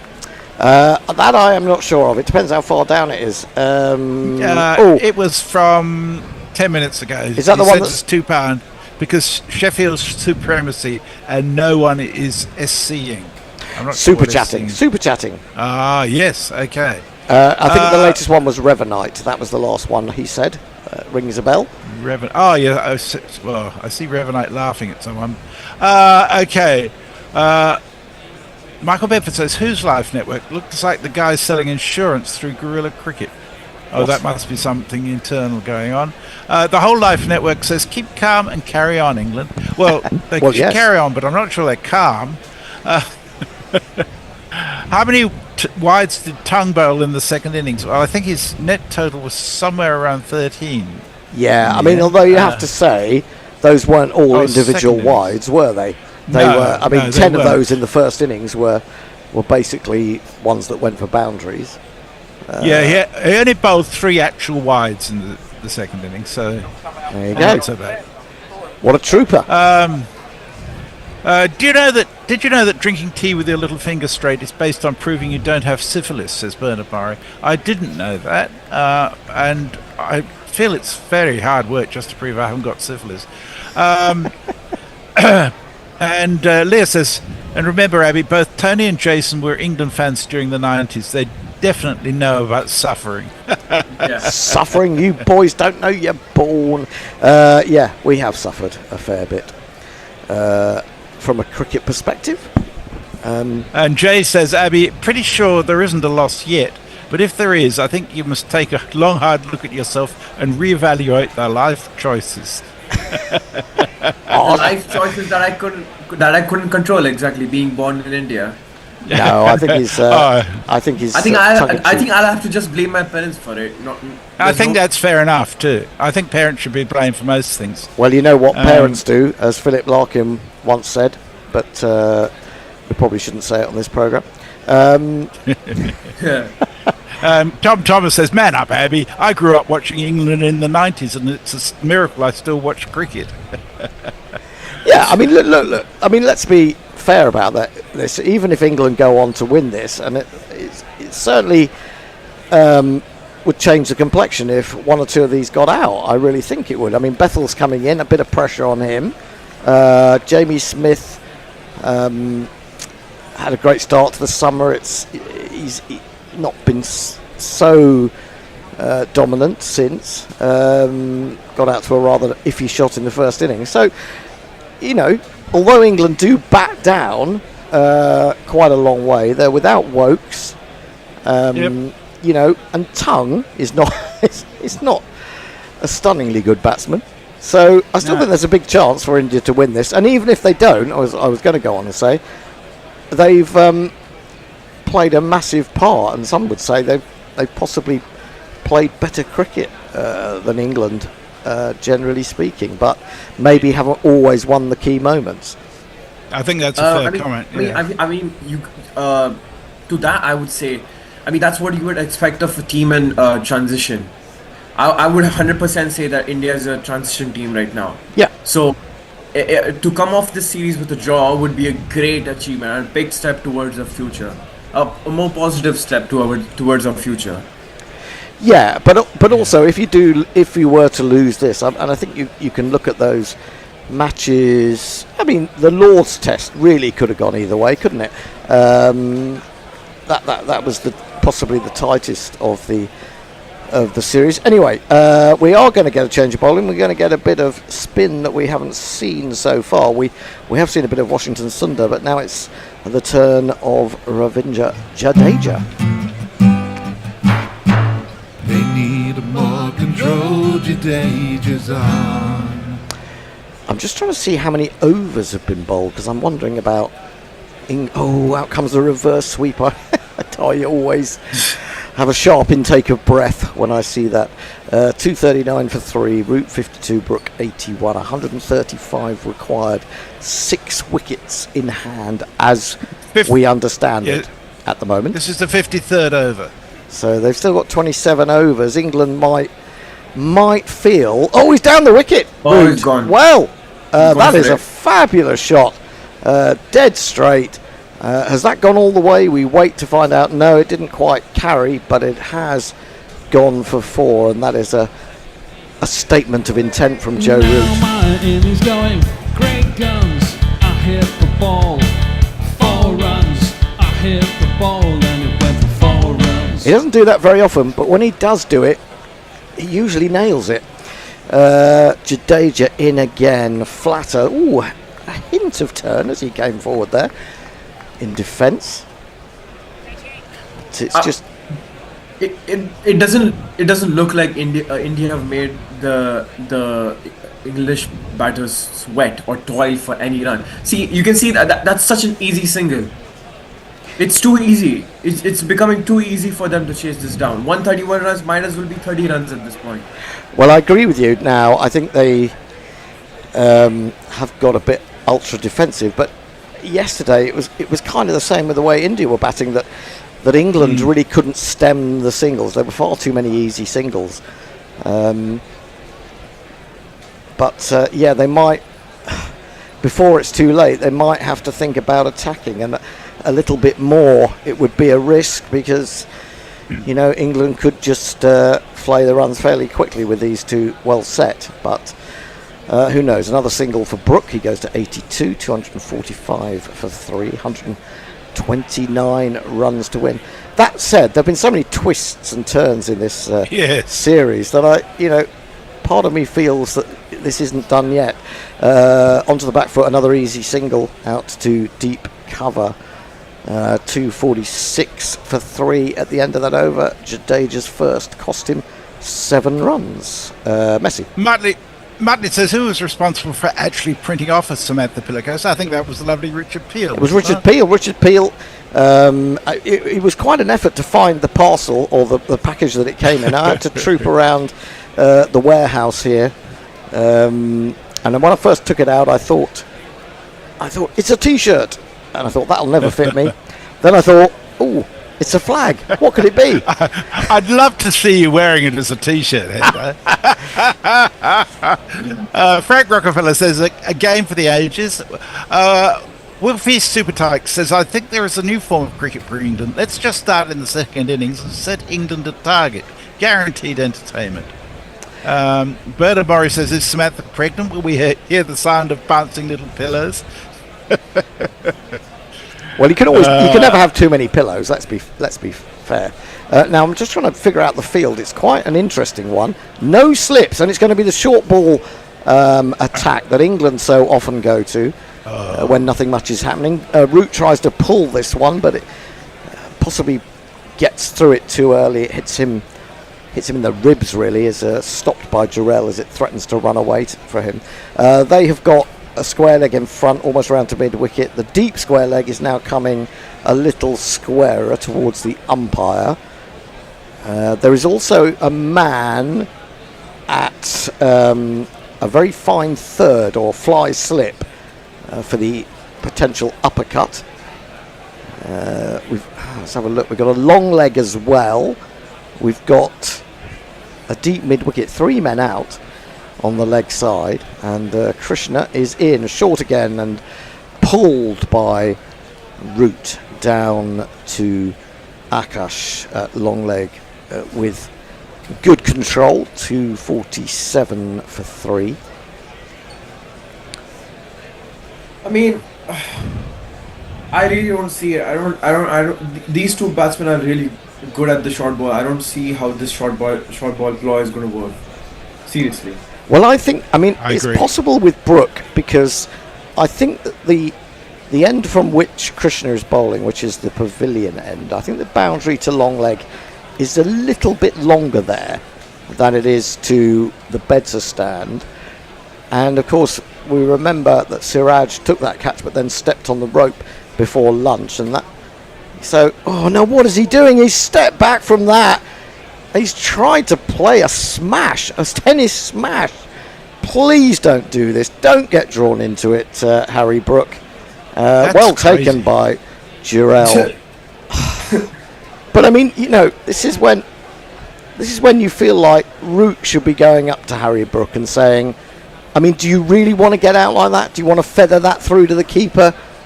I mean, please. You've batted so well, that would just be throwing it away. It gives renewed impetus to India to get through someone of the destructive talents of Brook. And I don't really know what to make of that. Is he trying to get inside it, and there's so few people on the offside that he thinks he's going to get runs there? It's a risky strategy. He's going to get a single with a genuine pull shot that he does get to ground quite quickly out to deep square, and takes 1. I much prefer to see that approach. 249 for 3, 125 is the target. The lights are well and truly on. It's quite gloomy at the Oval. It's quite gloomy on the faces of a few Indian fans in the crowd. In comes Krishna, bowls to Root, goes back to one that maybe keeps a little bit low and is dead straight, so he had to have full face of the bat to that one. Root 59, Brook 83.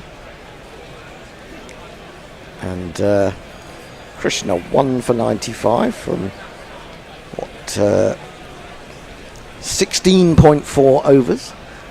I think his role in the match has always has also caused him to go for a bit of runs. Yeah. Krishna in, bowls, pulled again, well controlled by Root once more. Pretty much all the way along the ground to the man on the deep square boundary. England's 250 comes up, Root moves into the 60s, and India still searching for 6 wickets. You can tell that the England fans are beginning to believe, but of course the game is never done until it's done, until the lady of rotund figure has sung. That still means fat, even if you don't say it out loud. Yeah, I know, but I was trying not to body shame any imaginary opera singers. Krishna then into Brook, and again he controls his pull shot, and they will get another single. I think 4 singles in the end off that over, all pretty much in the same direction. 251 for 3. Brook will keep the strike. Messi. James Armstrong says, I missed most of this session, has just got back from a drive to Neunkirchen to collect some furniture. Turns out Newchurch is a popular name. Returned empty-handed. Oh dear. India have picked up some bad habits from the Aussie influence, says Frank Rockefeller. Yeah, it's always our fault. Can you be more specific? I'd like to. What do you mean by? Everything from sledging to short bowling, I suspect. Jay Grover says, I'm somewhat worried Abby didn't realise I was making a joke about your life choices. Yeah, Jay. No, I didn't realise he was making a joke. I just tried to. I was humouring him. Oh right, okay. This one from Jadeja will bring a single as it is tucked away into the onside by Brook, moves to 85. 252 for 3. I mean, Jay is the last person to talk to people about life choices.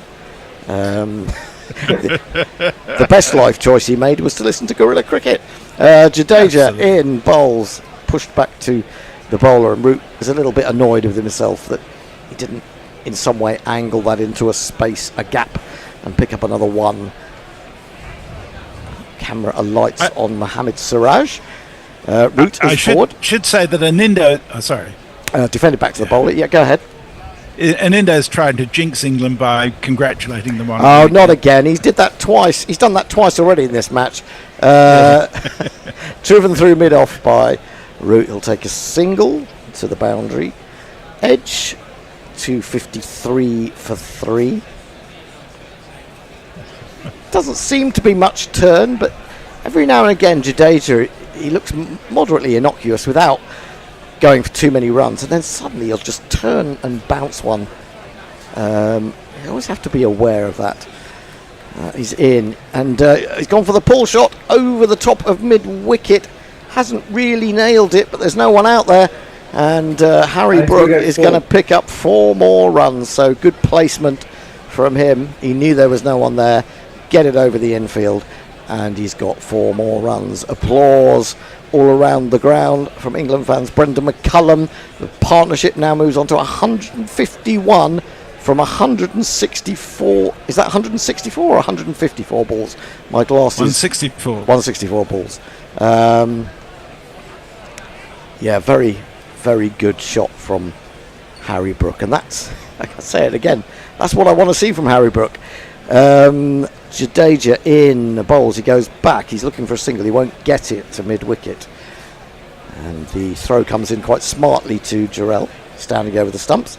That is the end of Jadeja's second over. He's gone for 13. England 257 for 3. Frank Rockefeller says it's hard to believe this is the 4th day. No rush, please, but make haste. Farang says it looks like Team Tata are on the ropes. Golf and bonding day tomorrow for England. I hope the weather is fine. I think it's a hangover day for England tomorrow. Frankly, there is a little bit of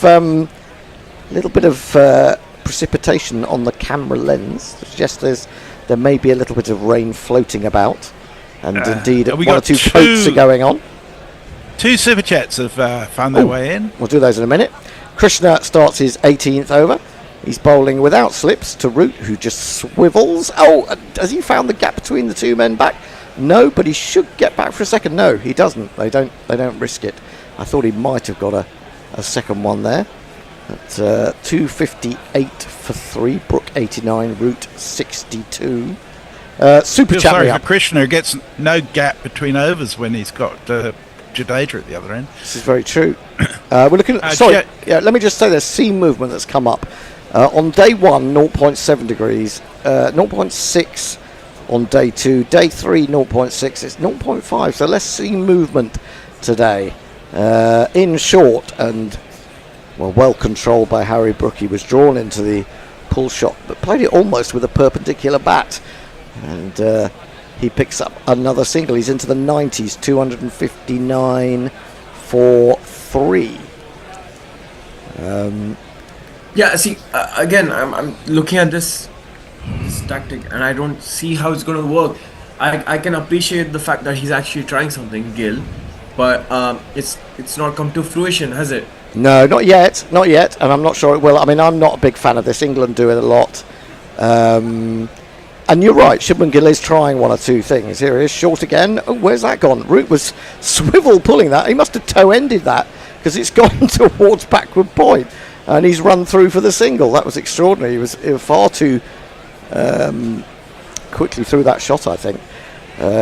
Maybe just sticking in the pitch. Yeah, I mean, you've had this mode of attack with the short ball and the men out.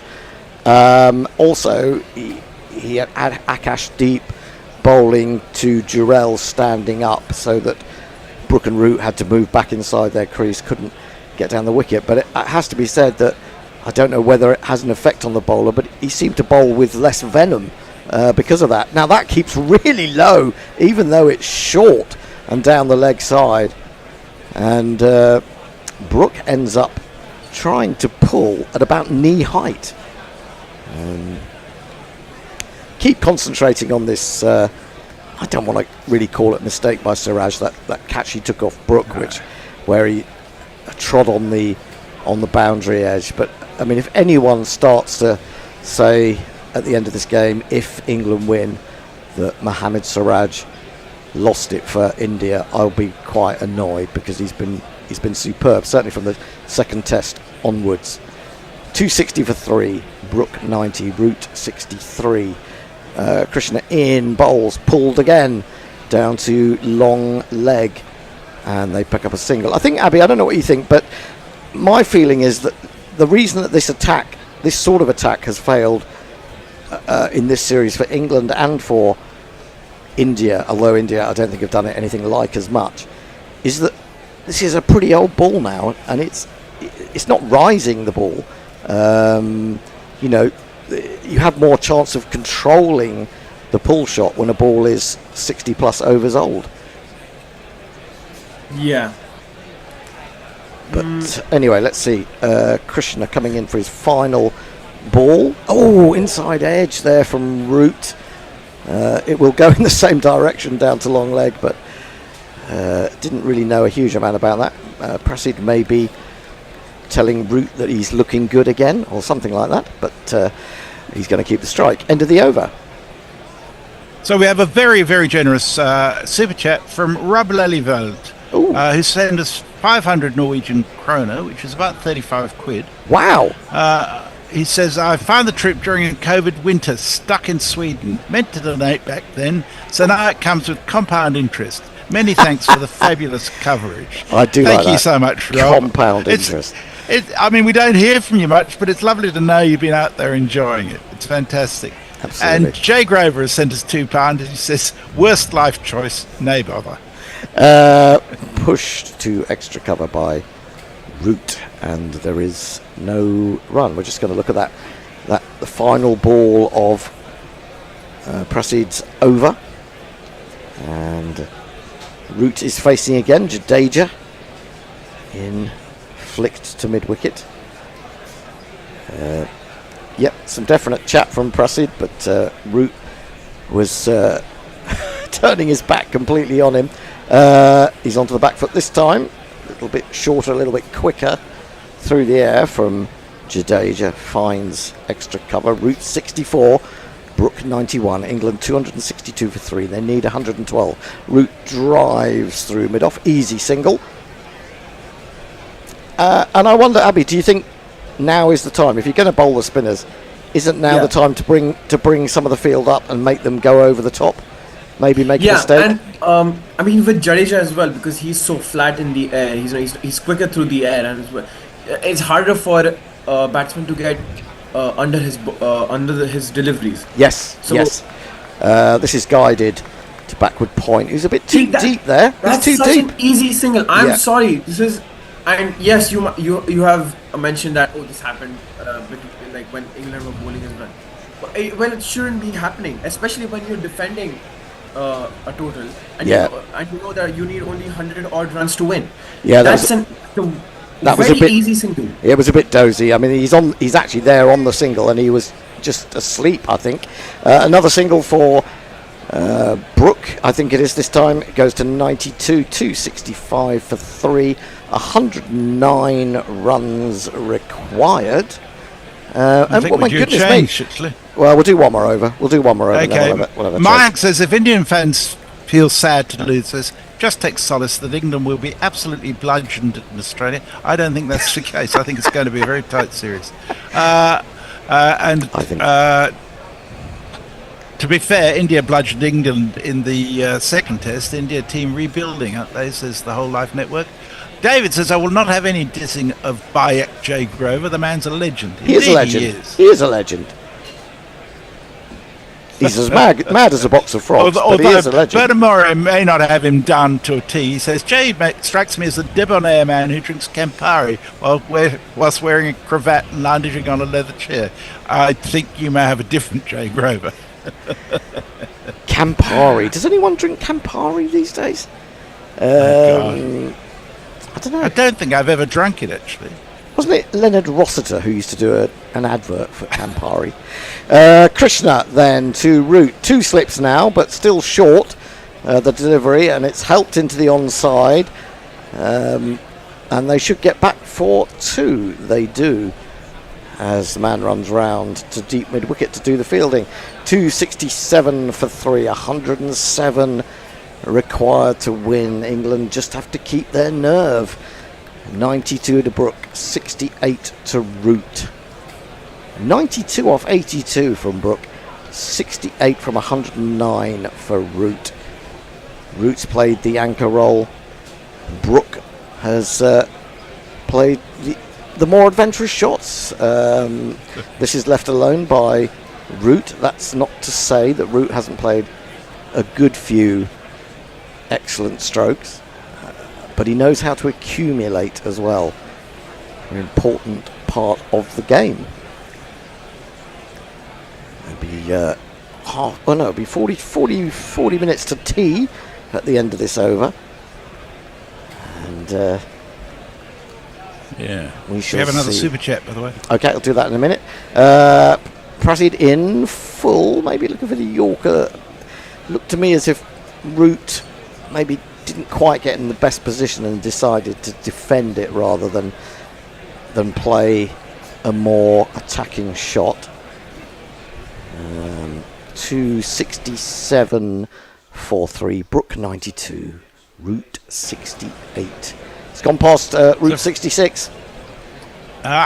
So Frank Rockefeller has sent us $10. He said, you guys have nerves of steel watching these ordeals. To which Jay says, Abby might break soon.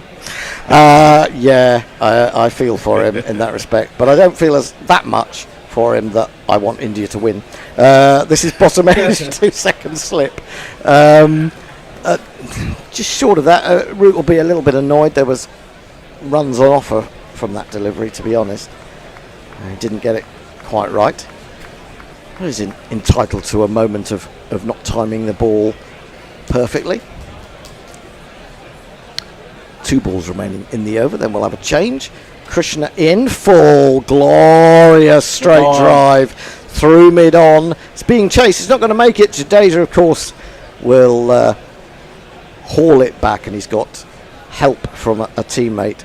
They've got through for 2, so 2 runs saved there. Root into the 70s, but that's Root at his best, really. That lovely on drive, straight of mid on.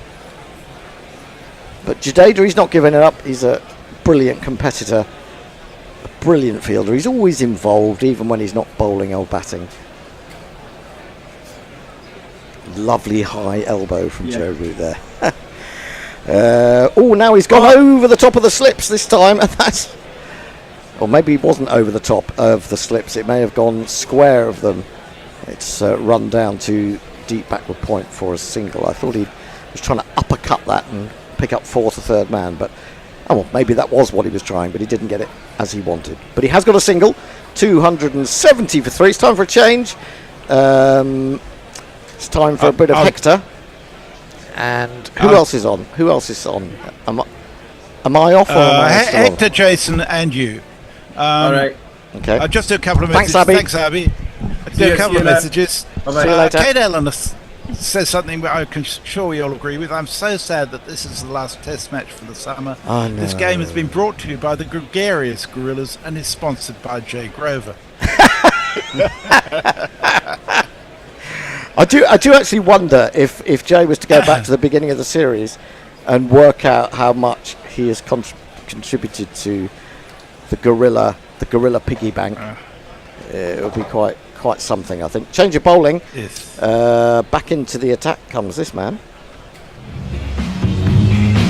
His name for his granddad or something with like that. So it turns out that you are looking at Washington Sundar. Well, the first ball there, reverse swept by Root down to 3rd man. He'll take a single. He moves to 72. Brook 92, and just 103 more runs to win. A bit of dark cloud, a bit of rain in the air, but these two looking, dare I say it, quite comfortable out there at the moment. They are. And the fact that both of us are saying that is a worry. Sindar it again over the wicket to Brook, who sits back and clips that into the onside for no run. I mean, Arinda, you're thinking this is just now, let's get through some quick overs with some spin and have one more go with a new ball if they can get that far. I don't know. That's bleak with 6 wickets left. Yeah, it is bleak. You've got to strike now. Anyway, Brook forward and defending.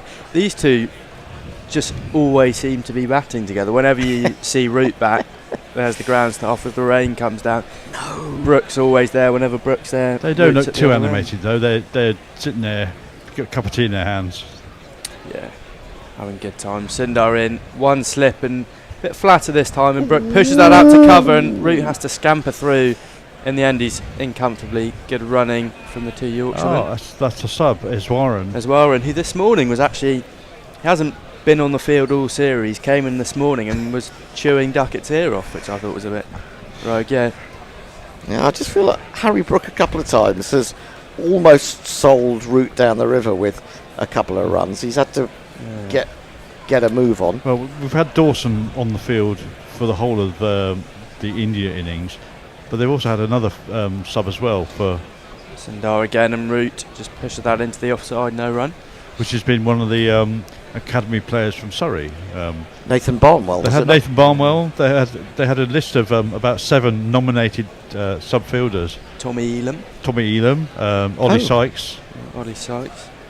Seb Stewart-Reckling. They'll all be playing in the One Day Cup coming up next week. They will. So the 100. Wouldn't surprise me if Sykes is captain of that side. No, he's certainly a man to watch. He hits a long ball. Well, last ball of Sundar's 3rd over. First the new spell. Root back onto his stumps and pushes that out to deep point.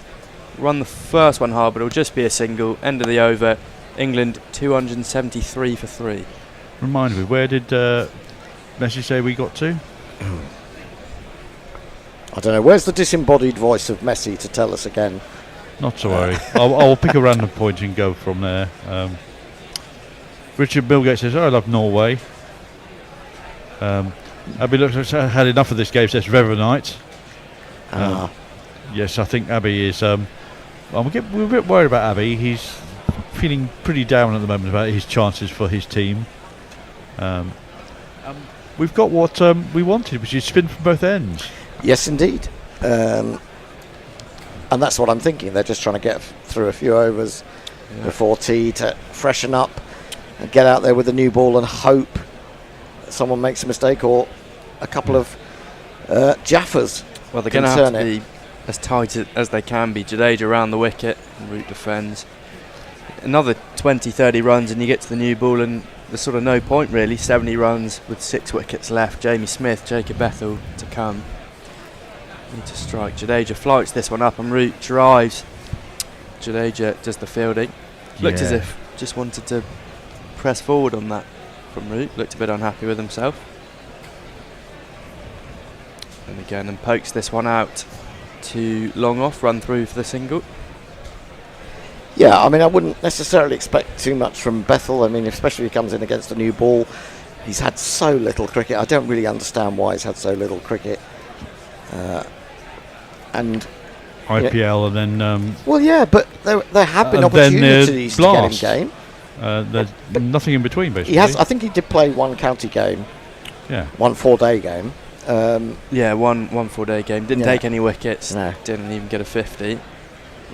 Runs required down to 100 now. Brook sits back on that one and pushes it out to point. I think that is, though, the general thing for McCullum and Stokes. They like to have young players spend a lot of time around the squad before going into the team. Harry Brook did that. I think they probably value more getting to know the team and how they operate and to train with them. I know what you're saying, but I just feel like most cricketers need cricket, in my opinion. Completely, yeah. Fast bowlers definitely need overs under their belt. Jadeja again, this one's rank into the wicket, but Root cannot capitalise and finds backward point. I mean, it's expecting a lot of a guy like Bethel. He's come in, he's done really well in the white ball game for England. He's actually done well in the Test arena when he's been asked to. And at 3. And then suddenly he's not getting a game of the longer format at all.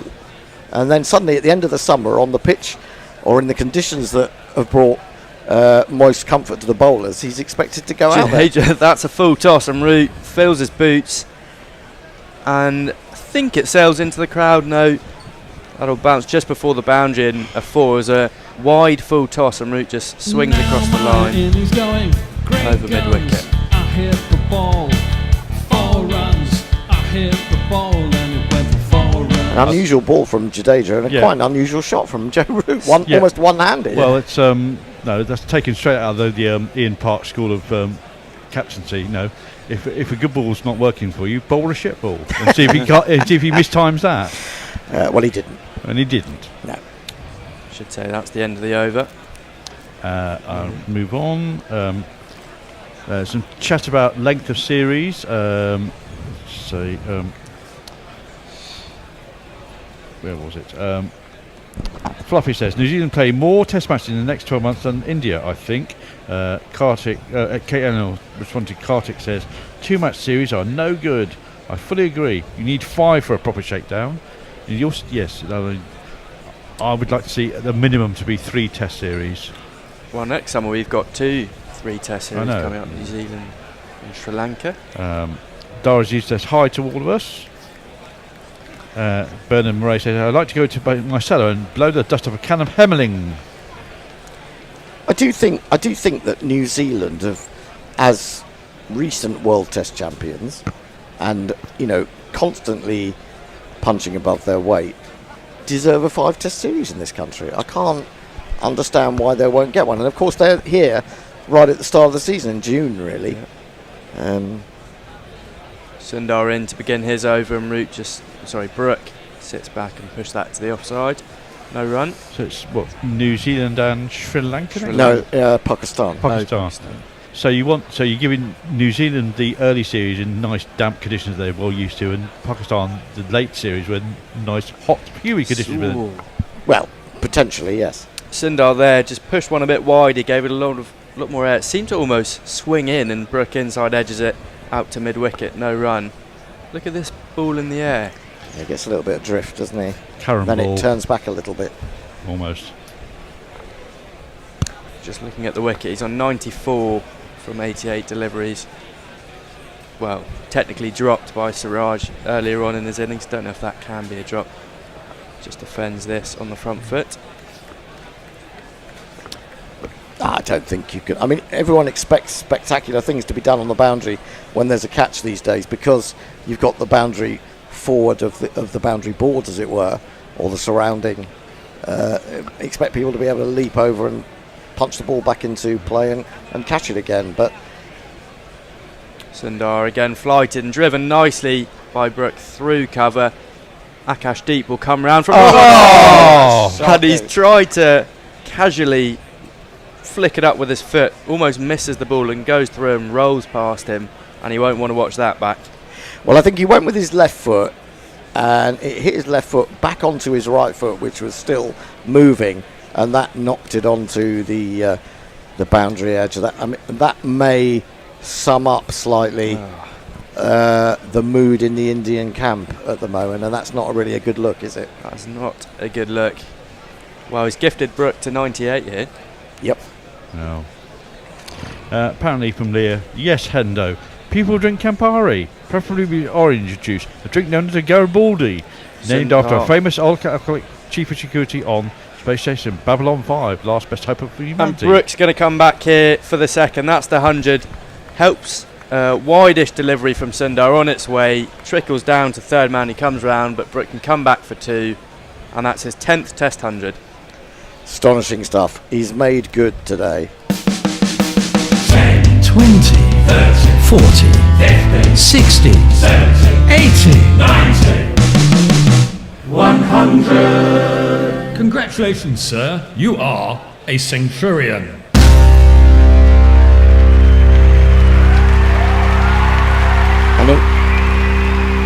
In a series full of hundreds, only 2 in this match were Jaiswal and Harry Brook. Harry Brook, second of his series, 91 balls, 12 fours, just the 1 6. But both in the second innings, which is a bit of a surprise. England now require 89 runs to win. Sundar in for the last ball of his over, flights it up, and Brook just steers it down to deep backward point. He'll keep the strike. End of the over. England 286 for 3. Kartik asked a question of Kate. He says, sorry, John Kevin asked a question. When can I start to believe 300 for 3? I take 300 for 5. Worst case scenario. Well, I in my own strange inner monologue, which I didn't share, I felt at lunchtime if England got to 250 for 3, they're really, really in the game, and they've gone past that now. Yeah. But we've been proved wrong in the past. Let's check. Abhi bets his accommodation granted on India, says Lockie 6. Well, if he does, then he's probably going to be sleeping in a cardboard box. Kartik says, this feels like a horror movie. John Kim says, would love Brook to get 100 after Headingley, and root to end the series on a century with what happened with Krishna. Well, I think they're still... No, they're chirping away at him, but he's in a more settled frame of mind today than he was yesterday. Interesting. First, 4th innings 100 for Harry Brook, that. Oh, wow, that's interesting. England now on 86% on win as Siraj brought back into the attack. Brook advances down the track and hoiks him to deep mid-wicket. He'll just get a single. But these two making it look easy in overcast conditions on a wicket that's been doing a fair bit all game. And it's not doing anything in the air at the moment, is it? I think it's maybe to do with the age of the ball. It's gone a bit dead, hasn't it? It has gone a bit dead, as it did for England yesterday. Well, they tried to change it a couple of overs ago, Siraj. That's understandable. I think absolutely you would do in this circumstance. Any team would. What would be your solution to the ball time wasting situation that we had earlier on this series. Good question. I'll have to have a little think about that one. Siraj in again, and Root shuffles down and clips this one off his pads. 2 fine leg, he'll get a single. Well, I think you enforce the already existing statutes because, when I was at the game on Friday, if you looked on the scoreboard, there were shot countdown clocks at the end of each over, but they didn't start until maybe 5 or 10 seconds after the over had actually finished. And they were comfortably done within 40 seconds generally before the next ball was played, so maybe 45 seconds in total. But I think there's also there's a countdown clock which isn't shown for the total length of an over. But also, in terms of when they're changing balls or asking for the ball to be changed, maybe there should be a clock when the umpire with the briefcase gets out there. Maybe there should be a clock of 30 seconds to choose one, something like that. Andy, are you guys fine with the unlimited ball changes? I've heard people suggest maybe 3 in innings, 3 a match. I hadn't heard that, but Siraj in again over the wicket to Brook, who taps that. It's a possibility, but like any other thing, whenever you set a rule, people will try and game it. Yeah, there's always loopholes. I don't know what the loophole would be, but someone will find it. I mean, I'm not overly bothered. I mean, if the ball isn't passing through those handcuffs, I'm reasonably happy that it should be changed. I mean, it's very difficult to always get a ball that's in exactly the same or very close to the same condition as the ball that is being given up. And that has caused some controversy at times. It would be almost, you would have to have, I don't know how many balls you would actually have to have for it to be totally fair. Anyway, we're going to have a bit of fun out there. What's this all about? It's the footholes. That's Martin. It's Martin. Martin, assistant head groundsman. Just with the thumper. Down with the thumper. Yeah, he's just flattening out. Yeah, I'll get some more socials in. Zone. Where are we? Kartik says the Virat fans have already started celebrating the desperately wanted Gambia and a new Indian team to lose. Really? And now they're losing the series. I don't see why you would want your team to lose. Frank says we're in the last 100 metres, ladies. Well, yeah. Mayank wants 6 test series like the old Ashes. No, it's got to be an odd number. Otherwise, no, you risk a chance of an even draw far more often. I suppose the reason we don't get a 5 test series against New Zealand is that the money men will say it's not got the draw. But if you... but they're consistent. Well, they are consistent, but I suppose they're just not the big name in cricket, and those people that are only tangentially interested in cricket, won't be excited by that. They should be, but they won't be. Whereas Australia, India, it's a much easier sell, I think, isn't it? It's a much bigger audience. Yeah.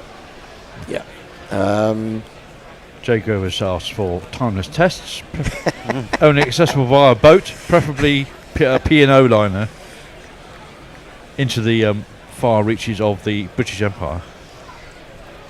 Yeah, just looking at what's Harry Brook got: 99 and 0, 158 and 23, 11 and 23, 3, and then back to form in this test: 53 and 103 not out. Got to keep that average up. Missed out at Old Trafford, didn't he? Yeah.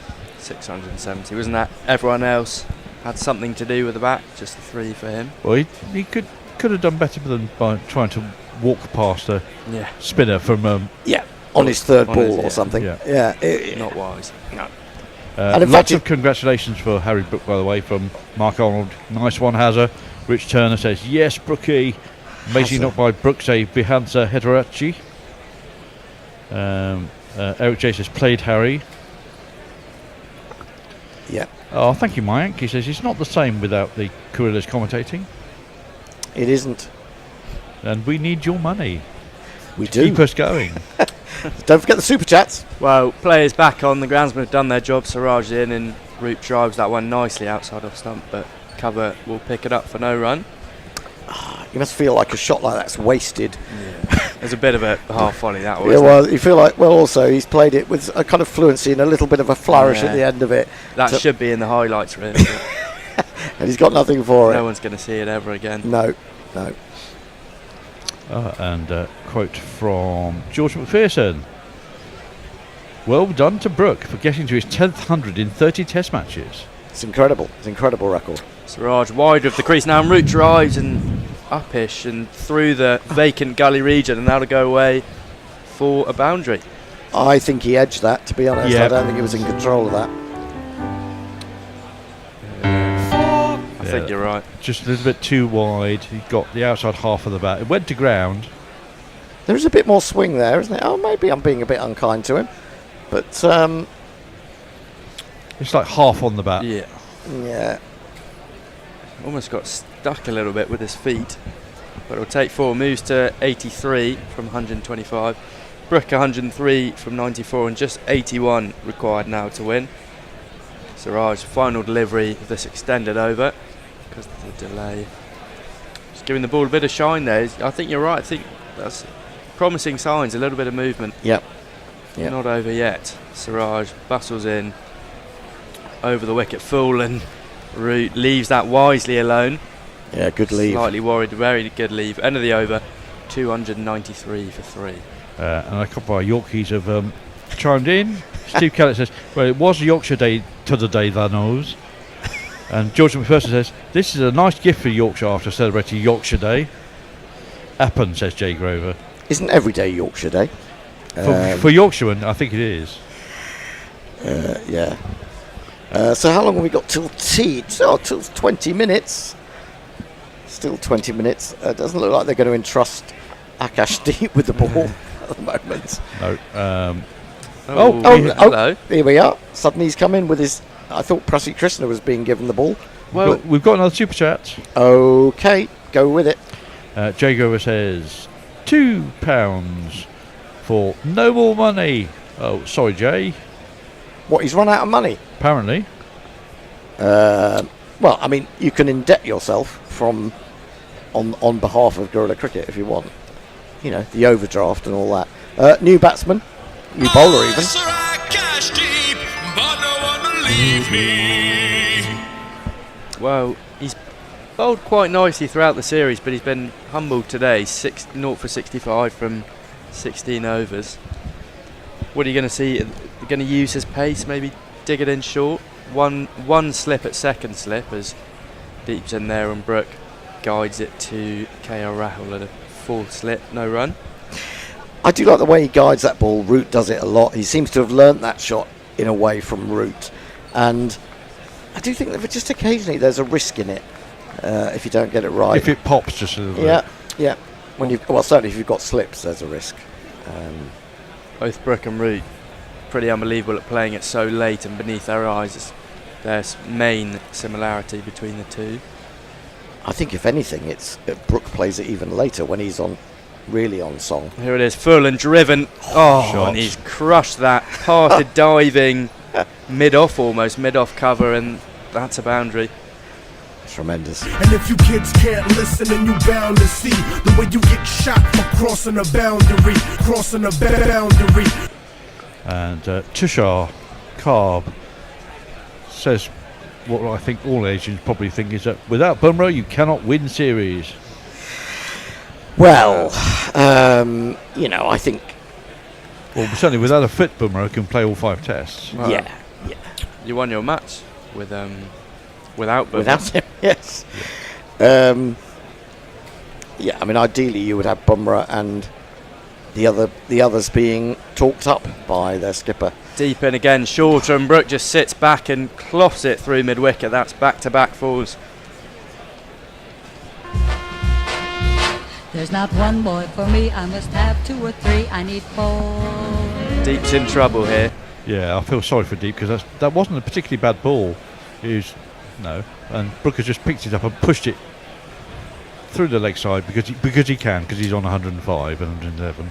Really smart batting, and that brings up the 301 for 3. The crowd are on their feet. Good crowd in today, and they're witnessing a pretty special innings from Brook. He is looking at his best. He's been gifted a few, but In comes Deep, and he's charging. Oh, and the bat is out the hand, and it's up in the air, and it's taken. And it's taken. Unbelievable. Oh. Unbelievable. Why did he do that? Why did I say that? Why did I say that? Well, he's broken his bat, hasn't he? No. He just threw it miles, lost control of it. He's hit 2 4s in this over. Oh. He gets carried away. So he... No, don't stand for that. Shuffles down the wicket, tries to sort of raise it over extra cover. The bat slips out of his hand, goes flying to sort of 3/4 mid-wicket, and the ball finds, I think it was Shubman Gill Siraj at cover, who takes the easiest of catches. 111 from 98 for Brook. Well, I'm gonna play this. You silly little boy, what on earth were you playing at? This is the problem with the... okay, England should still get over the line here, but they put pressure on the batsman coming in, having got into a position, and you have to see it over the line. He's out there, he's seeing the ball like a football. He doesn't have to hit every ball for 4. And to be honest, if I was Harry Brook, despite the fact that it's in many ways been a brilliant innings, I don't think I would stand around, pirouette with my bat and helmet in the air. I would be fuming with myself. Get off the pitch quickly after that. Yeah. And it's just caused a whole lot of unnecessary extra stress here. 73, Bethel in, could be squeaky bum time. Siraj, easy catch in the end. Yep. Karthik Kumar says, can they shake hands? Well, they won't be shaking hands now because they've been given a sniff again. Yes. Maybe half a sniff, but it's still a sniff. And Dara Zizi, talking about Campari, says, Lorraine chased a few Campari ads, yes, and also a certain Joan Collins with Leonard Rossiter. Well, I did mention Leonard Rossiter. The new batsman is this man. Jacob Beckham's born in Barbados, now he plays for the English team. They say that he is an all-rounder, but that remains to be seen. Well, an interesting field here. They've got the 2 mid-wickets, 3 slips, a gully. Yeah, sort of 1 catching mid-wicket, 1 back a little bit. Akash Deep. Yeah, well, that's Bethel's bread and butter white ball shot, isn't it? Yeah. Wipe through mid-wicket. 2 slips, a gully, a backward point, deep in, round the wicket and just defended to that mid-wicket for Bethel's first delivery. A lot of pressure now. I mean, Bethel has come out under dark skies, lights are on. You don't expose players to that if you can possibly avoid it. You're seeing the ball brilliantly, you're batting brilliantly, you've had a fantastic partnership. It's not enough to say, I've done my job. You see it through. That's what the top teams have always done. That's what Australia always Smith did. does, yeah. Well, Deep's last delivery, first wicket of the innings for him, and wide and left nicely by Bethel. End of the over, 301 for 4. Josh McPherson's asked, it's going to be interesting to see how many Test 100s Brook gets in 40 to 50 Test matches. 1 ton every 3 matches is impressive, yes, because the average is, I think, a ton every 5 games. Yeah, and also if you look at how many 50s he's got, and I often look at how many scores over 50 a player has got in matches or innings that he's batted, and I think that gives you a really good idea of how good a player someone is. And people are asking about George McPherson's well-being because he's too positive at the moment. Yeah, I know, it's extraordinary. Surely he's got something to say about that Harry Brook dismissal. Jago saying, what's up with your good mood? As George found God, says Fluffy. And he responds with, it's because England are doing well. You do know it's hard being an England cricket supporter. Yeah, but George, you are more pessimistic than me generally, and I thought I was top of that ranking. Well, Siraj will begin his 20th over of the innings. He has 2 for 75, and he'll feel there's an opportunity here. And he comes to Root, who drives beautifully through point. And I believe, deep point out there. He'll get a single. But it's a good time to be bowling for Siraj. Found a bit of swing the over before. He's got the new batsman in, Jacob Bethel, and well, he got him with a good in-swinging Yorker, didn't he, in the first innings? He didn't even bother reviewing it because he knew it was absolutely so cold. I don't think many batsmen would have been able to cope with that one. On the toe. It's almost impossible to get your bat in front of your pad there. I don't think he even looked at whoever's batting at the same time as him for the question, should I review? He just walked off. Yeah. Yeah, no, he walked past Brook and nodded and said it's out, and then kept on walking.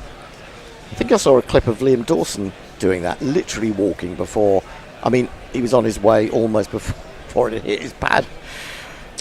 Bethel here facing up for the first time to Siraj. Defends nicely there. That's all right. Nice compact technique there. Well, he does. He looks like he's got a brilliant. He's very good at getting in behind the ball and defending. He makes it look very easy, but he hasn't had a professional 100 in his career in any format. He's got 90. I mean, if we're talking about targets and hundreds and whatever, I mean, he did get that fantastic 95 in New Zealand when Willow Rourke was bowling superbly. Yeah, he looked good in New Zealand. But I understand that. You want to have it behind you. It just gives you a bit more confidence. Almost legitimacy. And comes Siraj Fuller and all Yorker, but well dug out there from Bethel. Looked like it was swinging away to miss the stumps. Bit of a smile back to Siraj, who no doubt is giving him a bit of chirp now. Yep, 72 runs, 5 wickets required. Another wicket goes down, especially if it was to be Root. And interesting, yeah. Yeah, and how far away is the new ball now? 15 overs. Still 15 overs, so I suppose could argue that Brook was hoping to take that out of the equation. Here he comes, 3 to come, and that's drifted onto the pads, and Bethel flicks that down to mid-wicket. Looks to be a bit of confusion, but runs through for 1 off the mark. Yep, Warwick says if England keeps scoring at their current run rate, they won't have to face the new ball. Well, that's true. Yeah. Jay says Rooter showing Steele in tentative situation again. The Sheffield man. Yep. But he's got to finish the job now. If Brook has decided that put that reverse scoop in the away. Well, he hasn't brought it out, to be fair. Save it for the Ashes. Yeah. First ball. In Perth. Siraj in. Oh, and that's a nice leave. The ball flirted dangerously there with Joe Root's off stump, but he knows where it is, and Jarrell gathers behind. It's definitely, when he's facing Siraj, trying to get outside off, I think. It's the one that comes back in as it's sort of nipped back in there off the seam. Yep. But he can swing it back in. Did you see the analysis of Joe Root's technique by Ricky Ponting, and they did the Sky Masterclass? I don't think I did. No. It was excellent, and they're talking about how Joe Root now consciously gets outside off stump much more than he did when he was getting nailed in front, when he used to fall over slightly.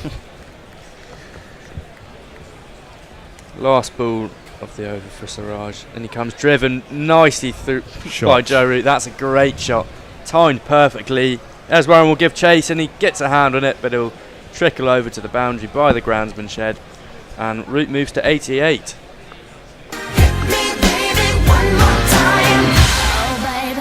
And now, apropos of that, Frank Rockefeller says, a nice way to end the series with double centurions, please. Well, we've got one, and Root's 88 on his way to another one. Stunning shot. Fielder did well in the end. He did. It's a bit unlucky, isn't he? Yeah. He's flicked it back onto his hand and his momentum. And John Kevin asks the question, here's one for you. How many runs has Joe Root scored this series? Close to 500, I think. Well, someone was saying that Jadeja had scored more runs than him. Yeah. But, I think Jadeja's 3rd or 4th in the series. And Leia says, I hate doing Joe Root's century celebrations for my summary videos, but I guess here we go again. Catching mid-wicket in for Akash Deep, beginning his over on Bethel. Oh, my goodness. And it drops. Oh, what?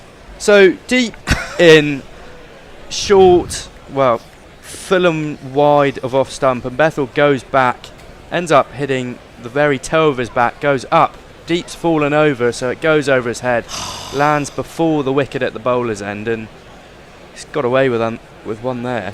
Oh my word, that's extraordinary. I need to see that from side on. We're going to see it from stump cam. Deep turning, just falls over. Yeah, well, he's got bobbles on rather than spikes, I think. It's gone nowhere. It's landed in Joe Root's crease. Yes, I think actually that was perfectly placed, because even if he hadn't slipped, I don't think he would have got there. No. But unlucky from an Indian perspective. There was a nothing shot there from Bethel. Just almost pulled away, hit the toe anyway, deep and again wide around the crease, and Bethel tucks that to square leg, no run. Well, he is a big puller of the ball, isn't he? And a very good puller of the ball generally, Bethel. He does like to put it in front of square quite a lot. But I think he's just maybe not quite used to the pace yet of this pitch. Yeah. It's a little bit slower now.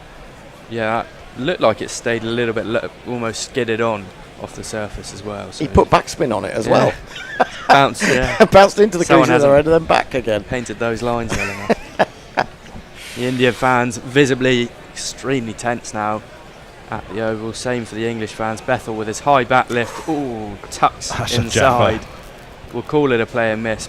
He'll call it a leave. Just tucks his bat inside, and a late away swing there from deep. Jarrell picked it up behind the stumps. Yeah, that was a good delivery. And just a sign that maybe Deep has got his adrenaline flowing again. Actually, that's gone off the pitch a long way. Yeah. And it's bounced as well. And it's bounced, yeah. Genuine off-cutter, I think, if you look at his wrist. Yeah, he's flicked his hand down one side of it. Yeah. Good skills. Just perhaps possibly just a little bit too pretty a length to actually get the edge. Yep. 67 now required for England. Deep in again, full and defended by Bethel. Just sense that this game, it's far from over at the moment, but you sense that something's going to happen soon. Deep just hitting a stride now, fortunately for England. I mean, from an England perspective, you just want them to get off for tea and have a word in their show line. Yeah, just calm down a bit. How long have we got now? 5 minutes. 5 minutes. One more over after this then. Yeah. Bethel faces up and just drops his hands in defence. Nice and comfortable for him. I think the other thing from a Bethel point of view is that Stokes and one or two other people have bigged him up so much when he's still so relatively inexperienced that the expectation level of him is far above what it should be for a man of his experience. Yeah. Well, he also had to deal with the whole Zimbabwe test selection. Yep. Climbs early, deep, wide of the crease, and Bethel defends to mid-wicket. End of the over. England 307 for 4. Lots of caterwauling amongst our England fans after Brook's dismissal. Why, Brook? You are cruising to victory, says David Evenden. India have been given a sniff, says Frank Rockefeller. David, my bad for the 200 partnership comments. Yeah. He can't help himself, says Fluffy. Bad habits. David, you jinxed it, said Reverendite. And the game has turned out nothing like I had planned, says Lockie 6. How had you planned? Bernard Morey asked a question. No bear today. Has Hendo done a drive-by shooting? No, bear does not do Sundays. Drive-by shooting. That's not. Well, Siraj is going to take us into tea, and then he is, and Root drives that out to mid-off. We're on route 88 from 130. Siraj 2 for 81, but he looked to unsettle Root a bit this innings. Certainly more cautious against Siraj than he is any of the other Indian bowlers. Reverendite says, just take the singles, no silly shots, please. And Eric J says, India would have done it in singles from here, and you could hardly blame them. A lot of teams, Australia would have done it that way. I mean, you can still pick up the odd 4, but trying to hit the third 4 of the over, it seems a little bit excessive when. Well, it's hubris. It is. 5 deliveries left till tea. Root face up to Siraj over the wicket, and he's hit him on the pad. And it looks like just outside the line, I think. Just outside the line, maybe some inside edge. Siraj wants to review. He'll have a chat with his captain here. Well, they surely will. I mean, you've got to. Root is the crucial wicket. They are going to review goes. it. They don't look that confident, so there might be. This is a gamble, I think. Root looks pretty happy with that. That was out, that was out, that was definitely out. Was that definitely out? I don't know. We wait to see. What a blow that would be just before tea if it does prove to be. Again, just the one that angles in. So yeah, I think he's got outside the line there from that angle. Yeah, that looks like 3.5 stumps or 4th stump. Looks like it would go in to hit the wicket. But Yeah. I think impact. Is there an edge outside, there? No edge. No, that's before the at first. We won't be able to tell for sure until we see it from front on, from behind the umpire. Yeah. That's all right. Outside, lost review, as we thought. Stump. Had to be done though, from an Indian perspective. Both teams with 2 reviews. Paul Stratton asked a question talking about Bear and Sundays. Says, as Bear doesn't do Sundays, is he religious or does he just have an all-day bender? Yes, is the answer. To the latter, I think. Well, 4 to come here from Siraj. In and shorter, and Root just sits back and flicks that. Runs the first one hard, and in the end, he can come back for a comfortable 2 into the 90s. And Mark Arnold says there'll be no handshake to Kartik. They'll put Jaiswal on to bowl some dibbly dobblers to let Root to get his ton. I can see actually more reason for them appealing for that, because just after it hits him, Root retracts his pad a little bit. Yeah. So it might appear that he is in line. Who's that? Is that his mum and dad? I've no idea. It might think be. so. Could be. Well, they seem to have media passes, don't they, or something around their lanyards around their necks with. 65 to win, wide of the crease and Root. That's an elegant shot. Looks to be lining up for the drive, then just drops his hands, helps the ball through the vacant 4th slip gap and gets a boundary. 94 now.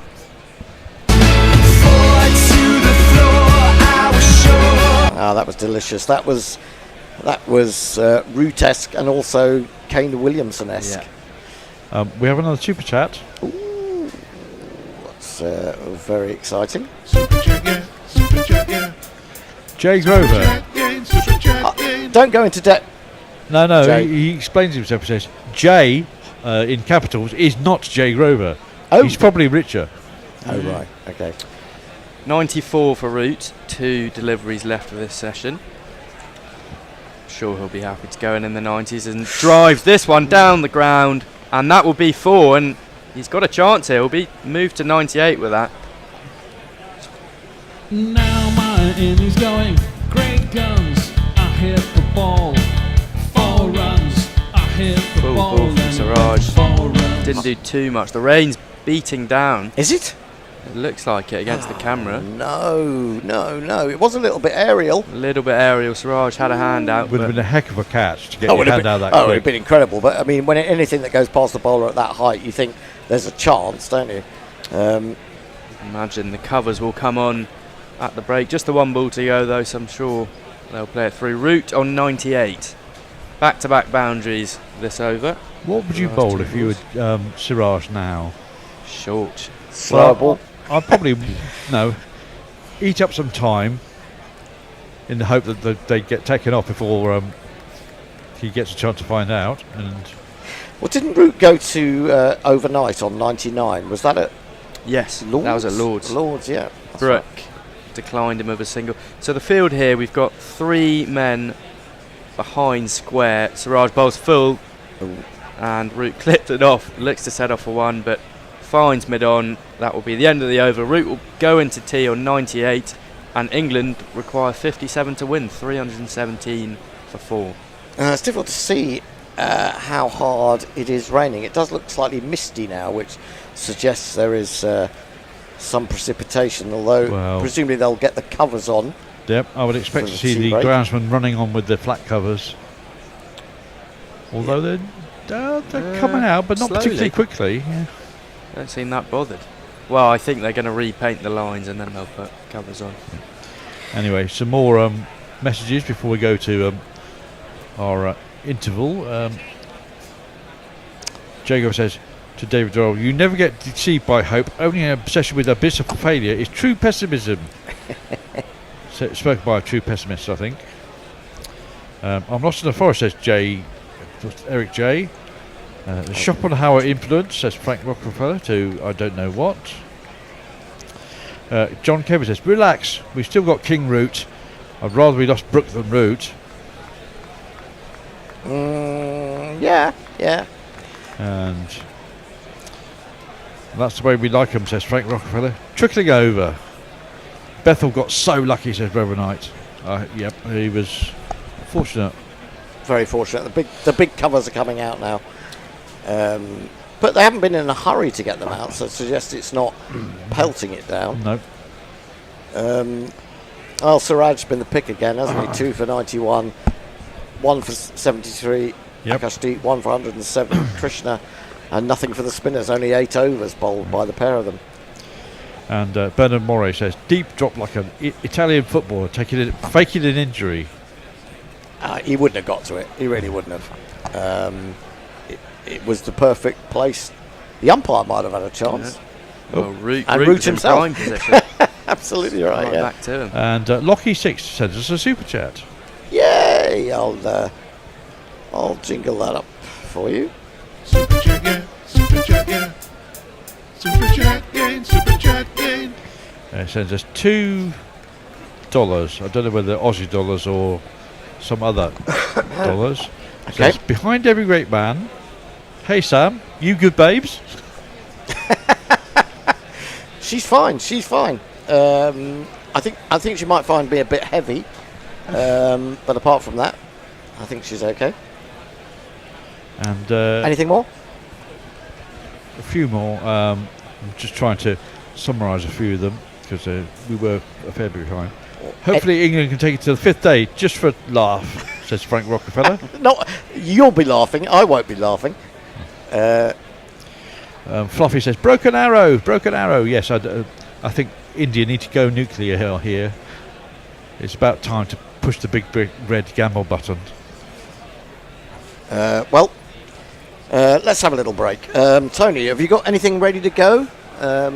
Call him from his resting state over there in the comfy chair. I don't know what we're going to have, but as soon as I hear it coming through my headphones, I will take a break, and we will be back in about, well, we hope in about 12 to 15 minutes, depending on what the weather decides to do. Yep. He's still moving in Tony? Grandfatherly fashion towards the mixing desk. Well, he is a grandfather now, as we know. He's been grandfather for a few months. So, go easy on the old lad, the old boy. That said, I'm not a grandfather. I'm moving just as slowly after playing yesterday. Oh, me too. And I didn't even play yesterday. Are you ready? Are you ready to roll, Tony? Still not ready to roll. Shall I play a marketing jingle? Yes. Okay. How about this then, people? The best things in life are free. Just like Guerilla Commentary, we need money. To Patreon, that's what I want. .com/Guerilla Cricket. We need money. Patreon.com/Guerilla Cricket. I don't like the BBC. I prefer Guerilla Commentary. I want money. $20 for the archive. That's what I want. Indeed, patreon.com/Guerilla Cricket. Buy a t-shirt from redbubble.com. Send us a super chat. Patreon is what we prefer. $10 or more, and you go on the rotating roundabout at the bottom of our YouTube feed. Your name in lights for everyone on that platform to see. So if you can spare some money, you've enjoyed coverage, you've listened to us for a long James, it time. might well rain. You've listened to us for a short time. It's due Isn't to it? rain. Yeah, it is due to rain on Saturday. Cut off. Yeah, well, Cut off. You'll probably be over by then, though. Well, okay, let's start there. Okay. Yeah, the form book. Well, let's face it, England's most recent form has not been It's brilliant been summer. but, dreadful, yeah. Yeah, it's all been white ball. and she's going to chat to us about that. And then we're going to talk a bit about the Zimbabwe series and maybe just touch on a few other things. But first things first, Annie, what can we get you to drink? Well, since I'm on this fantastic island with the bear, I think I've got to have something rum-based. So lots of rum and ice, please. I like it kind of on its own, no mixers. Yeah. Got to be dark rum, though. Got to be dark rum. Dark rum's fine, yeah. Yeah, I like dark rum. If David Brooks listening, he'd know exactly which rum to get you. Oh, he would, yeah. He's drunk most of them. And he'd have had it, yeah. Well, exactly. When we did the West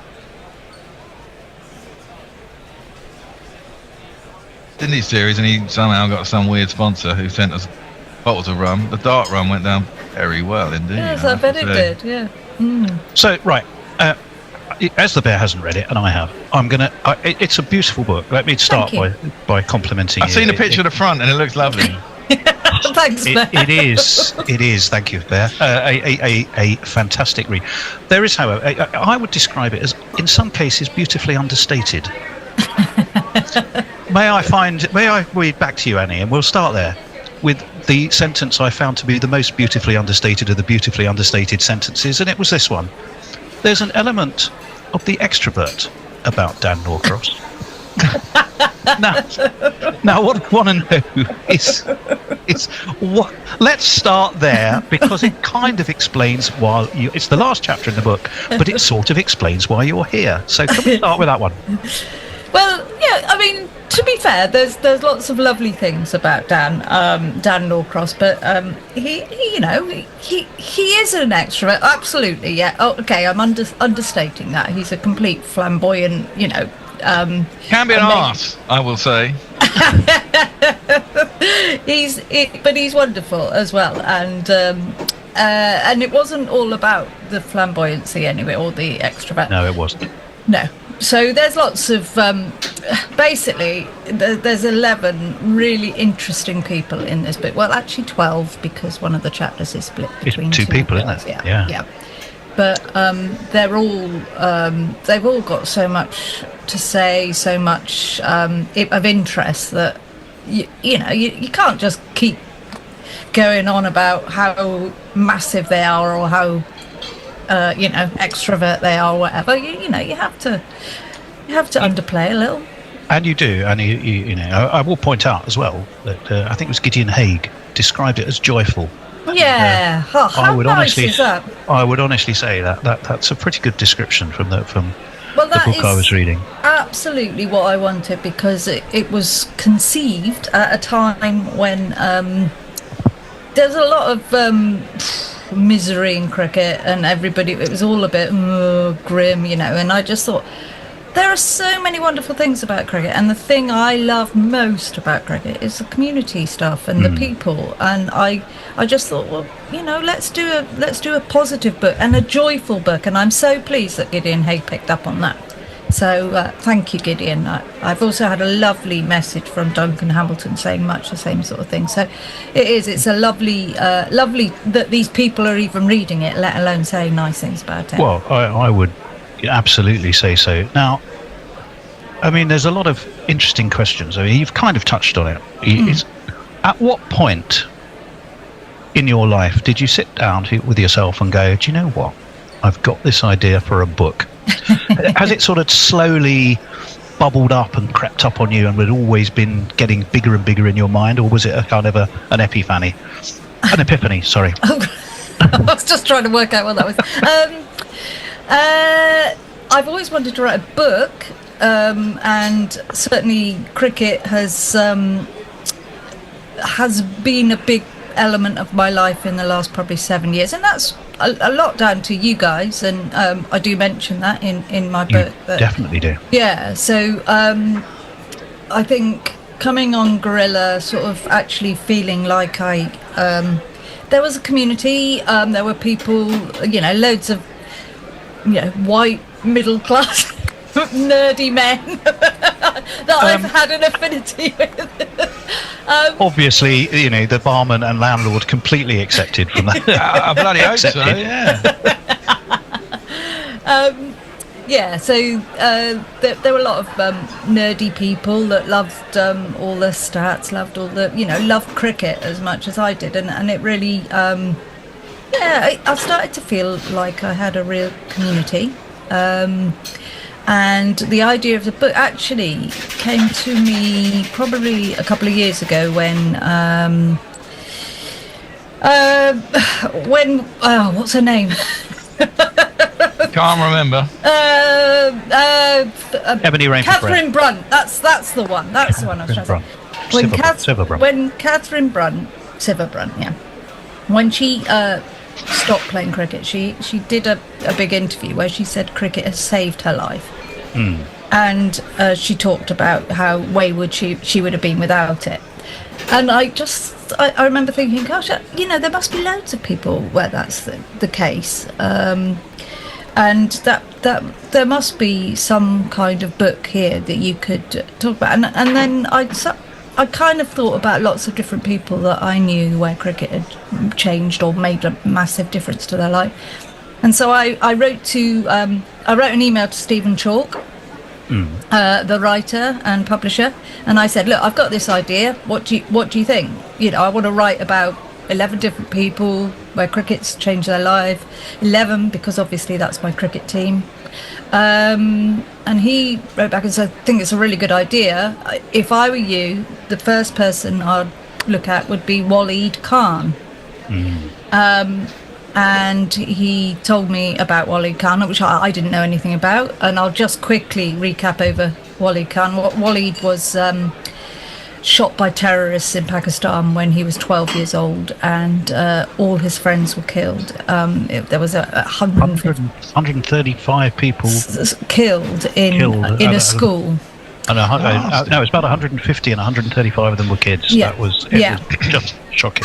Yeah, and he himself was shot 6 times in the face and survived. Wow. Was given 0.5% chance of survival. I mean, they did not think he was going to survive at all.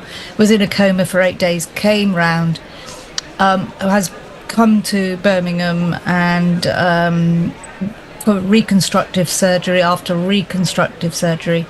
And in that time, he was a massive cricket fan, and the Pakistani cricket team came to visit him.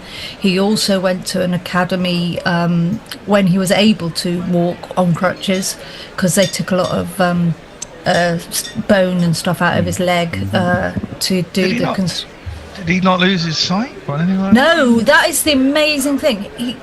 His eyes were absolutely fine. I mean, his face was, his nose and mouth were practically shot his jaw off. Yeah. But his eyes were absolutely fine. So Wow. And so he went to an academy, and a cricket academy, and he was given free rein to just come and go as he wanted. He, could hardly walk, but he bowled, and he just kept. And he said that going to this and doing the cricket stuff made him feel, like a human being, like a cricketer, rather than a victim. And he started to recover from that. And he's become a motivational speaker. He's an incredible lad, and he says things like, the worst experience in my life has become the best experience in my life, and things like that. It's just really incredible. And he went on Test Match Special and talked to Jonathan Agnew. So I have to thank Stephen for giving me. I mean, I went up to Birmingham to meet Waleed Khan in this little cafe, and I think in some ways that's so brave of him to come and meet some, because he's nervous of everything still. And he came and met me and a stranger, and he could hardly look me in the eye as he was talking, but when he talked about cricket, he was absolutely on it. He was looking at me, and he was a different lad. So is that the reason you made that the first chapter in the book? Was it just due to the incredibly dramatic nature of the cricket transformation or because he was the first name given to you? It was your flashy opener. He was my flashy opener, definitely. And he really is a flashy opener. And I want, that was the headline of the book, and I remember the publishers saying to me, that all the chapters won't be as good as this or as impactful as this one, but that they'll still all have their own, stories, and I, I've met some incredible people along the way, and it's such a brilliant thing to have done for me. If I may, do you know what that chapter is an extraordinary read. It really is, and it's gut wrenching and horrifying and all those things. The bit that I remember most, apart from the pure, quite graphic description of just how awful the day was when it all happened, the bit that left me feeling so uplifted was his description of having to stand up. I think it was at the academy he went to in Birmingham, and he basically thought, I'm going to just go up and talk about it, which is not his natural thing. And he stood on the stage in front of about 500 people and told people what had happened, and he thought, this is going to go really badly. And he looked around, and people just were transfixed by the story. And with tears, I thought, wow, loads of crying. It's terrific, isn't it? That was so brave. That was just so brave doing that. I mean, you're clearly going to be brave having been what he'd been through, I guess. But it still brings me out in goosebumps when I was going to say. I mean, I think I'm going to have to read it. Yes, that's the idea. That would make you. They have the Times bestseller list. You could be on the Bear Red list. Yeah, exactly. God. There are many short lists. There's a very short list at the moment. When you do these interviews, did you dictaphone them and then? Yeah. I know you're going to ask the technical stuff, aren't you? Yeah. I have a little little zoomy thing. I'll show you. I know the one. Yeah. This I don't know. It won't come out. Yeah. For those of you enjoying this audio podcast, sorry. Annie is now holding up a gadget of some kind, which, given she has a backdrop to her screen, kind of fades in and out of the screen, and we can't really see anyway. But it's a great. But anyway, so I do that, and then transcribe. I've got a transcribe thing on Word, and it kind of works. It comes up with some hilarious words, of course, when you're trying to talk about cricket, which it doesn't really understand, and then I have like 40 pages worth of interview, and I'll just go through it and edit it down. And it's actually a really nice process. It's a really satisfying process. What was the biggest challenge, do you think? I mean, this is your first book. I mean, you clearly enjoy. You have an artistic leaning, I think. So you're chosen other career paths. And what was the biggest challenge you found in sort of knuckling down and creating the book? Was it the idea? Was it the writing process? What was it? Choosing? Choosing the people was quite tough, but I did sit down with my publishers, which are Fairfield Books, which were Stephen's publishers, but are now taken over by Matt Thacker. They and we went through a whole list of people. I mean, they were keen to get the bigger names on, so I've included like David Lloyd and Roland Butcher, and I understand that, because a lot of people are, I don't want to read a book about nobody I know, kind of thing. But I think often most people have said to me, the ones the stories about the people you don't know are the best ones. Yeah, probably true. Yeah. I think that we will touch on a couple more of those. Again, you, as you read a book, there's phrases you write that put mental images in your mind, and I think the book does that really nicely a couple of times. And Roland, I mean, like you, I met Roland a few times. He's a lovely chap. Yeah, really lovely. But the description of him as a 3-year-old waving goodbye to his mum and dad, who he then doesn't see for another 10 years or something, and being left in Barbados, so weird, isn't it? As the boat disappeared. That just stuck in my mind, and because I was thinking, at the end of the day, he was born in Barbados, to a poor family. He's played cricket for him, first black player to play for England. He did okay, could have done better, I'm sure, but he's carved himself a good commentary career. It's not a bad old life, really. But then he realised that, was the case then, because it was just post the Windrush. Welcome back to Oh, hang on. Lewisham. Restart at 4:30. Look. Oh, right. There's been a bit of a we're delay. early. We are early. We've got all ahead of ourselves, Hende. Well, I was just about to say, I noticed the tractor going around the outfield with the long rope.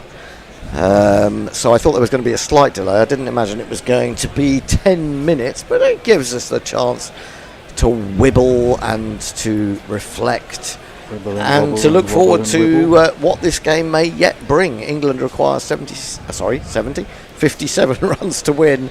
They've got 5 wickets in hand unless they intend to wheel Chris Wokes out shoulder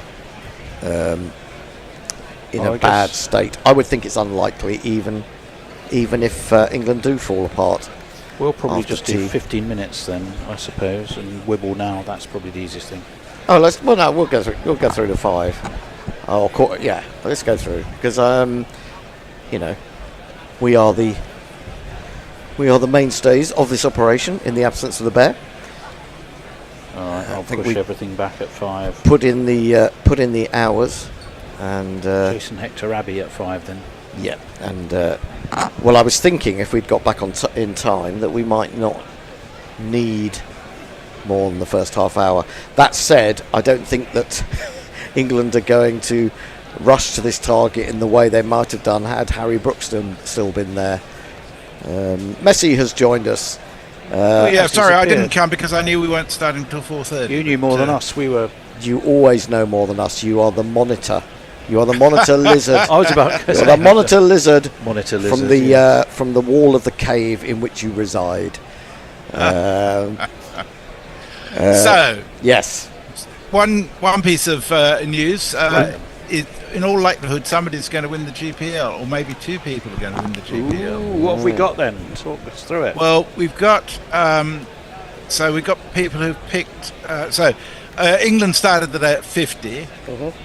So if they make 374 exactly, they will have made 324 today, right? Yep.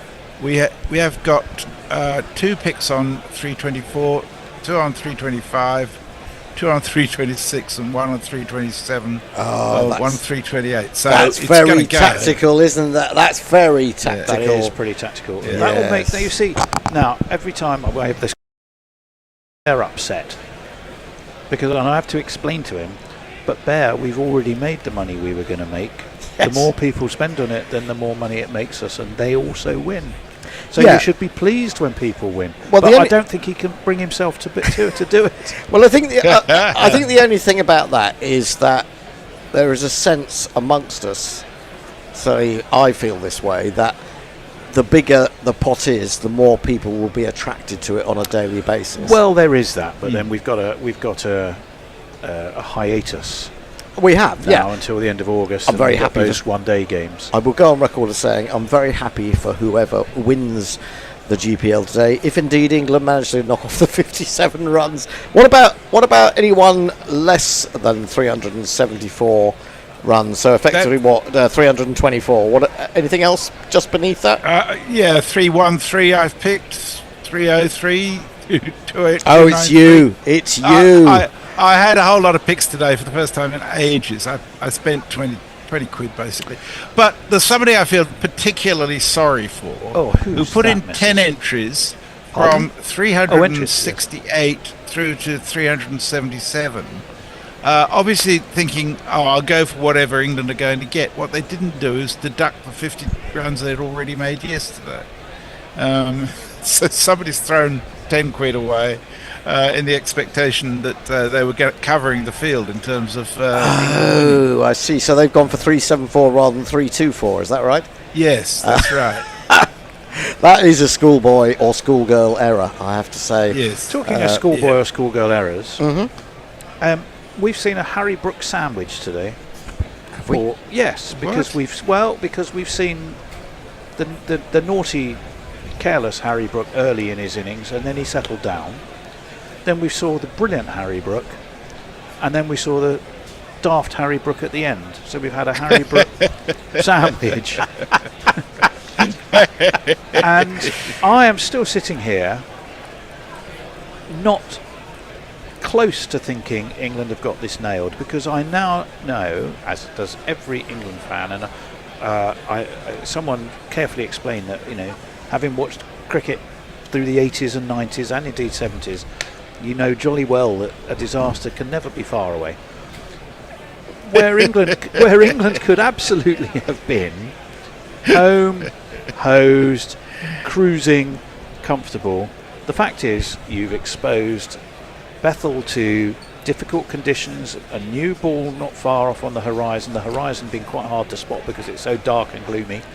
And you've just done something daft. Even though you've been a hero, you've done something daft. It's so frustrating. It is. Is it just me? No, I think maybe it's because we're from a different generation, and we would talk to sell our wickets dearly, and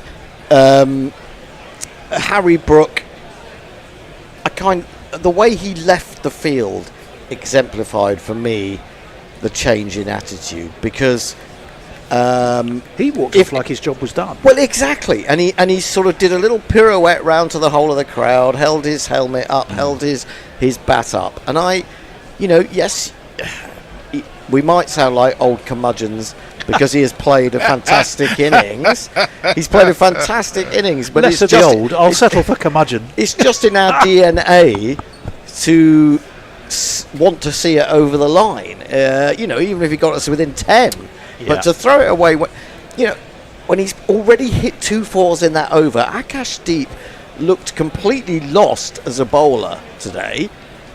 He's thrashed him he's driven him through the offside. He's crashed him through. For good measure, he's given him a dose of extra confidence there. And then suddenly, he's given him a little bit more adrenaline, because he's then come in and he's nearly got rid of Bethel. And had that gone to hand, well, we would be, I think, more on tenterhooks than in my dreams, every time I've made a century for England, I've gone on and got the job done. Yeah, admittedly, You've got a full conversion rate. I'm not the full I'm very impressed. I'm not the man in the middle. Was that for the in your dreams? England's never lost the Ashes. Yeah, that was for the England Granddads 11, was it not? Yeah, could well be. I think Sibby Tuner's got it taped. He sent us a super chat for $2. He says, I'm here to listen to old men yelling at clouds. Well, there's plenty of clouds out there to yell at, to be fair. We're not short of them, are we? Let's be honest. But we're looking dark and gloomy. We're gonna look for the silver lining. Tilting at windmills. Yes, indeed. Or is it yelling at clouds? I'm not quite sure. Yes, it's Trumpy boy who tilts at windmills, isn't it? Quite literally, he's got a thing about them, and they're not even windmills. But you mean wind turbines? Wind turbines. He calls them windmills, but then he's actually, what's wrong with a wind turbine? It looks, when you think of some of the architecture that is out there, actually, wind turbines are quite decent to look at. I find. I like it. I like it when I suddenly see them rising out of nowhere, and I think that's fantastic. I don't think I'd want to be a large goose flying through the air and not noticing them. I wouldn't want to be a large goose in any circumstances. Well, no, I suppose it depends. I mean, especially if you're not approaching Christmas or Thanksgiving or whatever it might be. If you were a large goose in Messi Jez's garden, you'd be quite happy with life, wouldn't you? No, but you never know. Oh yeah, when he might drop his trousers, and then think of the trauma for that poor goose. That makes it sound like he's going to do something You're just terrible. Happily, hobbledy-gobbling your way along, picking up bits of seed, and the next thing there's Messi's arse in front of you, and you go, "What's happening here?" Who would be a goose in Messi's garden? Well, God. I do think that Messi's arse would block any sights of wind turbines as well, to be honest. Anyway, the sun is out at the Oval. It's not out in Lewisham. No arses are out that we're aware of. But England's batsmen are limbering up. Joe Root goes on that little sort of 50-yard sprint that he often does when he's coming out to bat. Maybe it's what gets him going, gets his feet moving. He's doing some little groin stretches as well, seemingly. And maybe England will get over the line in bright sunshine. We've had a little bit of a delay, but nothing too serious, and it does seem to be a lot brighter at the Oval. Well, let's see how we go. But will it be bright at the end of the day? We do have another super chat. Go for it. Jay Grover sent us £2. Says, please yell at clouds in Telugu. And I don't know where Telugu is or what Telugu is. Me know that. And he's also says, I'm also here for old men shouting at clouds. Telephone, telegraph, Telugu. Listen, if you think I'm shouting at clouds now, wait till I'm 70. I'll be shouting Maybe that... you and I can have our own podcast. You know, you can leave the Bear and Bishop to their thing. We'll have just yelling at clouds. The Hendos yell at clouds. Yeah. By the time you're 70, I might well be on one of them. You can yell at that one. You can yell at that one. Oh. Bishop, where's the fucking rotor, Bishop? You'll be yelling. I'm having to do it myself again. Anyway, let's calm down. We should. We should calm down. 317 varieties of run. 57. Yes, it's just a Heinz. That's all we need is a Heinz. We should get them to quickly get onto them and get them to sponsor us for at least one ball.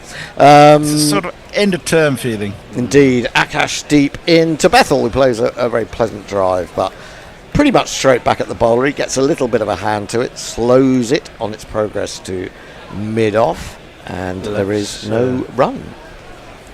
Jingle the profound one. I, Sir Akash Deep, but no one believe me. What does he actually say there? Does he say, I'm Akash Deep, why does no one believe me? Might do. Is that what he says? I don't know. Is that one of maybe if Mog's listening, let us know. Mog? Where's Mog? What is that lyric? Mog's probably in bed if he's got any sense. Round the wicket, lovely drive to mid-on. Siraj hasn't given it up because he threatens to throw the wicket down at the non-striker's end. Root turns and slides his bat in. Here's the man facing. Jacob Nicholls, born in Barbados, now he plays for the English team. They say that he is an all-rounder, but that remains to be seen. You know how you get those lyrics websites where you go looking for the lyrics to songs? Could do with one for Mog, couldn't we? Yes. Deep bowls, he lets it come in and drops it down square on the offside. There is no run. I did have to get him to re-record, and I was so guilty doing it. But the Bishop and Bear theme tune. So I said, Mog, it's genius. I love it. But there's just a few of the lyrics I can't quite make out, and I think he called me a cloth-eared old twat or something. But I particularly wanted the bit that said not affiliated with the Mad Bishop in Bear Pub in Paddington Station for sort of legal reasons, and he did a magnificent job, I have to say. Akash Deep into Bethel onto the back foot defence, looking for a single, but realises it's not there into the covers. Cloth-eared It wasn't quite that. It was words that's a measure of affection from Mog. I mean, yes. On the basis that he could rip one of his swords off the wall and whip your head off in one movement. Don't forget, I am one of the gorillas who has survived a close encounter of the Mog kind, and I'm still here. Yeah, but you haven't been to his house, have you? No, you haven't. That is true. We were on neutral ground. He didn't actually bring any sort of implements with him, did he? He did not, that I saw. No, I don't think he can take people in his house. They get savaged by 17,000 cats. Yes. Oh, he's got a few cats, hasn't he? Yeah, that's true. Now we're going to. Akash Deep has asked for the ball to be put through the handcuffs, and it has done so. Like he's going, look at the state of that. Yeah, it's rubbish. Still got it back. But it's still gone through. Yes. Akash then in round the wicket, 2 slips, waiting for a mistake. It's a lovely back cut by Bethel. That's one of his favourite shots, and he generally plays it well. To be a little bit disappointed he didn't get that a foot wider of the backward point, because that would have run away for 4. He was off the ground as he played that shot. Very spectacular indeed. Interesting, the field is very much all-out attack. Well, I mean, you've got... Is it 3? No, it's not actually. You've got 3. You've got 2 slips and a wide 4th slip again. That's not quite a gully. the backward point. Ring of 3, a ring of big 2. Big ring on the offside. In, straighter, defended up to mid-on. Yet to get a run since the tea break. And that is the end of a maiden from Akash Deep. 57 still required. Messi. Bernard Murray says, I'm here to watch old men wander lonely as the cloud. Leah says, there is a politician here in Germany who thinks wind turbines are dangerous because they slow down the rotation of the Earth. Because he knows nothing about physics. Perko says, Tony's suggesting Messi is going to stuff his goose for Thanksgiving. I hope not. That's a very strange way of giving thanks to a goose. Yeah, carry on, Messi. Any more? Steve Williams says, India are on the verge of losing 3 test series in a row. Surely there will have to be sweeping changes to management it's and way coaching off yet. staff, both fast bowling and batting. Well, Gambia, I think, is well enough connected to stay no matter what. Mohamed Siraj is going to bowl. Can we have a definitive announcement on when the new ball is due?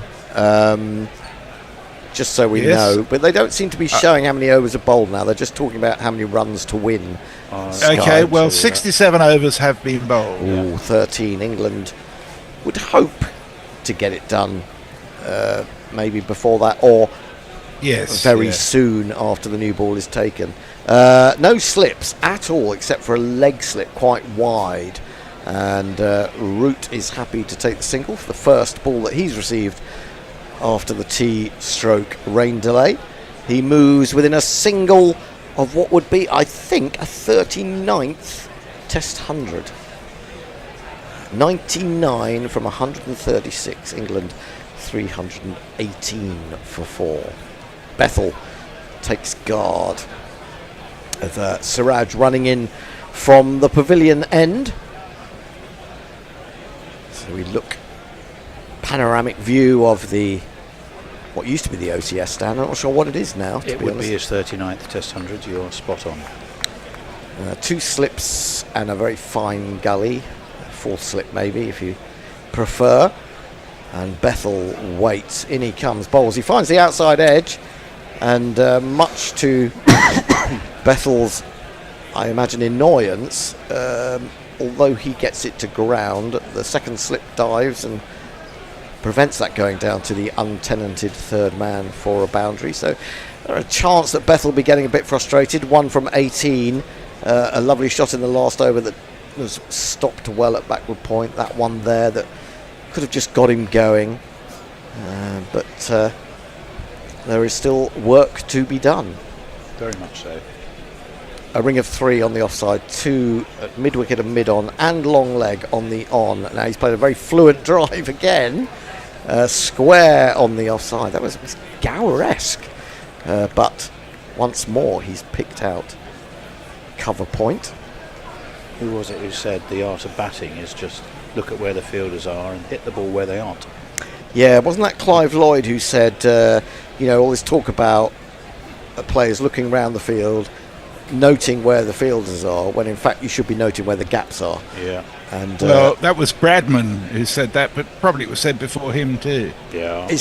Maybe 1 or 2, more than one person may have maybe said that. WG thought of it originally. I was going to say Clive Lloyd was the one that I heard, but other legendary cricketers are available. About the Bears car.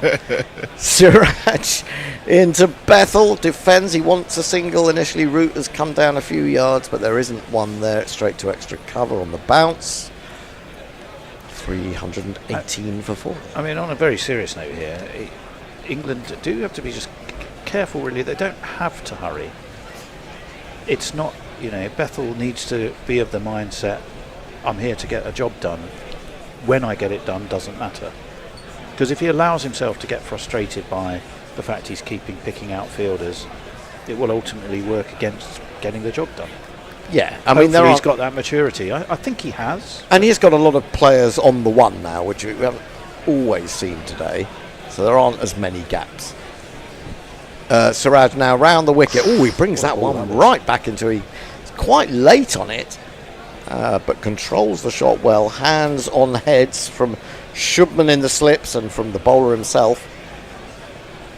I mean, the thing that impressed me about Bethel in the winter in New Zealand is he did also have periods where early on in his innings they bowled extremely well to him and he couldn't get the ball away despite playing some decent shots, but he stuck in there, and that was partly what made me think this guy's got the temperament for Test cricket at the very least.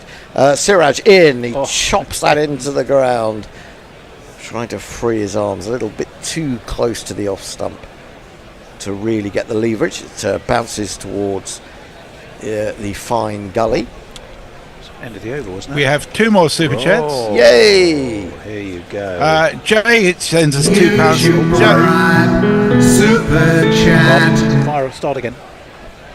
Jay sent us £2 just because I love Tony, which is a very good reason to sending a super chat. And the delectable Minsk and Booze Clip Corner sends us $5 and he says, if I win GPL, I will upgrade my Patreon. Excellent. What are his scores? We're going to have to try and manipulate this. Well, there's a limit to what we can do, I think. Probably is. 318 for 4. Root to face on 99. Akash Deep is going to bowl. He's going to bowl to a field that suggests he's going to bowl short to Root. We saw this a little earlier in the afternoon. Didn't work terribly well then. But there is a wide leg slip, and he's bowled an awful ball. We'll take that. Hoping that Joe Root will try to flick it on its way to the leg slip, but he's fired it so far down the leg side that poor old Jarrell There's not one boy is going to for get me. nowhere I must near have that. two or three. I need 4. That was tongue-esque. 5 wides. England will take that very happily indeed. Has that reduced our number of varieties of score? It has. Big grin from Joe. Big grin. He's on 99. We have had a 99 in this series, haven't we? Harry Brook got out for 99. How was he out? Can you remember? I think he was caught at long leg, hooking. Funnily enough, 51 required. Nobody's leaving, and Akash is in. Root is down the wicket, and he turns that into the onside. He's going to come back for an easy 2, and that is Joe Root's 39th Test century. He takes off his helmet. He kisses the top of the helmet. He kisses the badge. Is Mum and Dad happy? He puts the bat down on there, and he reveals the Graham Thorpe headband, and he looks up to the sky, and that's a lovely tribute from Joe Root. 10, 20, 30, 40, 60, 70, 80, 90, 100. Congratulations, sir. You are a centurion. 12 fours. 137 balls. And on a day like this, that is just a brilliant way to finish the series. You know, I can't even. My own personal sadness at what happened to Graham Thorpe is, you know, without him being a member of the family, is quite big. But I don't want to, take away from the family, and it is massively. They've been incredibly dignified and with what's gone on. This is driven up to mid-on by Root. But it is such a tragic loss, and I was just, funnily enough, just saw a clip with Alex Stewart being interviewed about Thorpe and how how many people were at his funeral, how many of them travelled from a very long way away, and how many batsmen, players, ex-players, would talk about him always having time, him always talking impressively about batting in particular. That's turned again down to long leg by Joe Root, and that Joe Root remembers in particular Graham Thorpe. I think he was a sort of mentor to him, Alex Stewart was saying that Thorpe went to him one day and said, I've seen this really good young player, he's 19, Joe Root. And so you can't imagine what effect that must have had on Root himself. It must have been terribly sad for him, but he's revealed the headband. It was almost as if he was out there and doing it for Thorpe. Well, I think it was planned. It was definitely planned, absolutely, but you can't plan 100. Well, you can plan 100. You can't be sure of getting there. The best laid plans don't always Root 102, but it's Bethel facing up to Akash Deep, and he plays a push slightly outside the line of that one, so it's the inside of the bat that makes contact. It goes straight back to the bowler, and there is no run. Sorry. Root is also the only English batsman to score more than 500 runs in this series. He's now got, I think it's 534, at an average of about 76. Not bad. Not bad. We'll give him that. So, he's now only behind Ricky Ponting, Jacques Kallis and Sachin Tendulkar in terms of 100 scored in Test cricket. 3 more and he will bypass Ricky Ponting, as he's already done in terms of runs aggregate. Down the wicket comes Bethel, and then threads it very delightfully through the covers. Does find the gap on this occasion, and he's deserved that for and 2 he's worked hard for it. And 3 and 44 required. Finally got one through. He's advanced, and then he's waited for it, and he's played it late. Look how far out of his crease he is when he does play it, though. He's halfway to the OCS stand. I beg his pardon, the JM Fin stand. It's a real skill to be able to come down the wicket like that and still wait for the ball, because in that enthusiasm you're wanting to get at the ball naturally, but he just waited and threaded it away through point. Facing up to Akash Deep now, back round the wicket. Oh, he's thrown in the Yorker. They feel he might be a little bit susceptible to that delivery. He gets down on it, toe of the bat, really, up to mid-off it goes. And there is no run. 330 for 4, 44 to win. 5 wickets required by India. We have another super chat. Yeah. From Zippy Tuna. He sent us $2 and just says Root. Indeed. And so several other people, but they didn't pay money for it. I was interested to listen to Ricky Ponting earlier today. He was saying that he believes Root is batting better now than he ever has, and that he will inevitably score lots of runs in Australia. Well, he might and he might not. I mean, the thing is, I saw that question being asked by Atherton this morning when they were having the little chat sitting around there with their orange juices. Yeah. Although I did notice no pastries. Someone had nipped in. It wasn't me. Someone had nicked all the pastries. Yes. And he may not get 100, but if he gets 395s, we'll all be quite happy, won't we? Siraj pulls out of this delivery. 2 for 92 from 22. Was that a Siraj run-up issue, or was that a disturbance to Joe Root issue behind the bowler's arm? Didn't really notice which it was. 44 required. Root 102. Bethel 5. 100 earlier for Harry Brook, driven by Root. Probably could have had a single there if he'd thought about it and hadn't hit it quite so hard. But mid-off does the fielding. The other thing about Root is his average as not captain is 9 runs more than when he was captain. I think that's very telling. Well, he has certainly had a new lease of life, and he drank the Bazball Kool-Aid just a bit too much to start with and got himself out in daft ways, but still making runs. Now he seems to be so comfortable in his role. That's jab back, hit him on the pad. Siraj is intimating that there might have been an inside edge, because he's followed up and taken what would be an extraordinary caught and bowl, really. He's just joking with Root about that. I think he was just playing to the crowd a little bit. You feel as if India know the game is up. They I don't know want to more say than that. us. I still don't. I won't accept it. I absolutely will not accept it. You are worse than me, Tony. 2 quick wickets, and England are wide open. They're a man down. I mean, he's a Watford fan. Remember that, Hendo. Well, Watford, England, Middlesex. I mean, take that trio. Yeah. You know, it's no wonder I don't really want the winning runs. Jumpy. The winning runs to have to be scored by Jamie Overton.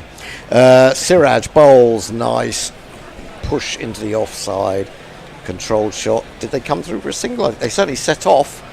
Yes, Root is up the other end, 103. We're going to do 10 minutes. We're going to finish at 5 because 5 it started o'clock late. change. And I'll readjust the timings. Yeah. Okay. 3:31 for 4. Root 103. Bethel 5. I mean, it's quite entertaining to see me moderately relaxed and Tony coiled like a spring, like a serpent. We don't have the bear here who'd now be, happily, Mr. Optimistic. Yeah. Siraj round the wicket to Bethel, 2 slips and a gully, bowls good on the money, and Bethel has to be watchful as he comes forward to that one. Pushes up to mid-off. I think the bear has very sneakily left his optimism for Hendo to take over. maybe it's the Samantha effect. Maybe she's behind him going, England have got this, Hendo, don't worry. Well, I've always thought that you can plump my pillows later. She had a handle on Bazball. She's always been a big supporter of Ben Stokes and Brendan McCullum, and maybe it is her. Maybe yesterday I was just really tired. Siraj into Bethel. Bethel defends, looks up, wants the single, won't get it. Fielded at extra cover.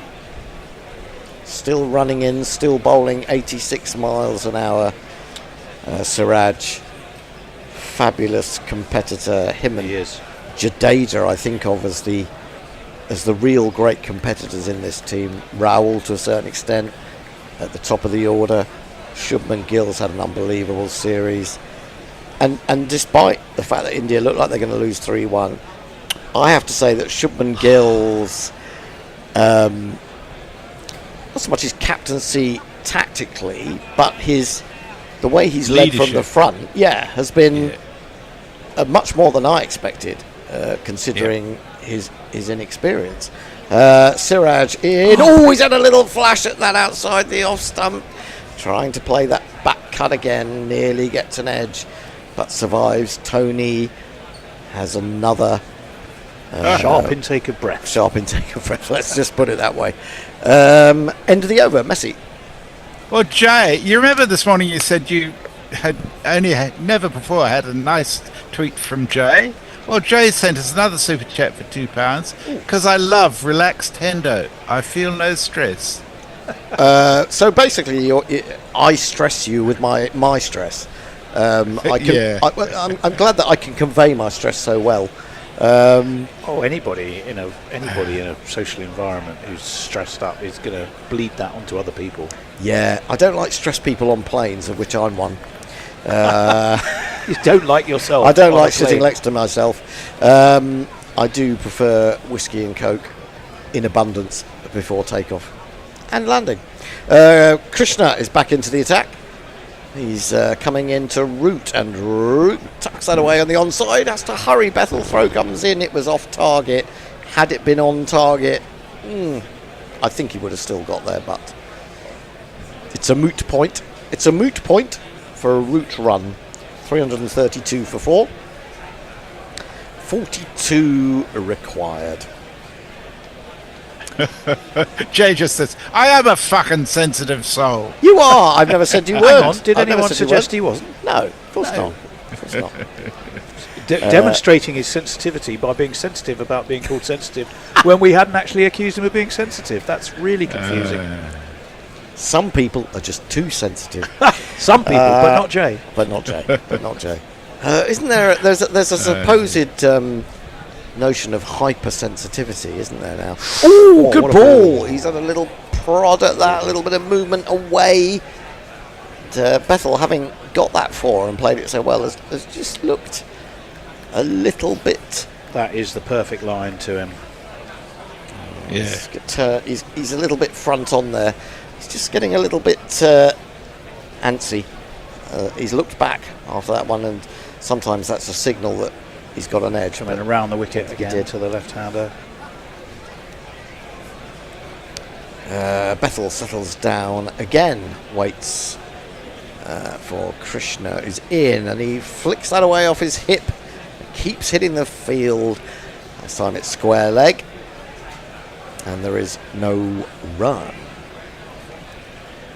100 up for Krishna, 1 for 108, into his 20th over of the innings. The odd thing is, I mean, I certainly don't think India have bowled that badly.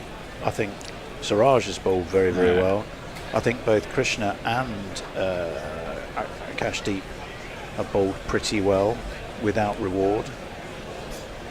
Krishna in again. He's down the wicket. He's bowled middle stump, aiming at a horrible shot. And well, that has ripped out the middle stump. And poor old Tony is going to have some smelling salts. He got bogged down, and that was silly, really. That won't do him any good. It won't do the naysayers any harm. Those who think he should, serve his time in county cricket.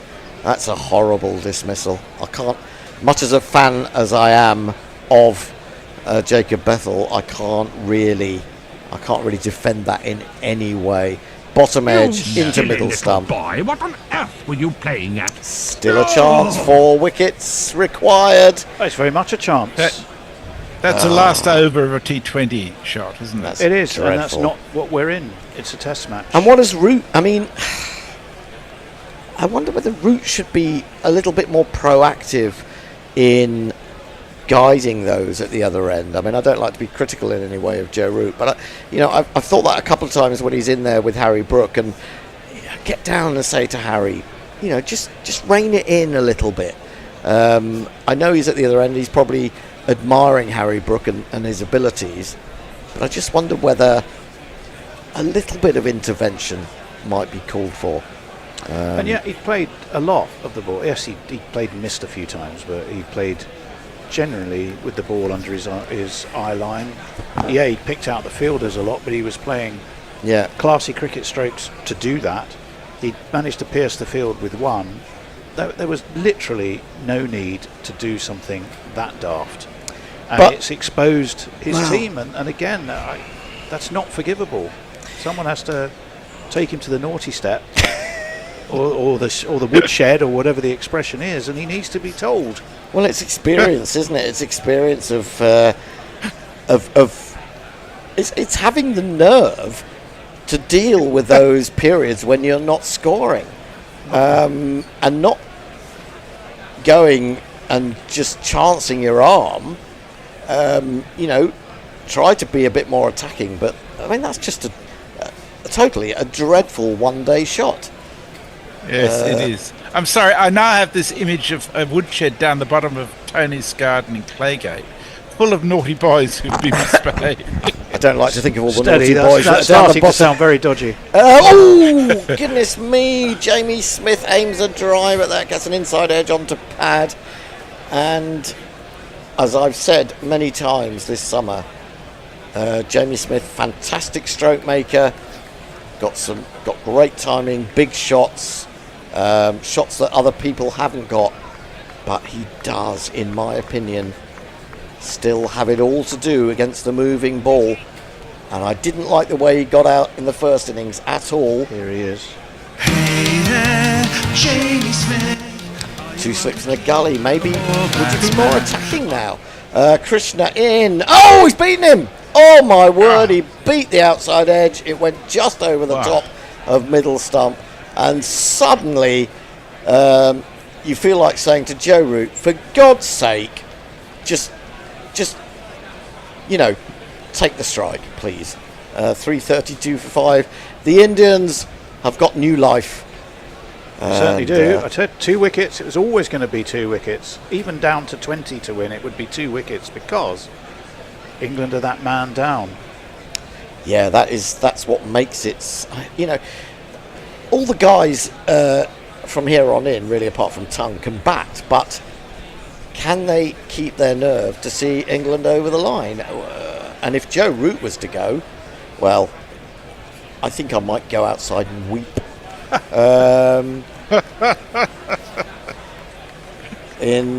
hit on the pad. That's got to be close. That's got to be close. Oh goodness me. Well, they've got to review that. That was, well, I think that's out. Are they not going to review that? That looks maybe an inside edge. Maybe an inside edge. That's the only thing that has saved Joe Root there. Oh, actually, it might be missing leg. It was cutting back a long way. Height as well, possibly. Yeah, height. No, it's not missing legs. Yeah, you're right on height there. I still think at this stage of the game, surely you review that. Because umpire Dharmasina's signalling height, isn't he? He's signalling height, but Siraj into Root again, and Root will take the single. I'm not sure that I want him exposing Jamie Smith to Siraj, still believing. Root moves to 105. Root has every right to expect the guys at the other end to accompany him in getting England over the line, but I just wonder whether they've got the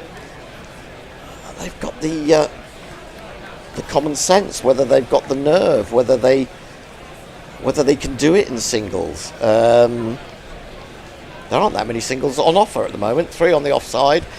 2 on the offside. 2 slips in the gully. 2 men mid-wicket and mid-on. And the onside saving the one. England are on triple Nelson. 3 for 5. And of course, Harry Brook got out on single Nelson. 111. Do not mock David Shepherd. He may yet be guiding this from above. Foolish. They're going to get a run. Just about. Smith got it past the bowler. Akash Deep went across to his left at mid-on. It's only 1 though. And I have to say, I am officially nervous again. Sorry, Jay. I am officially nervous again. And you know, if you feel you may come to some harm because of that, I would turn me off. 334 for 5. The Indians are enjoying this. They're enjoying the pain of England fans. In comes Siraj again. Bowls to Root down the leg side. Dropped, or spilled, I should say, by the wicketkeeper. I'm always concerned that one of those that you think has just gone through to the keeper has brushed the face of the bat on its way. But he did spill it in any case. I don't think it was a catch. 40 required. 40 required. Before we change over, I'll just do this message from Obrenovo. It says, well, I've kept an eye, but I've not had the chance to tune in on YouTube and just tuned in for Bethel to go. Might tune out again, but want to say thanks for an amazing test. Oh, it's hit on the pad. That's going to be close as well.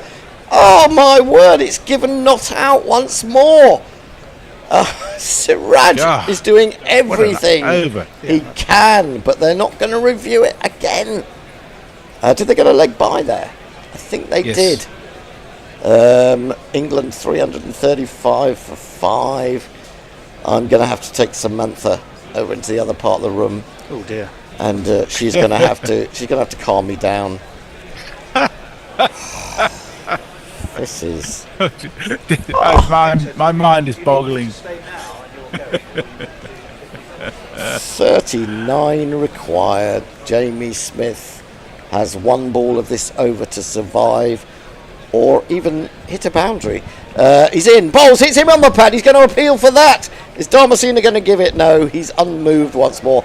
That was the least convincing of the 3 appeals, I would say. But Siraj is getting that ball to dart into the legs, desperately trying to get another LBW.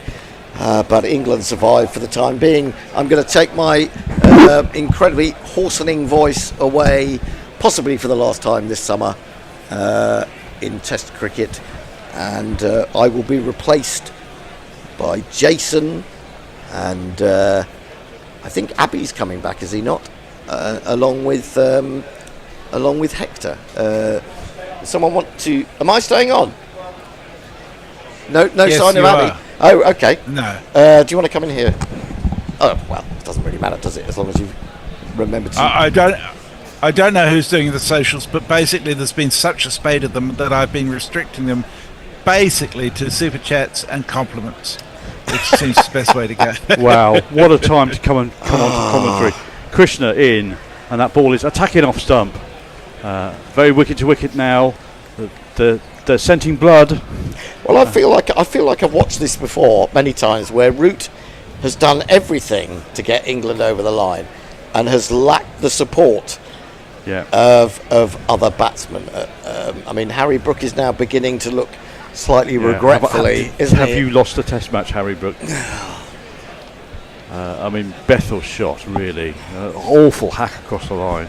Pressure. Anyway, Krishna. Oh, that's out! That's close. That has to be out. And no. Sliding, and they've taken a single. And now, I'm sure Shubman Gill must review that 3 one. appeals against Joe Root in the last over. I mean, over and a half. And they've got to review that one. They have to review that. They are reviewing it. That looks probably the best of the lot. There'll be a massive Hector booster. said sliding down, didn't it? Did I you think say that? so, yeah. The ball seems to be moving quite a lot now. I think they're just fired up. Well, I mean, it helps if you've got guys who are just going to donate their wickets. I think this cutting is back in. It's a little high. It's on the top of the knee roll. He hasn't really made a step, so that might just be clipping over the top. I don't think he's going to miss leg stump. Umpire's call. I think umpire's call on height, it might be the saving grace here. Here comes the tracker. That's out, I reckon. Stopped and missing! Good decision. Where did that Shubman come Gill not to review. Actually, no, he did review, so he's lost it. He's lost the review, but I mean, you know, that's missing the Did he the have leg 2 bail. reviews so he could burn one speculative one? They've still got one. Yeah. It's all happening at the moment. There's not a lot of stuff hitting the middle of the bat now. No. It's as they say in another sport, it's squeaky bum time. Certainly is, and I feel for Joe Root because he's batted so well. He's almost got England there, and now he's having to sort of do it again. I feel, what should have been done has got to be he's got done again. He's got a nasty decision to do now. Does he stick or twist? And that ball is squared up. Smith, who takes the outside half of the bat, squirts into the vacant gully area. He jogs away for a single. Why isn't there a gully there? I don't know. I mean, surely now India. You must attack now. Have to attack, yeah. I think it might have been a leg by that because it hasn't gone up to Smith. And a very pensive Jamie Overton looks on, thinking, "Please don't make me go out there. Please don't make me go out there." Where is Chris Wokes? This is his worst nightmare, Jamie Overton. Seaming ball. Well, it's a lose-lose situation, though, if you go in. Good ball, well played by Joe Root. He's got a good stride in there and played it with a full vertical face of the bat, back down to mid-on. That's a little more comforting, but I think we've got to remember we've got one of the best batsmen of all time and a pretty unbelievable number 7 at the crease. Yeah, the ball's doing a lot. I know he's averaging 50 in Test cricket. I don't think Smith is strong against the moving ball at all. Good Yorker attempted by Krishna. Root digs that out in front of off stump and squirts it through mid wicket. Most of the time when I've seen Jamie Smith, and the ball is moving around, he looks to me like he struggles. I mean, I know you can say that about almost any batsman, but he struggles more than most, I would say. It's the flat-footed technique of modern one-day cricketers that Yep. is coming into the test arena. Yep, I think that's fair enough. I think that's a fair point. I don't think it's fair enough. There's some pensive England supporters in the Oval crowd who are watching on with interest. Oh, no, it's gone! Oh, God, Rooty! I'm sorry, I had to interrupt.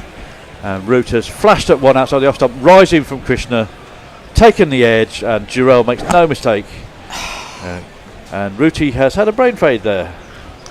And we are in for a nail biter. Well, I'm just You speechless. silly little I am boy. What on speechless. earth were you playing at?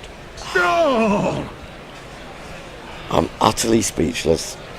What are they saying on the socials, Hector?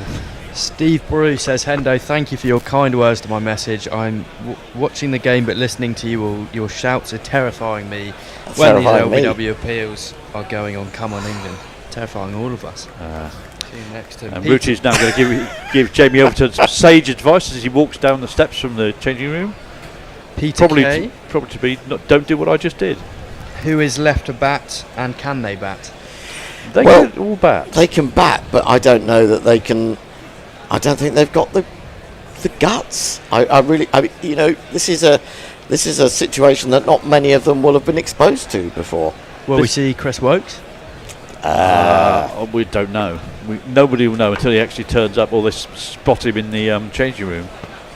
Well, I mean, I have to say that if England lose this has to be the worst defeat snatched from the jaws of victory or a draw since Adelaide 2006. Yeah.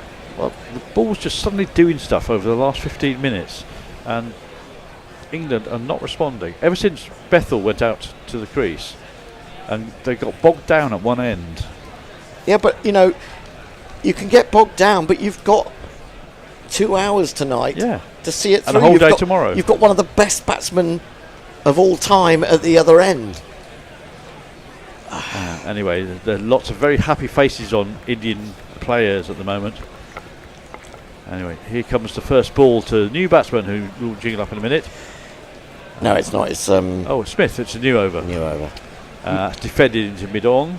I'll play his jingle once we get him on strike. Matthew Cullen has said that apparently Wokes has been spotted in his whites. I think that's because he hasn't been able to change out of them since Thursday night. Oh, it's that shot that he plays so often, Rooty, It's the fiddle. It's the fiddle down to third man. Play the fiddle. But why? Why? Should be playing the cello or the violin. Something with a bit more beef behind it. Fitting into the series, though. You feel like it's destined to have some twist. Well, I did say a couple of hours ago, didn't I, that I felt there was still a twist. And it's not just a little twist, it's a right big one straight in the fucking groin. Siraj, that's down the legs and it's off the pads. Will they get two for that? He's in quickly. And they might get buzzers. They don't get buzzers. Good throw by man at long leg to cut off the second run. Brings Overton onto strike. We will get his jingle now. They'll get you now, Jamie Overton's how. He'll get you out because the pitch belongs to boys. Yeah, I feel Overton's got to get right forward. Use that 6 foot lots frame. Because otherwise he's a walking LBW. Siraj bustling in. And that's down the leg side. Smartly taken by Jurel. I think Overton will think that's a missed opportunity, but that's probably just a good example of one where you can get a sighter for free. Yeah, 36 seems like a lot of runs to get suddenly. Yeah. Siraj 2 for 95, but he's bowled better than that. He has actually. He's bowled very well, and this spell has been superb. Could have very nearly had LBWs against Root a couple of times. And That's that's the ball angling in, hits the front pad, the big front pad that Jamie Overton has planted down the wicket. Balloons out into the covers, but it's rising and over the top of the stumps. Oh, look at Ben Stokes. He's kind of clutching himself, isn't he? He's very much in... needs a security blanket. His leg is... He's twitching. He's twitching. He's got his arms around his stomach. He's in that sort of catatonic rocking backwards and forwards mode. So he's auditioning for a role in a remake of Psycho or something, I think. Yeah. And as we see a picture of Jacob Bethel off the inside of half of the bat by Overton, squirts out to mid wicket, but no, he's almost finding the middle of the bat. Which is pretty good after four balls. It should be remembered that, of course, that Jamie Overton has got a 90 in Test cricket, and that this is his home ground, and as is his man to come. His adopted home ground, I suppose. Yeah. No. All Surrey men, they should know how to play on this ground. It's maybe not at this intensity. Not at this intensity. Not with so much on the line. Siraj. And again, off the bottom corner of the bat to mid-wicket. And that is 86 miles an hour. So Siraj is working up a fair old head of steam here. Well, I think that was good from Overton. He's obviously got a long stride anyway. He's a big guy. And he came down the wicket there. But he got outside off stump as well. And he got outside off stump. The danger for him is that if he does that, Siraj will then stick it in short. Yeah. Anyway, the new ball is available in 6 overs. Hector, please help. Put us out of our misery. There's a lot of Wokes chat here.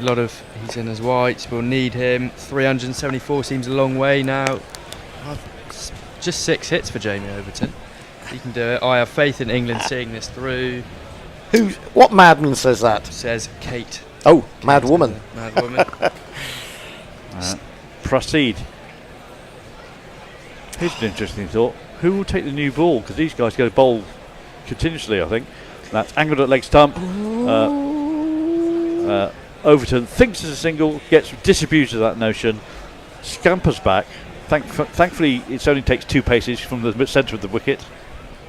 He has got a big turning circle, though, hasn't he? Yeah, he's a bit of a super tanker. He only just put the brakes on in time, I think. As you say, he's got a good stretch, hasn't he? He's trying to get back in. He's in by a long way. Comfortably. Deceivingly quick, Overton. He often sweeps on the boundary. He does. Yes, but he was very good yesterday. And Smith essays the back foot cover drive, and it ball sails past the keeper.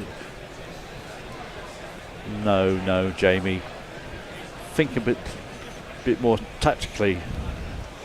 No, it's like the runs have dried up as well. This is the problem. It's not like they're getting any freebies at all. 30 balls have brought 8 for 2. Oh, goodness me. Yeah. You've got to weather this and then come out the other side. Krishna, 3 for 108. That's off the inside edge. That's just short of mid-wicket. Off the bottom half of the bat. This is the problem with hard hands occasionally. You know, it looks great when the ball's going where you want it to. When the ball's moving around a bit, you just make the ball carry to the fielders in the ring. Yeah, it's nerve shredding, isn't it? 1 off 10 for Smith. We've got batting to come, and I think we're fine. We've got Atkinson and Tongue. Gus Atkinson, Test match centurion. Well, yeah, different day. There's the in-swinging ball to tack the stumps. That's driven nicely into the covers. They take a single. 35 to win. 339 for 6 now. I mean, I don't even think if it was a fully fit Woke still to come, I think I would be nervous now. But with 3 wickets required, you're asking a lot of the bowlers, aren't you, who've put in so much work in this test to see it over the line potentially. Overton looks around, surveys the field. Where can he score a run? Krishna. And the Indian crowd is up. They're ready to go. Here comes Krishna. And that's a good ball outside, just outside off stump. And Overton does well to play that down with a modicum of efficiency and no real threat for that ball, at least. Well, yes. And of course, the Indians have found their voice in the crowd. I mean, they have something to shout for now. They would have been in a sense of utter doom and gloom. And this is going to be an incredible victory to pull out of the fire if they can do it. 35 to win, 4 wickets to take, possibly 3. And that won't help the nerves of anybody as Jamie Overton pulls away for something behind the bowler's arm. You just feel like England need a boundary to break the spell, but at the same time, you don't want them to play a risky shot. In pursuing that. Yeah. He's done it again. What's going on? What's happening? Someone won't sit down. It's a groundsman or something. Someone. It's a man in a red shirt. Other end though. Yeah. Hendo, there's been a lot of concern for your health. I'm not surprised. I'm not surprised. Hendo needs CPR. Someone take Hendo's blood pressure. Hendo's voice is going as well. Yep. That's a good shot. That's nicely played. He used his full height, got over the ball, knocked it into the leg side. Short leg fields smartly, and there is no run. Yeah, I thought he might get a single there actually, just behind square, but the fielder put in a dive, and India are sniffing. And Krishna's suddenly got a lot of rhythm. Yep. It's coming out exactly where he wants it. He's bowling with good pace. I was quite impressed when I went on Friday just how much pace he actually has. It's a lot faster than I thought. He is. He doesn't look it on very TV, whippy at all. We have a super chat. Good. Thank you for that. Jay Grover, another £2. BK, what the fuck is going on, and why is it Hendo's fault? Question mark. It is. It's because I got too confident. You see, Tony was telling me that this was not done. Siraj. That's a nice shot, but straight to mid on for no run. There's a come on, sorry. A fake throw attempt from I believe that was Jadeja down there. Yeah, I mean, it was a really well struck shot. A yard either side, it's away for 4. But it just ramps up the tension, the fact that he didn't get it past him. Well, I missed this. I can't remember who said it, but the question was asked earlier on, will India take the new ball? Because this one seems to be... Ooh, I did wonder that. I think if they take another wicket with this ball, they might keep going with it. It's a very good question, actually. I think they will. That ball swings away, and Smith follows it with his hands but no footwork, and fortunately doesn't connect with the ball. Is this the ball that they were complaining about 8 Yes. overs ago? Yeah, and all of a sudden it's doing wonders. It does make you wonder what role adrenaline plays in how much the ball swings. I also wonder about the overheads as well. I think it might have gone just a little bit cloudy, and it might be moving around very much. It is, but I mean, it got bright straight after tea, didn't it? Just for a short while, and that's got a bit gloomier again. Wow. Smith 2 off 13, Overton 0 off 6, trying to weather the storm. Storm Siraj is in. Oh. That's another beauty outside off stump. Do not have a look at that. And he can't believe that it hasn't got an edge on any of these wonder balls that he's been bowling for the last 4 overs. Well, he's bowled some brilliant balls that have cut back. He's now getting it to swing, but it's not a good shot. It really isn't. That's offering catching practice to the 3 piranhas in the slip Gordon. They're just going to gobble that up. let's also hope they've not been bred alongside salmon. And they can leap as well. It does make you wonder, those 6 catches that England dropped, how important are those going to be at the end of the game? Short, and that's played off the full height of Jamie Smith into the offside, but there is no run. And the other thing, Jason, is, as we said yesterday, when Washington Sundar went crazy and hit 39 with the runs tail, on basically on his own. I think Prasid Krishna got two balls. Yeah. No, he faced 2 balls. And he said, how important if England loses by 30 runs? Well, they're now 35 runs we would have done it by now. We'd have done it. Siraj, that's the in-ducker. That's nicely played by Smith. Again, can't beat point. Has there been 1 run in this stint? There's been 1 run in about 4 overs, yes. Yeah, well, I mean, there was, what did they show? 8 for 2 from the 30 balls, and that's probably another 12, 15 balls ago. Yeah. We see an Indian fan trying to get the crowd up. I don't think they need getting up.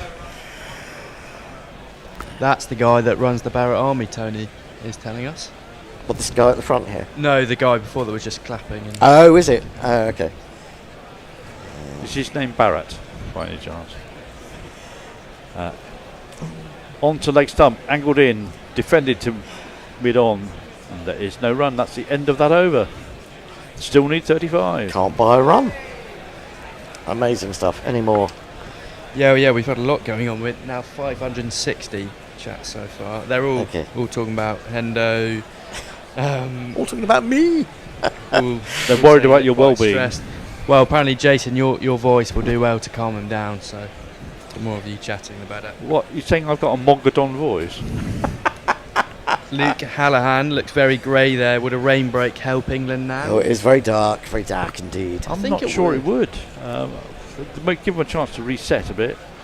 Well, but you have to restart. It's coming from the Vauxhall end, the heavy, dark cloud. Very dark clouds. There is Chris Wokes in a sling with whites on. He's got whites on. He's going to have to come out and play bottom-handed only. Yep. Krishna rising outside off stump again, hit down into the offside by Overton, and there is no run. How's that going to work? Is he going to? I don't really know. On over the sling? when he's going to be. Malcolm Marshall did it in the '84 series, I think it was. He just held the bat with his bottom hand and hit it, and just swished. Yeah. I'm not sure whether Wokes is going to be swishing so effectively. Looks like Harry Brook has just gone onto the Red Bull and he's downing it. As if he needs more adrenaline. Yeah. Krishna, that's the Where's full that ball, and they're appealing for it. What are they appealing for? I think he hit it under the bat. I thought that was under the bat and hit the ground. Well, they've only got 1 review, have they not? They have. I think they're not going to go for that. The time has not come up. I completely lost sight of the ball, I have to say. Well, that's because it went under the bat. Oh, they're going to have a look at this, I think. Are they looking for a bump ball or whatever? They've only got 1 review left, though. Well, it's not. This is going to be an umpire's review. I think they're asking for an umpire's review here because the umpires are not sure the facts of the matter. Here we go. We're going to have a look at it. No, it's gone under the bat, hasn't it? That's, if it has hit the bat, it's hit the ground immediately afterwards. You would think. We've got a $5 super chat, by the way. Yay. G-Man Vancouver. We're going to see it from behind now. No, surely No, not. that's well. it. Oh, it's hard to tell. Now from side on. That looks all right. No, it looks all right to me. I can't see how that would have gone off the bottom of the bat and then up again. No, it must be. It's hitting the ground, isn't it? It's quite far forward. Did he start there or? Yeah. It's hit the ground, then it's hit the bat, then it's going up. Surely not. If that's right, if it's hit the ground, then hit the bat, and then gone up, that's out. Yeah. No, well, there is. I don't think. I don't think there's enough to give that, is there? I hope not. But I can see why the umpires were not sure and asked for an umpire's review. This could be a moment of enormous controversy. Because they get a free review for the umpires doing it. It looks to me as if there's a frame missing. And they are going to say that is not out, I think. Are they? Well, they don't seem certain at all. What's going on? You can't give that out. You can't give that out. I really don't think you can give that out. I mean, you could say that Jamie Overton has looked rather worriedly behind him. Square leg can't really give that because it's right. I think it's bounced. I mean, even if he has got a bottom edge, it's also gone into the ground again, hasn't it? Yeah. No way that's out. I can't get. If it is given out, that would be a it'd be hugely controversial. But then it would be in keeping with the last 3 or 4 tests, or 3 tests anyway. Yeah. I mean, if you can't decide at this point, you have to give it not out, don't you? Benefit to the batsman. Yeah, I mean, people say benefit of the batsman doesn't exist anymore, and it was only ever an unspoken rule, or an unspoken law. But there we go. We have a decision not out. Move on. Thank God for that. Oh well, I never. Well, that's finished off almost the whole of my ball stint. With that, who's next? Is it Tony, or is it Hector? Tony. It's Tony. I'm off after this. They're going to take a light reading just to add to the drama. Oh no, they're not going to go off bad light, are they? Well, no, they're just taking a reading, and if it gets worse, they will. They will then take them off. And it might be. I really think it might be the best thing for England to get off and just. I think they are. They are coming think off. So. I think. Don't think so. Well, I don't know. He looks a bit disheartened. They are going off. Well, there's got to be something played here. Come back tomorrow. There's a lot of chat going on between Shubman Gill, Mohamed Siraj and Jamie Smith. They go off, presumably just suggesting to Jamie that, or one of the Jamies, that this just heightens the tension. You're going to have a very difficult time sitting there, waiting to come out again. But it has got very dark. Yep. Well, it's going to be one of these. It's incredibly dark out here today. It is very, very dark indeed. There's a chill terror of evil all over the ground as this dark pall of darkness and misery descends here at the ground. It's quite unnerving in actual fact. I, for one, am really quite scared. I've not been this scared, I wouldn't have said, since sort of train from Taunton to Chelmsford back in 1953. And I felt the shivery terrors of darkness then in a way that I hope never to feel again. I'm feeling it now, though, here today at the ground. Very, very dark indeed. It is only when you listen to it back now after 15 years or since it was recorded that you realise how bad Dan Norcross Richie Benno was. Cato, who was also of this parish from time to time, his Richie Benno is a thing of genius. I think we should re-record it. Any more chat to fill in the nervous moments? This is a joke. Good. David Evenden. Bernard Murray, bad eyesight, stops play, probably.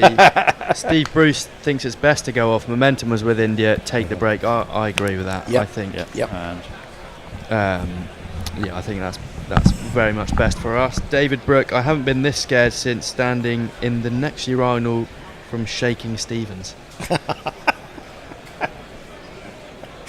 Yeah, thanks for that image. Well, it was looking so simple for England.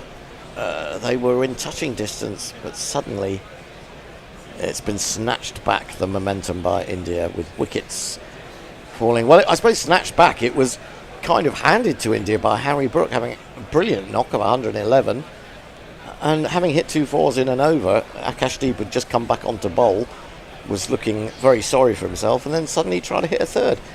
bat went flying out of his hands. Ball went gently to Mohamed Siraj at extra cover. Well, even at that stage, we felt completely in control. Even you were starting to. I was. To believe. I was at ease.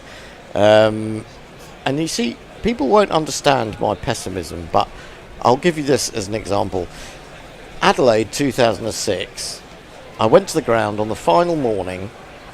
It looked, to all intents and purposes, based on the fact that both teams had got 500 odd in their first innings, that England would just bat out the day. It would be a boring draw. And I remember thinking to myself, sitting there, well, I wouldn't mind England losing a couple of wickets just to make it interesting. You know, in that moment you wanted a more entertaining day. But then it just fell apart. And I was beginning to think the same, you know. And this is why I'm pessimistic, because every time optimism threatens to creep in, it's rushed away very quickly. Just for everyone asking what the situation is with the weather, it actually looks like it's a lot brighter already. The groundsmen have covered the match pitch, and it looks as if they're about to go and cover up the Do you know, run-ups. having spent some time at the Oval as on the ground staff this year, do you know what the light reading is that umpires will take? No. Is the short answer. But we've had it before where the umpires are taking a reading, and then you realise, because our covers are very white and our floodlights very bright, so they have to get an accurate reading. You have to sort of stand away from them. But I don't really know what they're looking for, to be honest. I feel like they don't know what they're looking for. I wonder whether, I mean, it might be different for different grounds, and how easy it is to sight.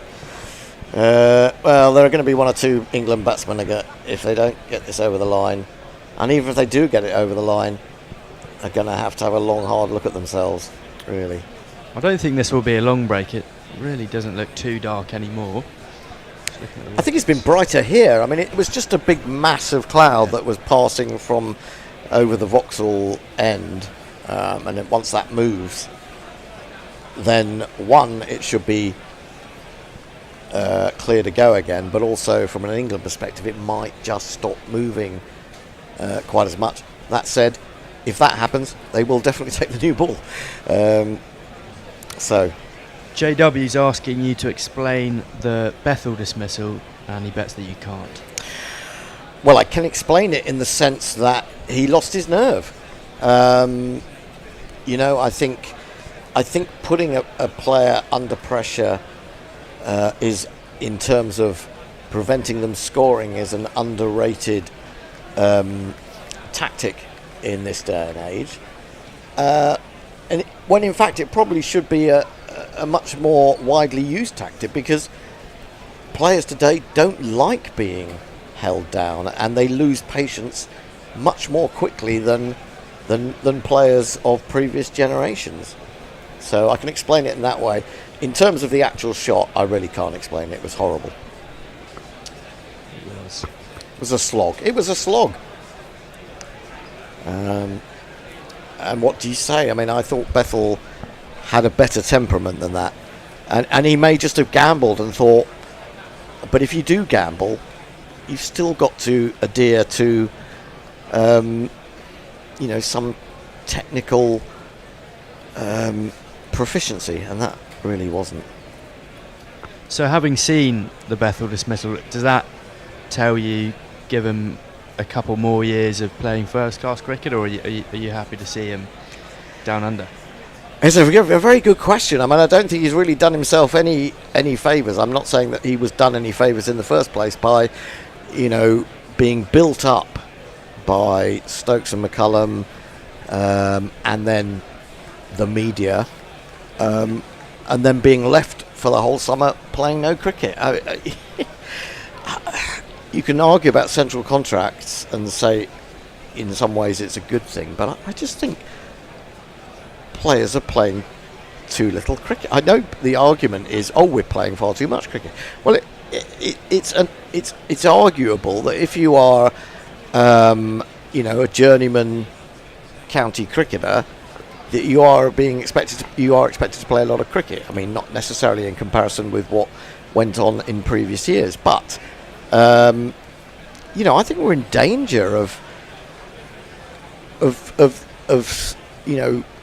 restricting the development of players by not allowing them to play. It's absurd that you have built this guy up. He's played, or he's gone to the IPL. Didn't play a lot there, did he? He's maybe played a bit of blast cricket. I think he's played 1 4-day game, and then suddenly he's back in the test team. And I think, you are setting him up to fail, and it's not really fair on him either. Well, it's sort of the question is he going to fail so much with this lack of experience that he can't return? He's still only 21. He could have 15 years. Yeah, I mean, I think it's a difficult one in a sense, because the Ashes is going to be completely unforgiving, isn't it? He's going to be under scrutiny like nothing before. But then Ollie Pope's not filling me with great confidence either. So it's a really tricky one. And the other thing you've got to look at with Ollie Pope, and something that I hadn't seen before, was that record in fourth innings. Averaging 16 in the fourth innings of a match is extremely worrying. It really is. Yeah. Well, Bethel, I think he'll go on the tour. I'm not sure if he'll play. I saw Ricky Ponting yesterday morning was talking about Bashir's spin, and he said he's the closest thing I've seen to Nathan Lyon in terms of actual spin. I've said that several times, because he gets that bounce. And Nathan Lyon, what's so good about Nathan Lyon is even if it's not turning a great deal, he will always get bounce with his overspin. And the number of times I've seen him pick up wickets close, leg slip, leg gully, short leg, because players are just drawn into playing automatically a ball that's around about leg stump and turning the bat, but not necessarily thinking about, I've got to get it to ground. Well, and that extra bounce is the key. Yeah, he gets a lot of stick, but one of the quickest spinners to get to 50 wickets in Test match cricket. He's still so young, and say what you want, but Liam Dawson, I know he has a great first-class average. He didn't look like taking wickets. Bashir does take wickets, and he does. I mean, I don't know what Bashir would have looked like on that Old Trafford wicket. It could have been difficult, but yeah, I agree with you. I don't think Dawson did enough really to in any way enhance his reputation. I'm a big fan of his, and I was one of those saying that he should definitely be in the picture. And had there been a lot of movement from outside the off stump to the left-handers, then perhaps he would have picked up some wickets. He was a little bit unlucky from time to time, but he didn't push the ball wide enough for me to even see if it was there often enough. I would say, and then of course he hasn't really helped things by dropping Jaiswal. So I mean, the only thing for me is that you just take as big a squad as you can from an England perspective. English cricket is not going to be short of cash, so put it to good use. And I presume there's no limit on the touring party, or will Cricket Australia say there is? Is that rain on the? That looks quite bad suddenly, doesn't it? Very misty at the Oval. The big covers are coming on. People are running. Around. That's what's. Yeah. It looks like it must have just suddenly come in very, very quickly, because it was just a big bank of cloud. Now it looks like almost it's misty. A brighter, but more spread out. Yeah. There's a lot of running going from the ground staff, getting all the covers out. By the way, we've had a £5 super chat by Hombre Nuevo for Hendo's pessimism helping England win since 2006. Well, it's absolutely teeming. It really is. It's fine here in Lewisham. Chucking it down. It's absolutely bucketing it down, and the big covers. Those are the worst as well, because you'll get back in after everyone's in the cover, you're out there in the torrential rain putting the covers in. You get back in, the cricket's on, your boots are full of water, and then it starts raining as soon as you got the covers off, so you got to go again. Do you have any insight into how much ground staff are paid? I presume you were being paid, weren't you? Yes. Yeah. I'm just wondering what a chief or head groundsman would get, and whether it's worth the money being insulted by Gautam Gambhir. Yeah, I'd say very much worth the money. I think the Oval, it just depends on the ground you have, and obviously the Oval has so much revenue because they have all these corporate events going on in the winter, so they have the money to spend it. So it's really good at the Oval, but other grounds, I imagine Taunton and places like that will be a little bit less. But no, it's good for a London ground. And a huge square, of course. And a huge square, yeah. So a lot of work. Well, I guess there's going to be it's going to be quite a delay now, I think, because of the rain. So perhaps we should we take a break? I mean, please don't make us come back tomorrow. Jason is in position. You're going to put something on. We're going to take a break. We'll keep an eye on the weather. We'll try and keep you updated. And hopefully we'll get back. What time is it now, by the way? It is 5:45. So do they... well, there's not much time left in the day now, is there? Go till 7:30, restart 6:30. But, well, it really is teeming down. And we had that 10-minute delay after tea for a very light shower. It looks very much heavier. So that might be it for today, to be honest. And then, so it means we're down to an absolute morning of bricking it tomorrow. And it's a shame, really, because you imagine it's going to be a pretty sparse crowd to see the final knockings, if that's what happens. Okay, Jason, if you want to fire up the machine, we'll come back. If there's no news, we'll come back in about half an hour and give you an update. You know, he'd been left by his parents as they went off to look for work, look for money, look for ways to support their family. Is how we are.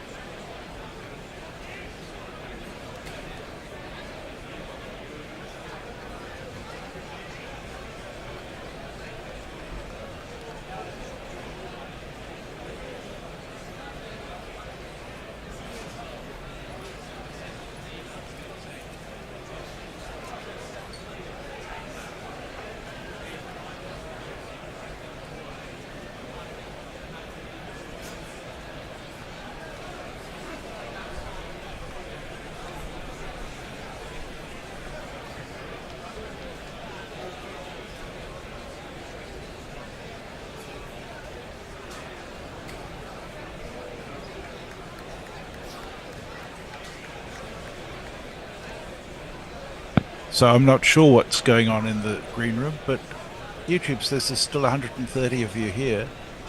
I can tell you that play has been abandoned for the day, so we will be back with you first thing in the morning for the very tense conclusion. So join us then. I've no doubt Hendo or Tony will come and tell you the same thing shortly, but I thought I'd get in while the news was fresh. I'll catch you tomorrow. Bye-bye.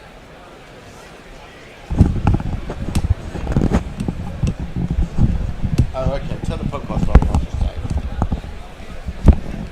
Well, welcome back to anyone who's out there. Just to confirm that they don't think they can get the ground in order by 6:42.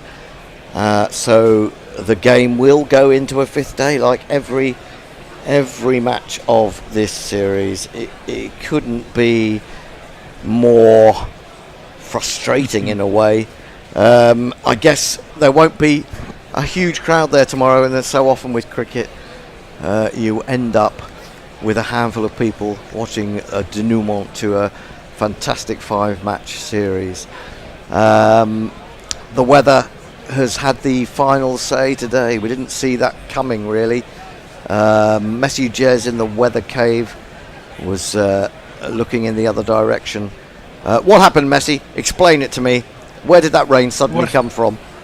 I don't know. It wasn't forecast at all. It just came out of the blue. I'm sorry about that. Well, I've just realised that the GPL is now finished. So 339 minus 50 is 289. I don't think anybody was on 289 in the GPL. Well, that's a shame, isn't it? Because we thought we were going to have a winner today when England were romping to victory, but the romp has become a crawl. And we'll have carry to find on out tomorrow. We'll have to find out tomorrow. We'll carry $107 into the white ball series in September. Absolutely right. Absolutely right. I don't know if there are any final comments on YouTube, or everyone's just gone off and had a long lie down after the drama of the day. Anyone? Well, Jay says, unlucky lads, thank you very much. And Leah says, see you tomorrow. Yeah, not for very long, possibly. I've got to drive for an hour in the rush hour. Oh, good luck with to that. Get here for who knows how long, but it'll still be dramatic. It'll be slightly anticlimactic, but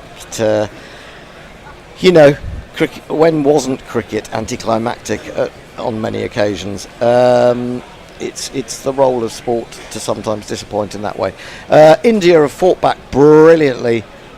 England, in their own way, had got into a position where victory looked assured, but they still need 35 runs. They technically have 4 wickets in hand, probably 3 wickets, although Chris Wokes, we are told, will bat if required. Which is very brave of him. It might be his last Test match. What a way it would be to go out. He's the man who got the winning runs. Oh my gosh. God! Well, you wouldn't say that anything is impossible in this series. It's just been so twisty and turny. It's been like a very good crime thriller in some respects. I can tell you that the tie is 30-1. I started the day at 100-1. So 30-1.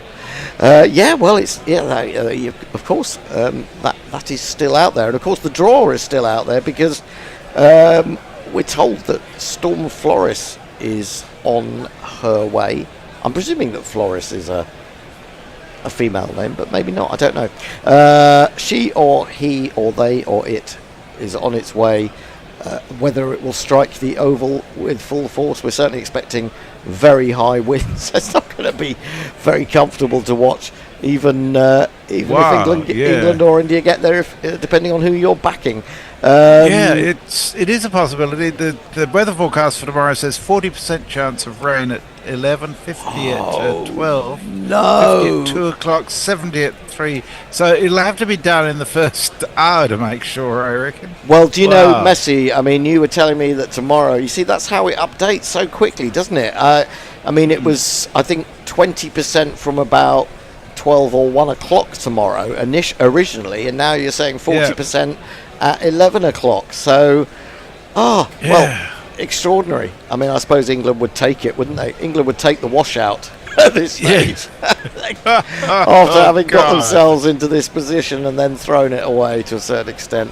Although we should say that India also bowled very well in the last, or certainly bowled very well after tea, didn't they? Yeah, you can't say we've lacked drama. No, there's been more drama in this series than I can really remember in a 5-match series. Although I suppose there must have been Ashes. Although in the Guerilla era, I'm not sure. Anyway, that's it from us for today. Thank you very much for your company. If you're still here, then you are you're mad. But 132 mad people. 132 mad people are still with us. Well, that's always good to know that we're in good company. We're in good company with fellow mad people. Maniacs. Until tomorrow, then, join us for what might be a thrilling end, or it might be an absolute damp squib. We will be on air anyway, I think. Since I'm coming over, I'm bloody well going on air. So join us at around about 10:50 a.m. for the denouement of this thoroughly absorbing series. Until then, it's goodbye from Messi. Goodbye. And it's goodbye from me, Guerilla Hendo. Until tomorrow. Bye-bye. Guerilla Cricket. Whoa. Guerilla Cricket. Whoa. Guerilla. Take guard, man the barricades, patrol the cover boundary. At last the time has come, this is a cricketing emergency. Hear this call to arms for every cricket revolutionary. Take up your bats and stumps for the test match insurgency. At first they tried to silence us, but we would not be silenced. They threatened us with lies, so we threatened them with violence. Che Guevara, Sangakkara, Joseph Stalin, Douglas Jardine, Robespierre, Darrell Hare, Vladimir Lenin, O'Brien Kevin, Guerilla Cricket. It's not about the winning, it's about how many rules you break. Even in cricket commentary, this is the best advice to take.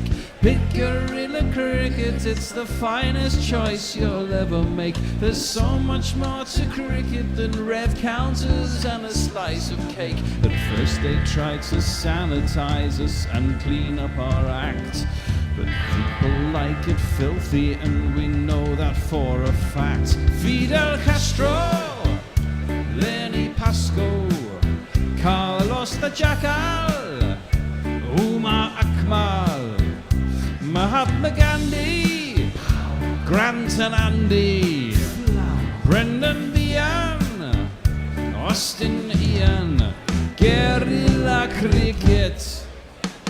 Stick with us, cause you know we're not the kind of thing that you see on the TV and the radio. So vive la revolution. First they tried to buy us, but we would not be bought. Okay, we were, but then we ran away, and we will not be